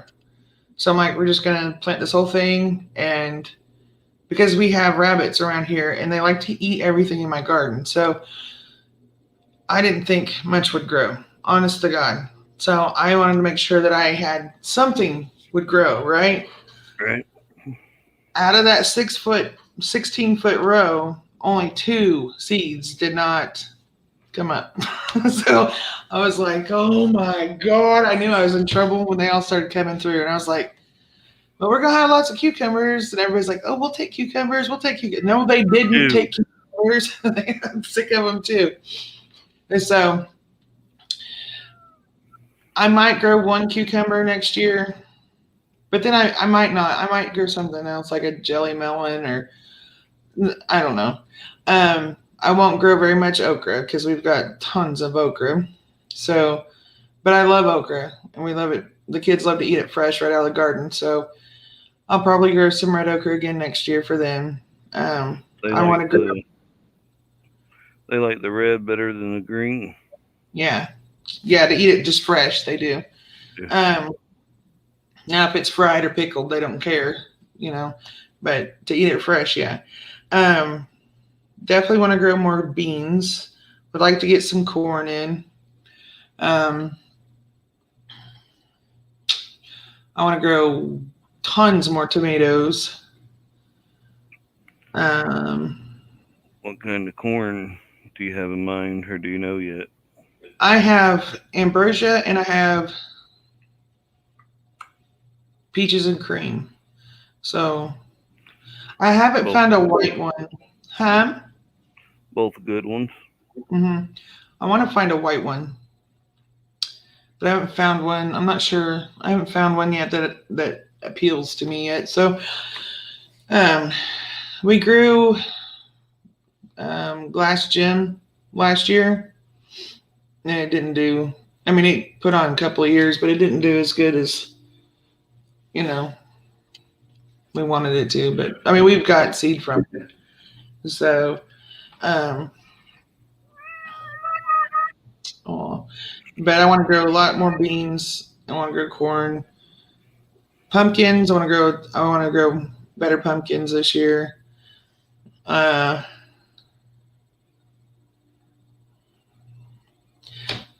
got so much to pick from. I don't even know. But I really need to get focused in on my medicinal stuff. I need to get that going, and herbs. Oh my God, all my herbs, they kicked off on me. So I need to grow lots of herbs next year. All my basil and oregano and rosemary, thyme. Oh, I have all of it. Savory, all of that. I need to get all that growing. Yeah, Ginger.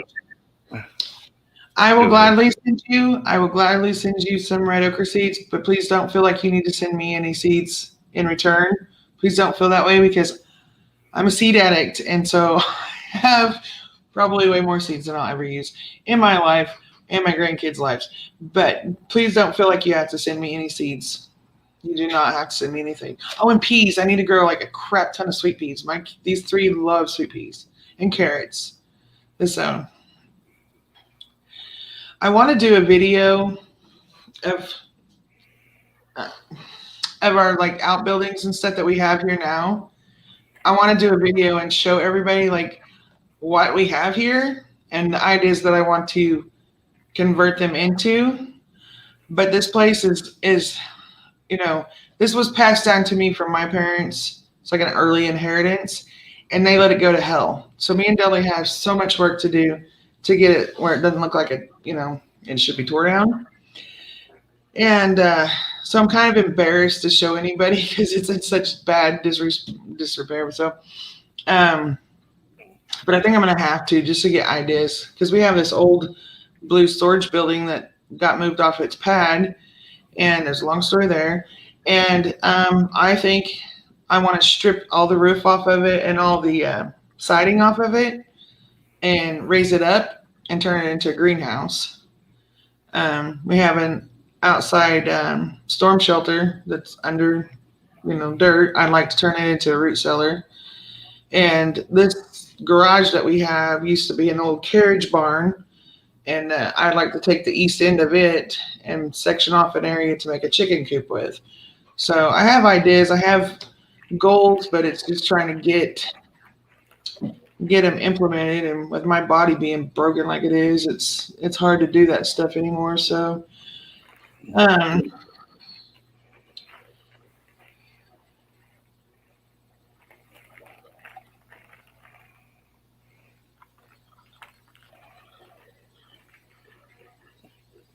Yeah.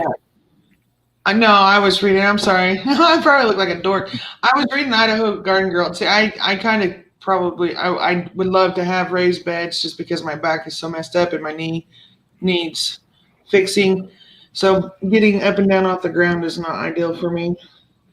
So, Ginger. Oh my gosh. Yes, dear. Looky. Look here. I got those Jester marigold seeds. I was like, I gotta go get some more because I don't have enough.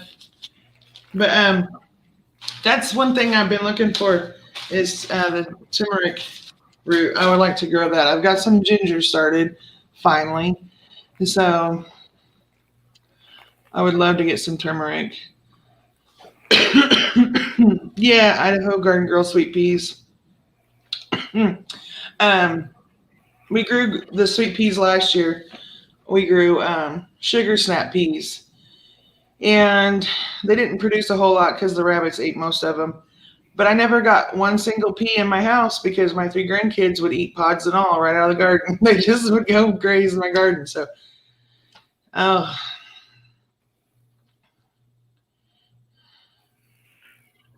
This Yeah. Idaho Garden Girl, that was marigold seeds. Yeah. That's my mixed bag. It's got the yellows, the oranges, the yellow and orange, the several varieties of yellow and orange, or Yeah. yellow and red, or Do you have any of the Jester seeds? no? Are those the white ones you was talking about? No. The Jester one it's a yellow. If you go back to some of my videos and look over on the north garden where I had all the beans and cucumbers and crap planted, every now and then I'll say, here, Gear, and I'll show you the marigolds. It's the one that it looks yellow and orange, but it's yellow and burgundy. It's like a burgundy color. It's really pretty. Is it the ones that are like striped? Mm-hmm. I mean, it looks like the burgundy looks like a flower, like on the yellow. So no, it's like, okay, so you got your petals off your flower, and like part of them are yellow and part of them are burgundy. They come out like a pinwheel kind of look. Yeah. So, but I also have seeds for like yucca plant and Rose of Sharon that I collected. We're gonna have some lofa from our lofa sponge, sunflower seeds from the sunflowers that we grew. That's something else we're gonna grow a lot of. Yeah, spokes of a wheel. That's a better. Yes, Idaho Girl. Thank you. Yeah, spokes, just like the spokes of a wheel. But so there's certain things that I, like we learned real quick. The snap peas that we grew last year was not even close to the amount that we need. We got to grow like triple what we tried to grow in last year, and keep the rabbits out of them. But I learned if you put dog hair or human hair at the base of your plants when you first transplant them, the rabbits smell that and they'll leave it alone. So that's what I did is I went out there, and because I have that Great Pyrenees with long hair, so I was all pulling all his hair that was loose, and I went and packed it around what was left in my garden. We didn't have any problems with rabbits this year either, so worked out pretty good. Go lay down. Do any of you use your kitchen scraps to regrow vegetables? Have any of you guys tried doing that? Like celery or cabbage or anything? I've done it with green onions. Mm-hmm.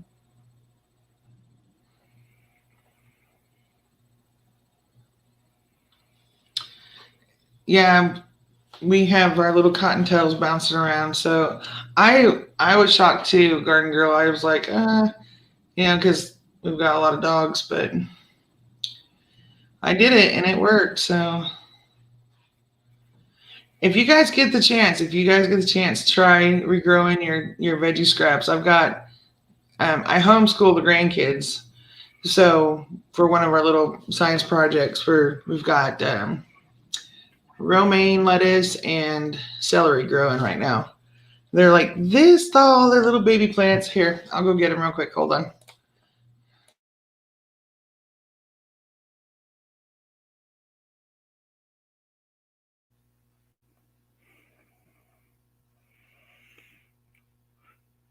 While we're waiting,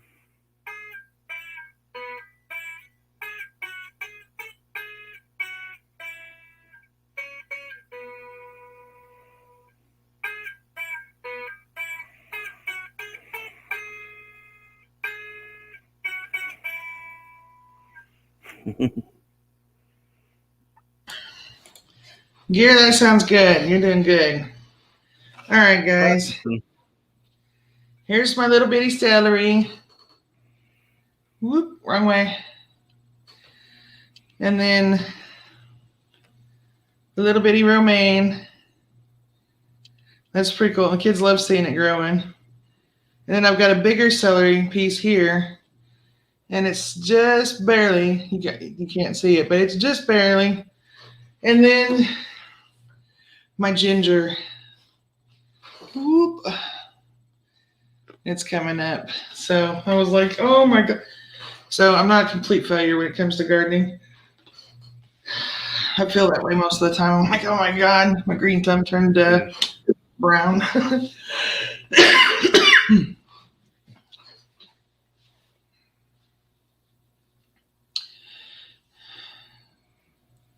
I've never grown ginger.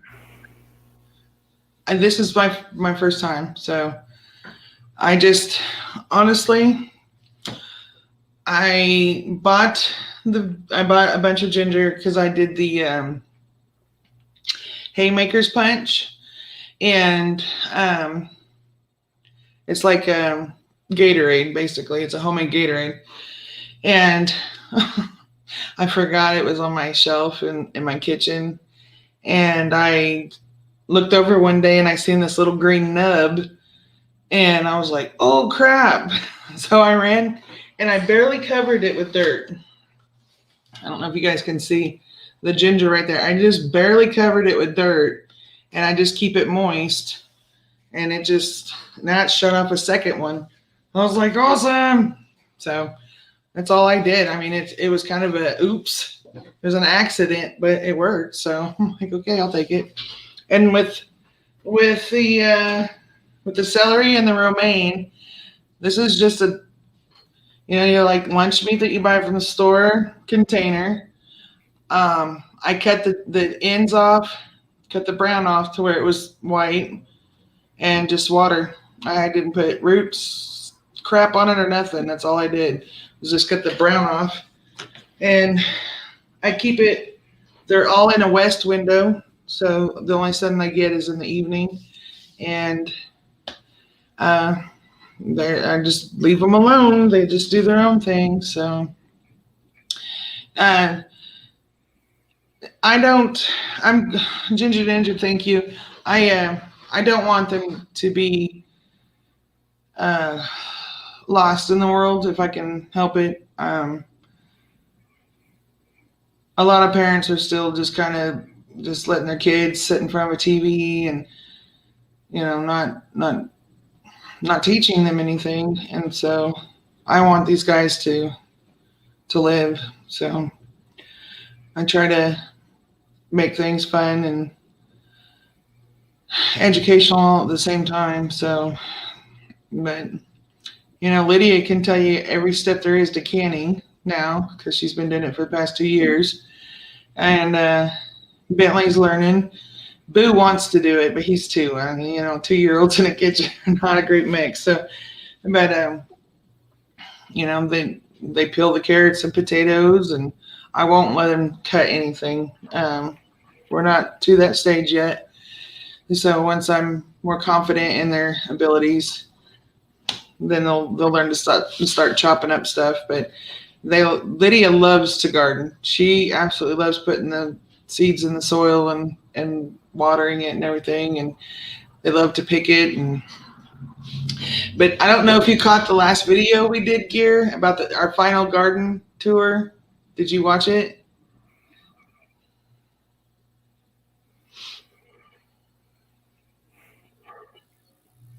Are you there? I'm here. Okay. Did you watch that last video we did, the final garden tour? Did you hear what Lydia said? Or do you remember? She's like, you have to, yeah. Showing all the one on the 7th. Yeah, where everything froze after the freeze. Yeah. Yeah, she wants more flowers, so we got to grow more flowers next year. I was like, okay. Yeah, I haven't watched the one the kids playing in the leaves. She's a sassy little thing. But and I figured that would do what? But I've watched all your other videos. Yeah, she wants way more flowers. back. So now about 2 months ago. Yeah, my next thing is I gotta get around my roses cleared up because the Bermuda grass is taking over those too.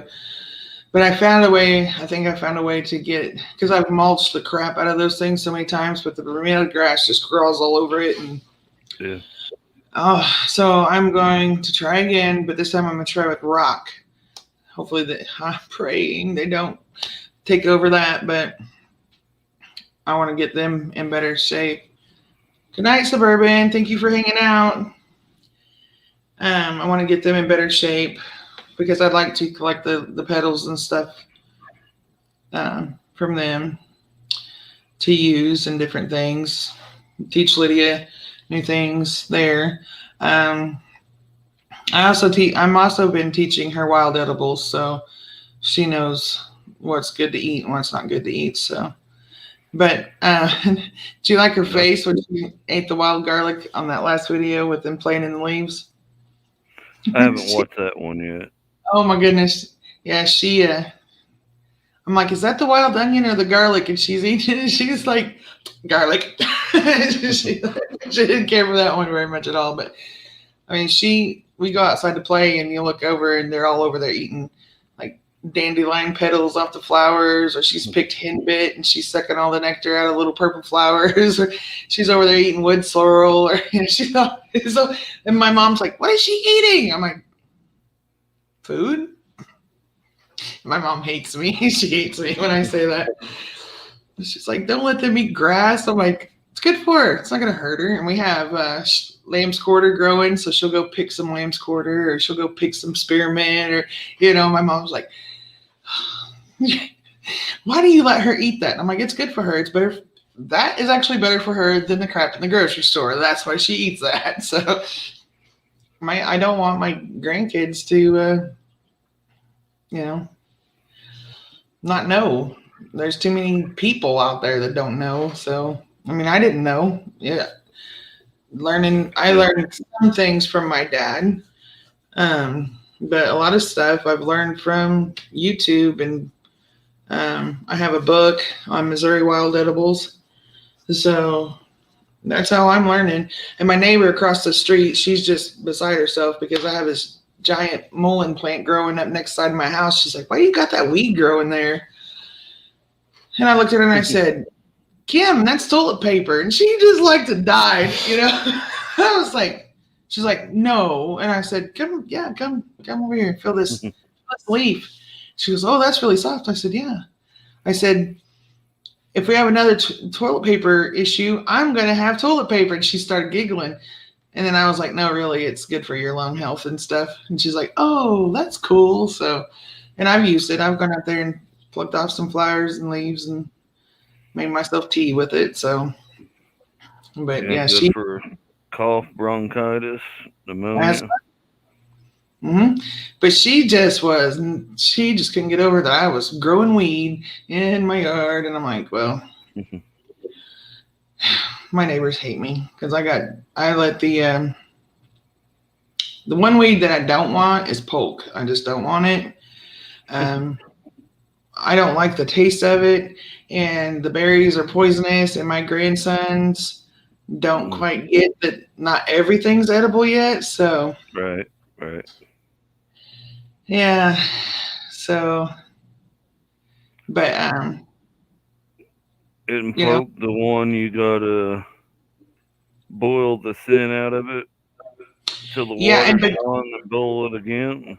You want the little tiny shoots. You want when they first come out of the ground, and then you boil them like 2 or 3 times, and then you eat them. But by the time you eat them, they're just complete mush, slimy, nasty mush. No, thank you. Nothing. I'll go over here and I'll pick me up some of those lamb's quarter ears and rinse them off real nice, throw them in a salad, and I'm good to go. So, you know what sounds good about right now? Fried catfish, okra, coleslaw, French fries, hush puppies. I don't know what. that sounds good too. Some wilted watercress. Watercress is good. A little bit of bacon grease, a little bit of green onions on there. Or sweet or white or whatever onion. there is. I've never had it wilted. I've always just picked it right up out of the water and ate it. So, yeah, I make tea with it, Idaho Girl. I use both the leaves and the flowers. So, but some of the seeds that I'm going to have for next week are going to be Rose of Sharon, and it's actually a tree, but it's related to hibiscus and marshmallow plant. So you can take the leaves and you can eat the leaves of the tree in a salad. And you can take the petals of the flower and dry them and make a tea out of them. And they're really, really good for all kinds of stuff. Blood pressure, all kinds of stuff. But I'm not a doctor. You have to do your own research. You can be allergic to this stuff just like any other kind of thing out there. So I'm not, I'm not an herbalist. I don't do any of those things, but I've used it. I've used it for sore throat. I've used it for different things. It's high in mucilage, which is the same in okra. So the okra flowers and your Rose of Sharon flowers kind of can work together there like that. So, but I'm not going to tell anybody what's good to take and what not to take, but it's stuff that I do here at home and that's worked for me. But I'm trying to get my hands on elderberry, which I might get, but what's back here?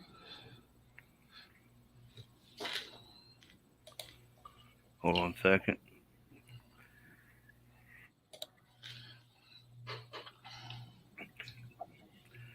Growing up, one of my aunts used to watch us kids, and she went and picked wild greens, and that was always fun for me. She would kind of make it a game, so we would have fun doing it, and the younger kids would wear out and take a nap afterwards when we got back. Yeah. But always picking wild greens. There was one she called mouse ear. Huh. And she always told us, whoever can find it will get 2 popsicles. Oh, cool. I didn't always find it, but I was always the one that would find it. And the thing is, all the other kids would be walking in front of me. Right. Well, we have violet here too, wild violets. And so next year I want to have a big collection of the flowers and make the violet jelly for Lydia. I think she's going to love that. She will think that's so cool.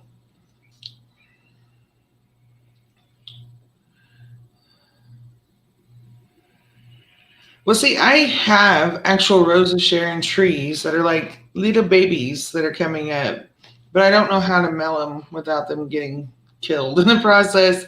And so I'm going to do some more researching and see how you go about that, because I can easily just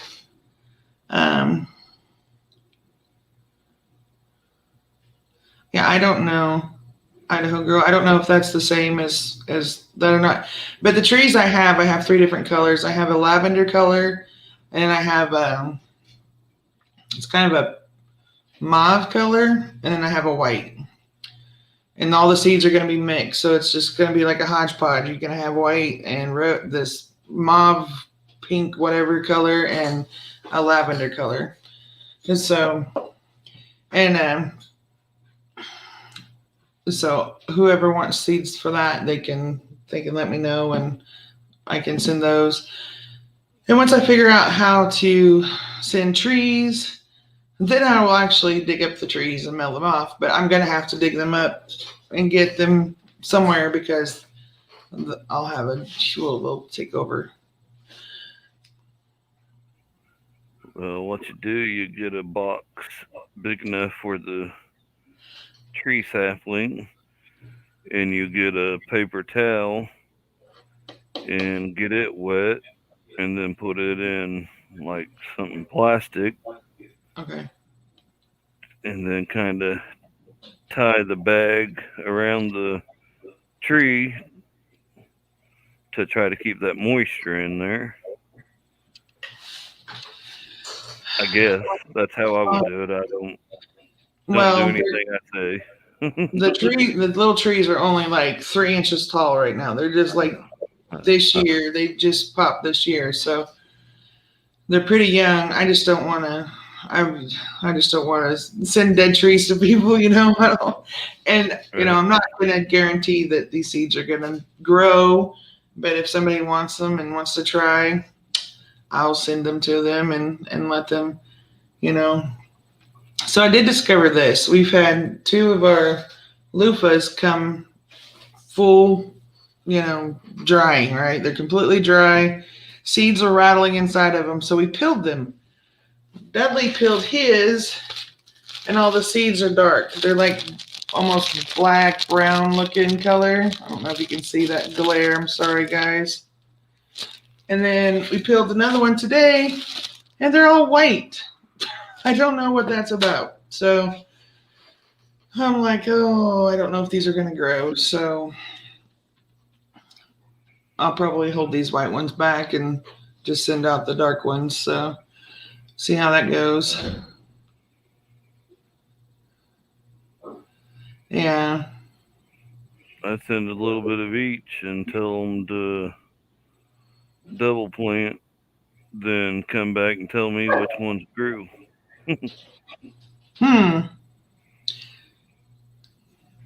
Yeah, Dudley's going to do that next year. He's going to plant some of each one to see if the white ones will grow. So if they do, great. If they don't, okay. I'm not really too hurt. We've got 6, 7 loofah gourds off of one plant. I think that's pretty good. So I'm not complaining. Yeah. Besides like making like soap sponges, is there any other use for it? You can take and cut it and lay it out flat, perfectly flat, and use it like a dishpan scrubber. You know, so I don't really know. Now, if you pick the loaf of gourd when it's really young, you can eat it like a squash. You can like saute it and stuff like a squash, but you want to get them when they're really young. Right. So,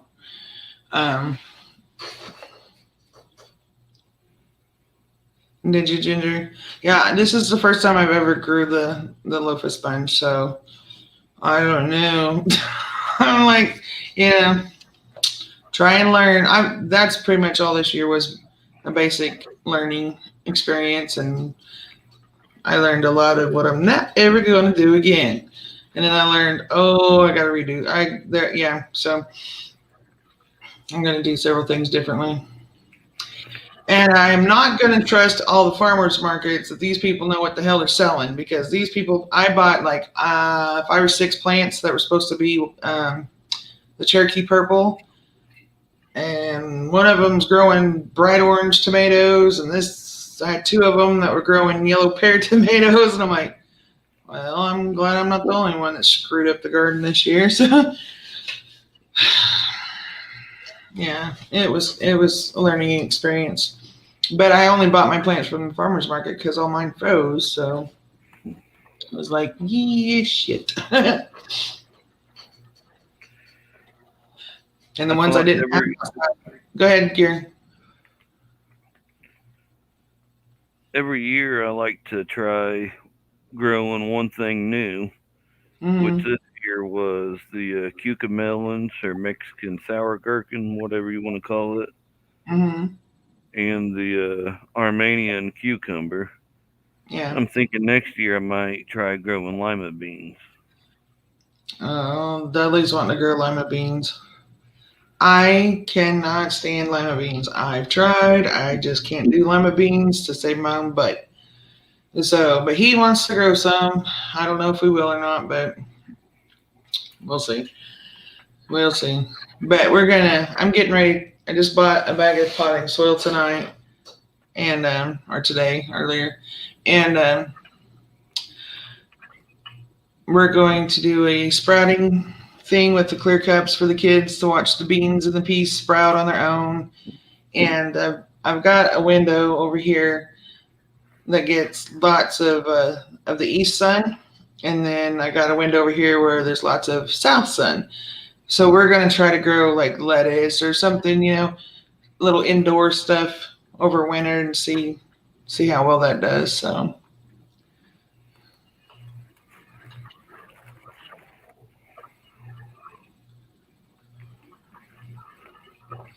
yeah, next year I want to grow a couple different gourds. So how far apart do your gourds need to be? I have a bushel gourd I'd really like to grow, and then the birdhouse gourd I'd like to grow. How does anybody know should I do them different years, or can they be like so many feet apart and still be okay without the seeds mixing? Or does anybody know anything on that? Because I'd really like to know before I go doing that.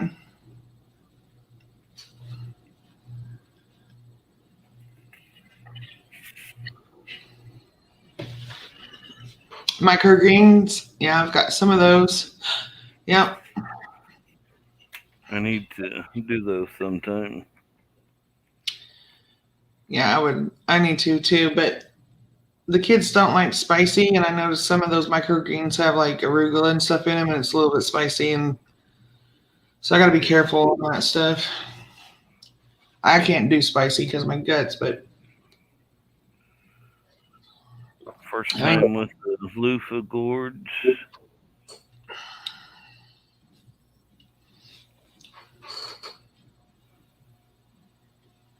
Oh, you're okay, Idaho girl. You're fine. You have a good night. I hope you sleep good. Have a good Okay. It's early yet. Ginger Ninja, I have 2 big archways for my climbing roses, but the roses are still real young and they're not climbing yet. And I thought about growing the gourds over their archways, but they're I'd say they're probably about 30, maybe 40 feet apart. Is that far enough apart, or should I spread them out farther? Because I don't know. I also have my Concord grape. I've been after Dudley for 2 years to get an arbor built for them.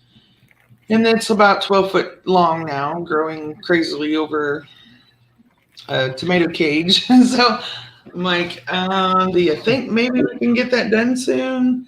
Because it needs it. Because I'm thinking next year. Yeah. I'm thinking next year it's going to put on grapes finally. You don't have to ask him. You don't have to ask him every year. He'll get to it. Yeah, by the time he gets to it, they're going to be broken or something. But I have some blackberries growing.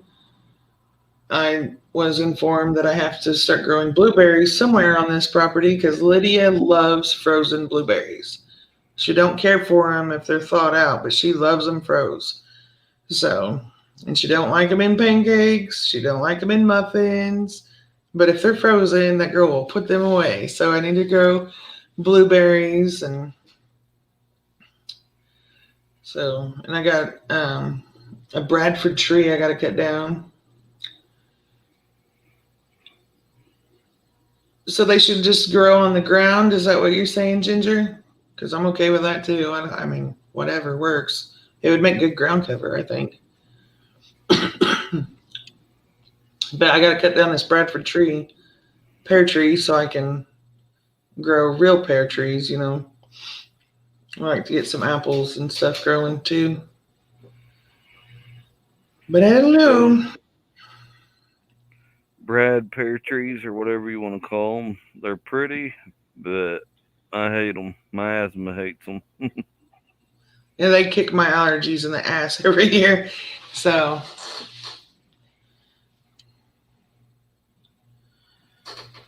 I'll have to, I don't know. I'll figure out. I'll probably try them over the archway just to see. Because I know the loofahs that we grew straight up the damn sunflower. So I was like, oh my God, I thought it was going to tear it down. It didn't. So, but yeah, the Bradford pear, it kills my allergies every spring. It's really pretty, but it's like, oh.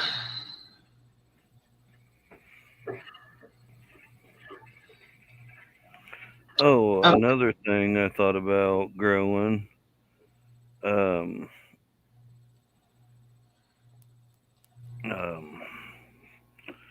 What is it? Butternut squash. Oh yes, that is so good. Oh, it's so good. But We grew that last year. We bought one. I have to look up some recipes and stuff.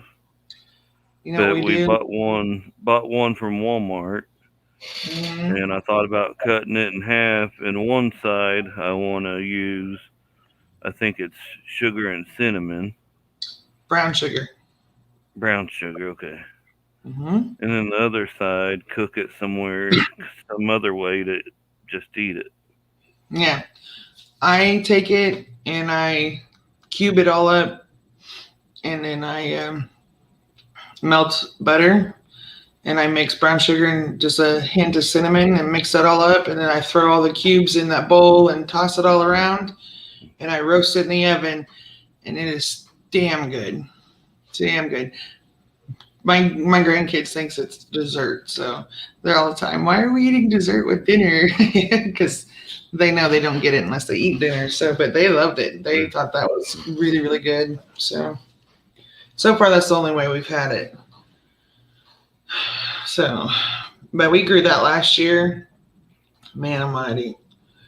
Squash bug hell, but we got several good pieces of it. Yeah, we got a lot of. We've eaten it all by now. I don't know how many. I can't remember. I want to say we had 12 different. By the time we got over the season, we had like 12 squash. But I lost a ton of plants to squash bugs, and I had them in like 3 different areas of my yard growing. So, and I grew. Go ahead. That's the one thing I didn't miss this year with squash bugs and bean beetles or whatever kind of bugs attack the beans. Yeah. Well, I didn't have any bean beetles that I know of, but yeah, the squash bug took out our watermelon, took out our pumpkin, and then they moved over to the cucumbers. So I'm like, oh my Lord,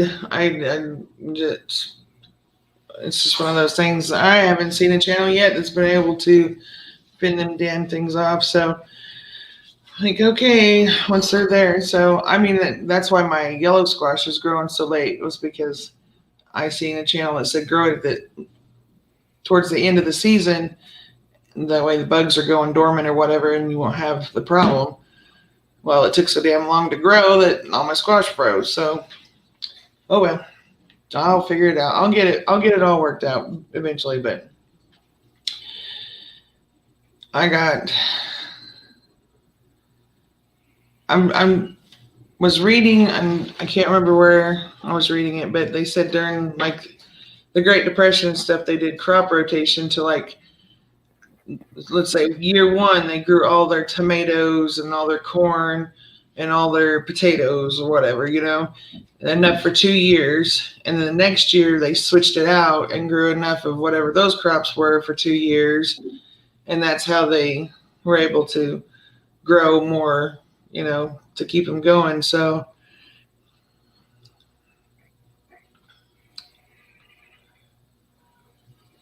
I'll write them down. So I can go check that out. Homestead Heart. But I mean, I can grow quite a bit here on the 3/4 acre, but it's a lot for me and 3 little ones to try to keep up with by ourselves, because he's out on the road all day long, and there's days he don't get home till 9 or 10 o'clock at night, so it sucks. But I like to eat my food. I don't want to eat hope and pipe dreams and all that crap. So, but I want to be able to grow a variety of stuff and have different things here that like a food forest almost, but not you know. I learned the other day you can eat hosta. You know your hostas? Yeah. When the shoots come out, when they're real small, you can eat them. I was like, no way. There's videos on YouTube on how to cook them and different things like that. So, does it grow shoots back? hmm yeah. So, yeah, ginger, yeah. And so, and see, like, I want to have the chickens and rabbits. This will be like my 5th or 6th time raising rabbits. And Deli wants to get quail because we can grow all 3 of those right here in town. But I'm really nervous about doing that without having a fence because of our last experience raising rabbits, you know. So you can eat elephant ears too. Ginger. Really? All right. What else can I eat, girlfriend? Tell me. Google. I'm gonna write this down. Google's saying you can eat the leaves of the hosta plants. Mm-hmm. I probably make people mad when I make videos because I call them hostess. No. I know you well enough now. You're just you're Or a do I jokester. call them hostess? You call them hostess. Dudley loves elephant ears, and he's all time. Can we grow these? And we don't have the right setup yet, but I'm getting ready. Once we get our fence in, if I can get it up soon. Okay, I say soon, but it's not going to be until after the 1st of January because that's when we can get the land surveyor out here the soonest. Then I'll have a place where we can grow his elephant ears. So. Yeah, I need Because to chop and drop my elephant ears. Yeah. The frost got them.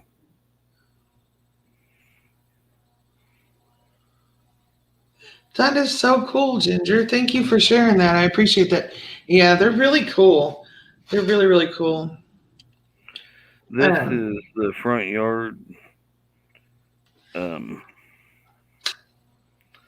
a walnut tree on that side of the yard there, and we couldn't get anything else to grow there that we tried.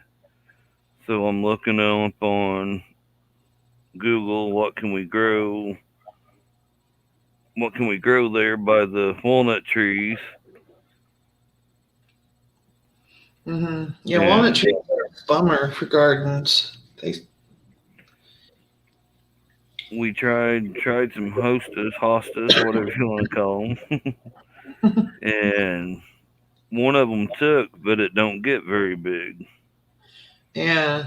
So we planted elephant ears, and they love it there. We don't do anything special other than in the hot summer, whenever I'm watering flowers, I'll give them a little bit of water. Mm-hmm. Yeah, the roots of a walnut tree, they are toxic to a lot of plants, and like apple trees, they'll kill any apple tree within 25 feet of it. So I was like, damn. So don't plant walnut trees close to your gardening areas or your orchard. Got it. These walnut trees out here are older than I am. Yeah. Probably older than both of us combined. Yeah. I've got one. It's not on my property. It's technically the city's property. It's the easeway for the electric company. And it's old. It's really, really old. And so my neighbor called to see if how to get it taken care of because it's got a ton of dead limbs in it. And the city's like, oh yeah, you can have it cut down if you want. Well, guess what? You get to pay to have that thing cut down. They're not going to. And so we're all like, well, shit. So I don't know. We might cut it down. It's still alive. It's still real healthy. It's just got some dead limbs, but she has a garden growing in her backyard, and I have my garden. Well, I plan on putting a garden spot back there, and we don't want it killing our gardens. So, but it is nice having a walnut tree that close, so that if you need the nuts, you got them right there. So it's damned if you do and damned if you don't kind of deal. The electric company cut down another tree. I don't remember exactly what it was. That's been a couple of years ago. And they was going to cut down either both of the walnut trees or the one. And got a hold of the landlord. They had me call her or him, her, whichever one's in charge. I think her, but anyways, get permission. It wasn't going to cost, but she told them no. It provides shade for the house. Well, like, crap. In the little grouping that's back there, we have a chainsaw now, so we're gonna go back there and we're gonna clean it up. People like to get back there and hide, and when shit gets stolen, that's where it gets dumped and everything else. So we're gonna go back there and clean it up the best that we can. But there's a mulberry tree growing there, and we have a juniper tree all growing right there. And Dudley's like, well, do we cut them all down or leave them? Because I've been telling him, I can use the juniper tree, I can use the mulberry tree, we can use the walnut tree, And I said, well, we'll leave them, but we need to keep it cleaned because we went out there this summer and the neighborhood kids had dug a 6-foot deep hole back there. And I was like, oh, shit. So, there's little ones running around all over the place. And I'm like, that's all we need is somebody to fall in there and get hurt. So we're going to go and try to get it, all the little saplings and crap cut out and try to get it cleaned up to where you can actually see in there. So it's not such a great hiding place. Because ragweed grows up through there and there's just different, weeds, poke, and I don't know what else is growing back there, but it just needs cleaned up so that they can't get back there and do whatever trouble they're trying to do. So, and this year, it's also a good place to hide if you're, like a possum or a groundhog, so we had a groundhog visiting this year. Mm-hmm. It was fun to watch. But, put it on the grill. No, thank you. I really don't want to eat certain things unless I'm going to have to eat them. You know what I'm saying? And I know everybody's like, might as well get used to it now. No, it won't be as easy to get used to until I have to. There's a different mindset. So, and right across the highway from me, the city owns this big, I don't know, it's like an acre and a half. It's all grown up, it's all wooded, and it's providing shelter for wildlife. So now here I am. I have a fox that visits almost every night, and we've had a bobcat come up in our yard, which that was real fun, let me tell you. So I got to get a fence up so my dogs will stop because they see it and they want to kill it and they go crazy.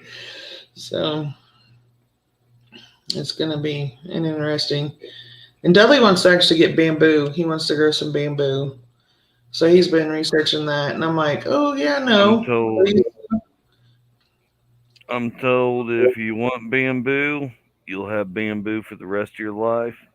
Yep. If you want to get rid of bamboo, you'll have to move away. Yep. Good night, Ginger. Thank you for hanging out with us. We appreciate you. Bamboo would be nice to have for making garden trellises, and it would. There is one type of bamboo but you have to make like a concrete border around the area that you can allow it to grow. And it's got to be like so many inches deep, and it will not go outside that boundary, you know?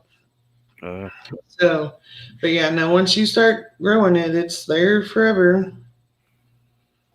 So, and bamboo is useful. I mean, you can use it, like if you get the big, huge bamboo, you can use it for water containers, you know, carrying water or boiling water in. That is very useful. And if you get the other variety, that's little shoots that you can eat, which I am not a fan of, but I mean, it is something you can eat.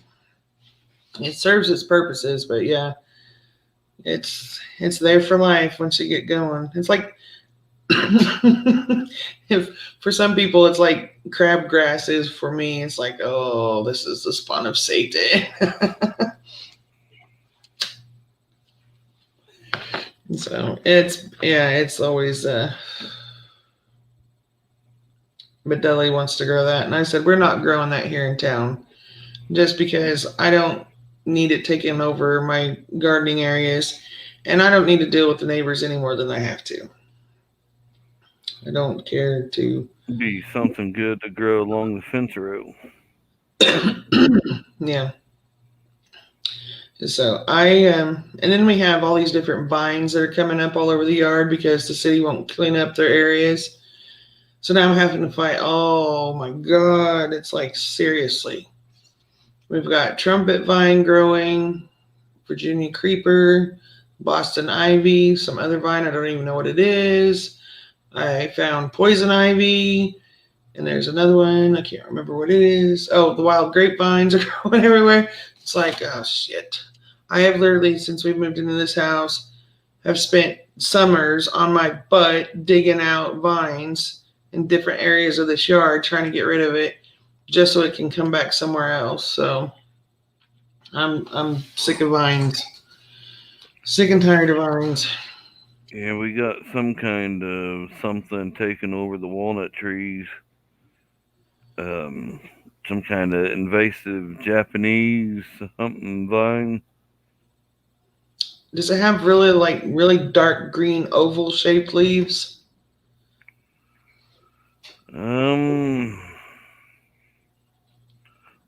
I would have to go look at it to be able to tell you. It like has red berries on it in the wintertime.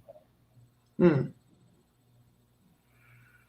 when we first moved in, I tried keeping it cut down, but it was like got to the point where I was busy with work in the summertime and I have other stuff to do and just let it grow. My parents, when they first moved into this house, this place was immaculate. There was gorgeous flower beds everywhere, like the type you would see in catalogs and stuff. And they went through and they shredded it all. They just ripped every bit of it out and got rid of it all because Mom didn't like it. And next thing, they had Boston ivy growing up over the walls of the house. I'm like, Dad, why aren't you out there killing that crap? It's going to tear up the fireplace because it was growing up the chimney and it was growing up the screens of the window. He's like, I've tried killing that crap and I can't get. They just let it grow. So when me and Dudley moved into this house when they gave it to us, we had Boston ivy that was like this big around their stems that we were, oh shit. We spent a whole summer, and it wasn't just me and Dudley. It was our kids and our kids' friends and all these people coming trying to dig this crap up. And if you drop one leaf of that crap, it'll sprout a whole new batch of Boston ivy. And that was about, well, it had been 6 years ago because it was before my granddaughter was born. We went around this entire house and we dug up and burnt all this crap, right? Well, this year I went outside and I'll be dang, here it's coming again. I was like, shit. So I'll be spending all next summer going out through trying to kill it all. And then we've got like the birds have planted morning glories all over my yard. So I've got pink and purple morning glories growing. I've got some old-fashioned morning glory that's like this big around, growing everywhere.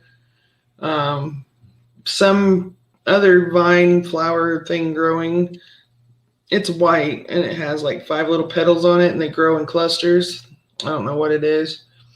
It's growing all over the place now, and Dudley's like, but they're kind of pretty, and I'm like, yeah, but they're kind of really invasive. And the white one, I went outside because I'm not allowed to weed eat here, so I went outside.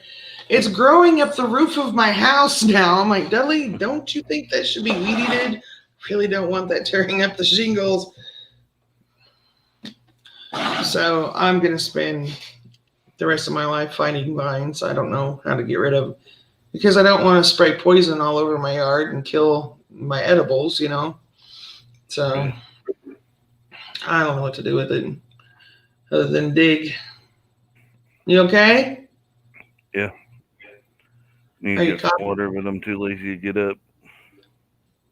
Well, do you want to call it for the night? Because I think it's just us 3 anyway. Me, you, and Dudley.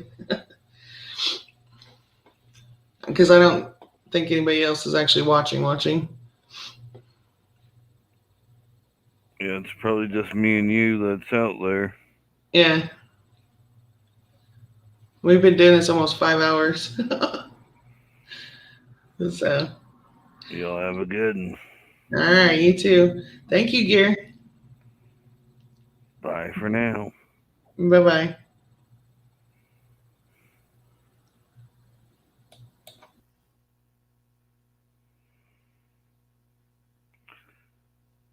Just me. I can say whatever I want, do whatever I want for the next 30 seconds. No, I'm joking. Y'all have a good one. Make sure you like, subscribe to Wailu Living.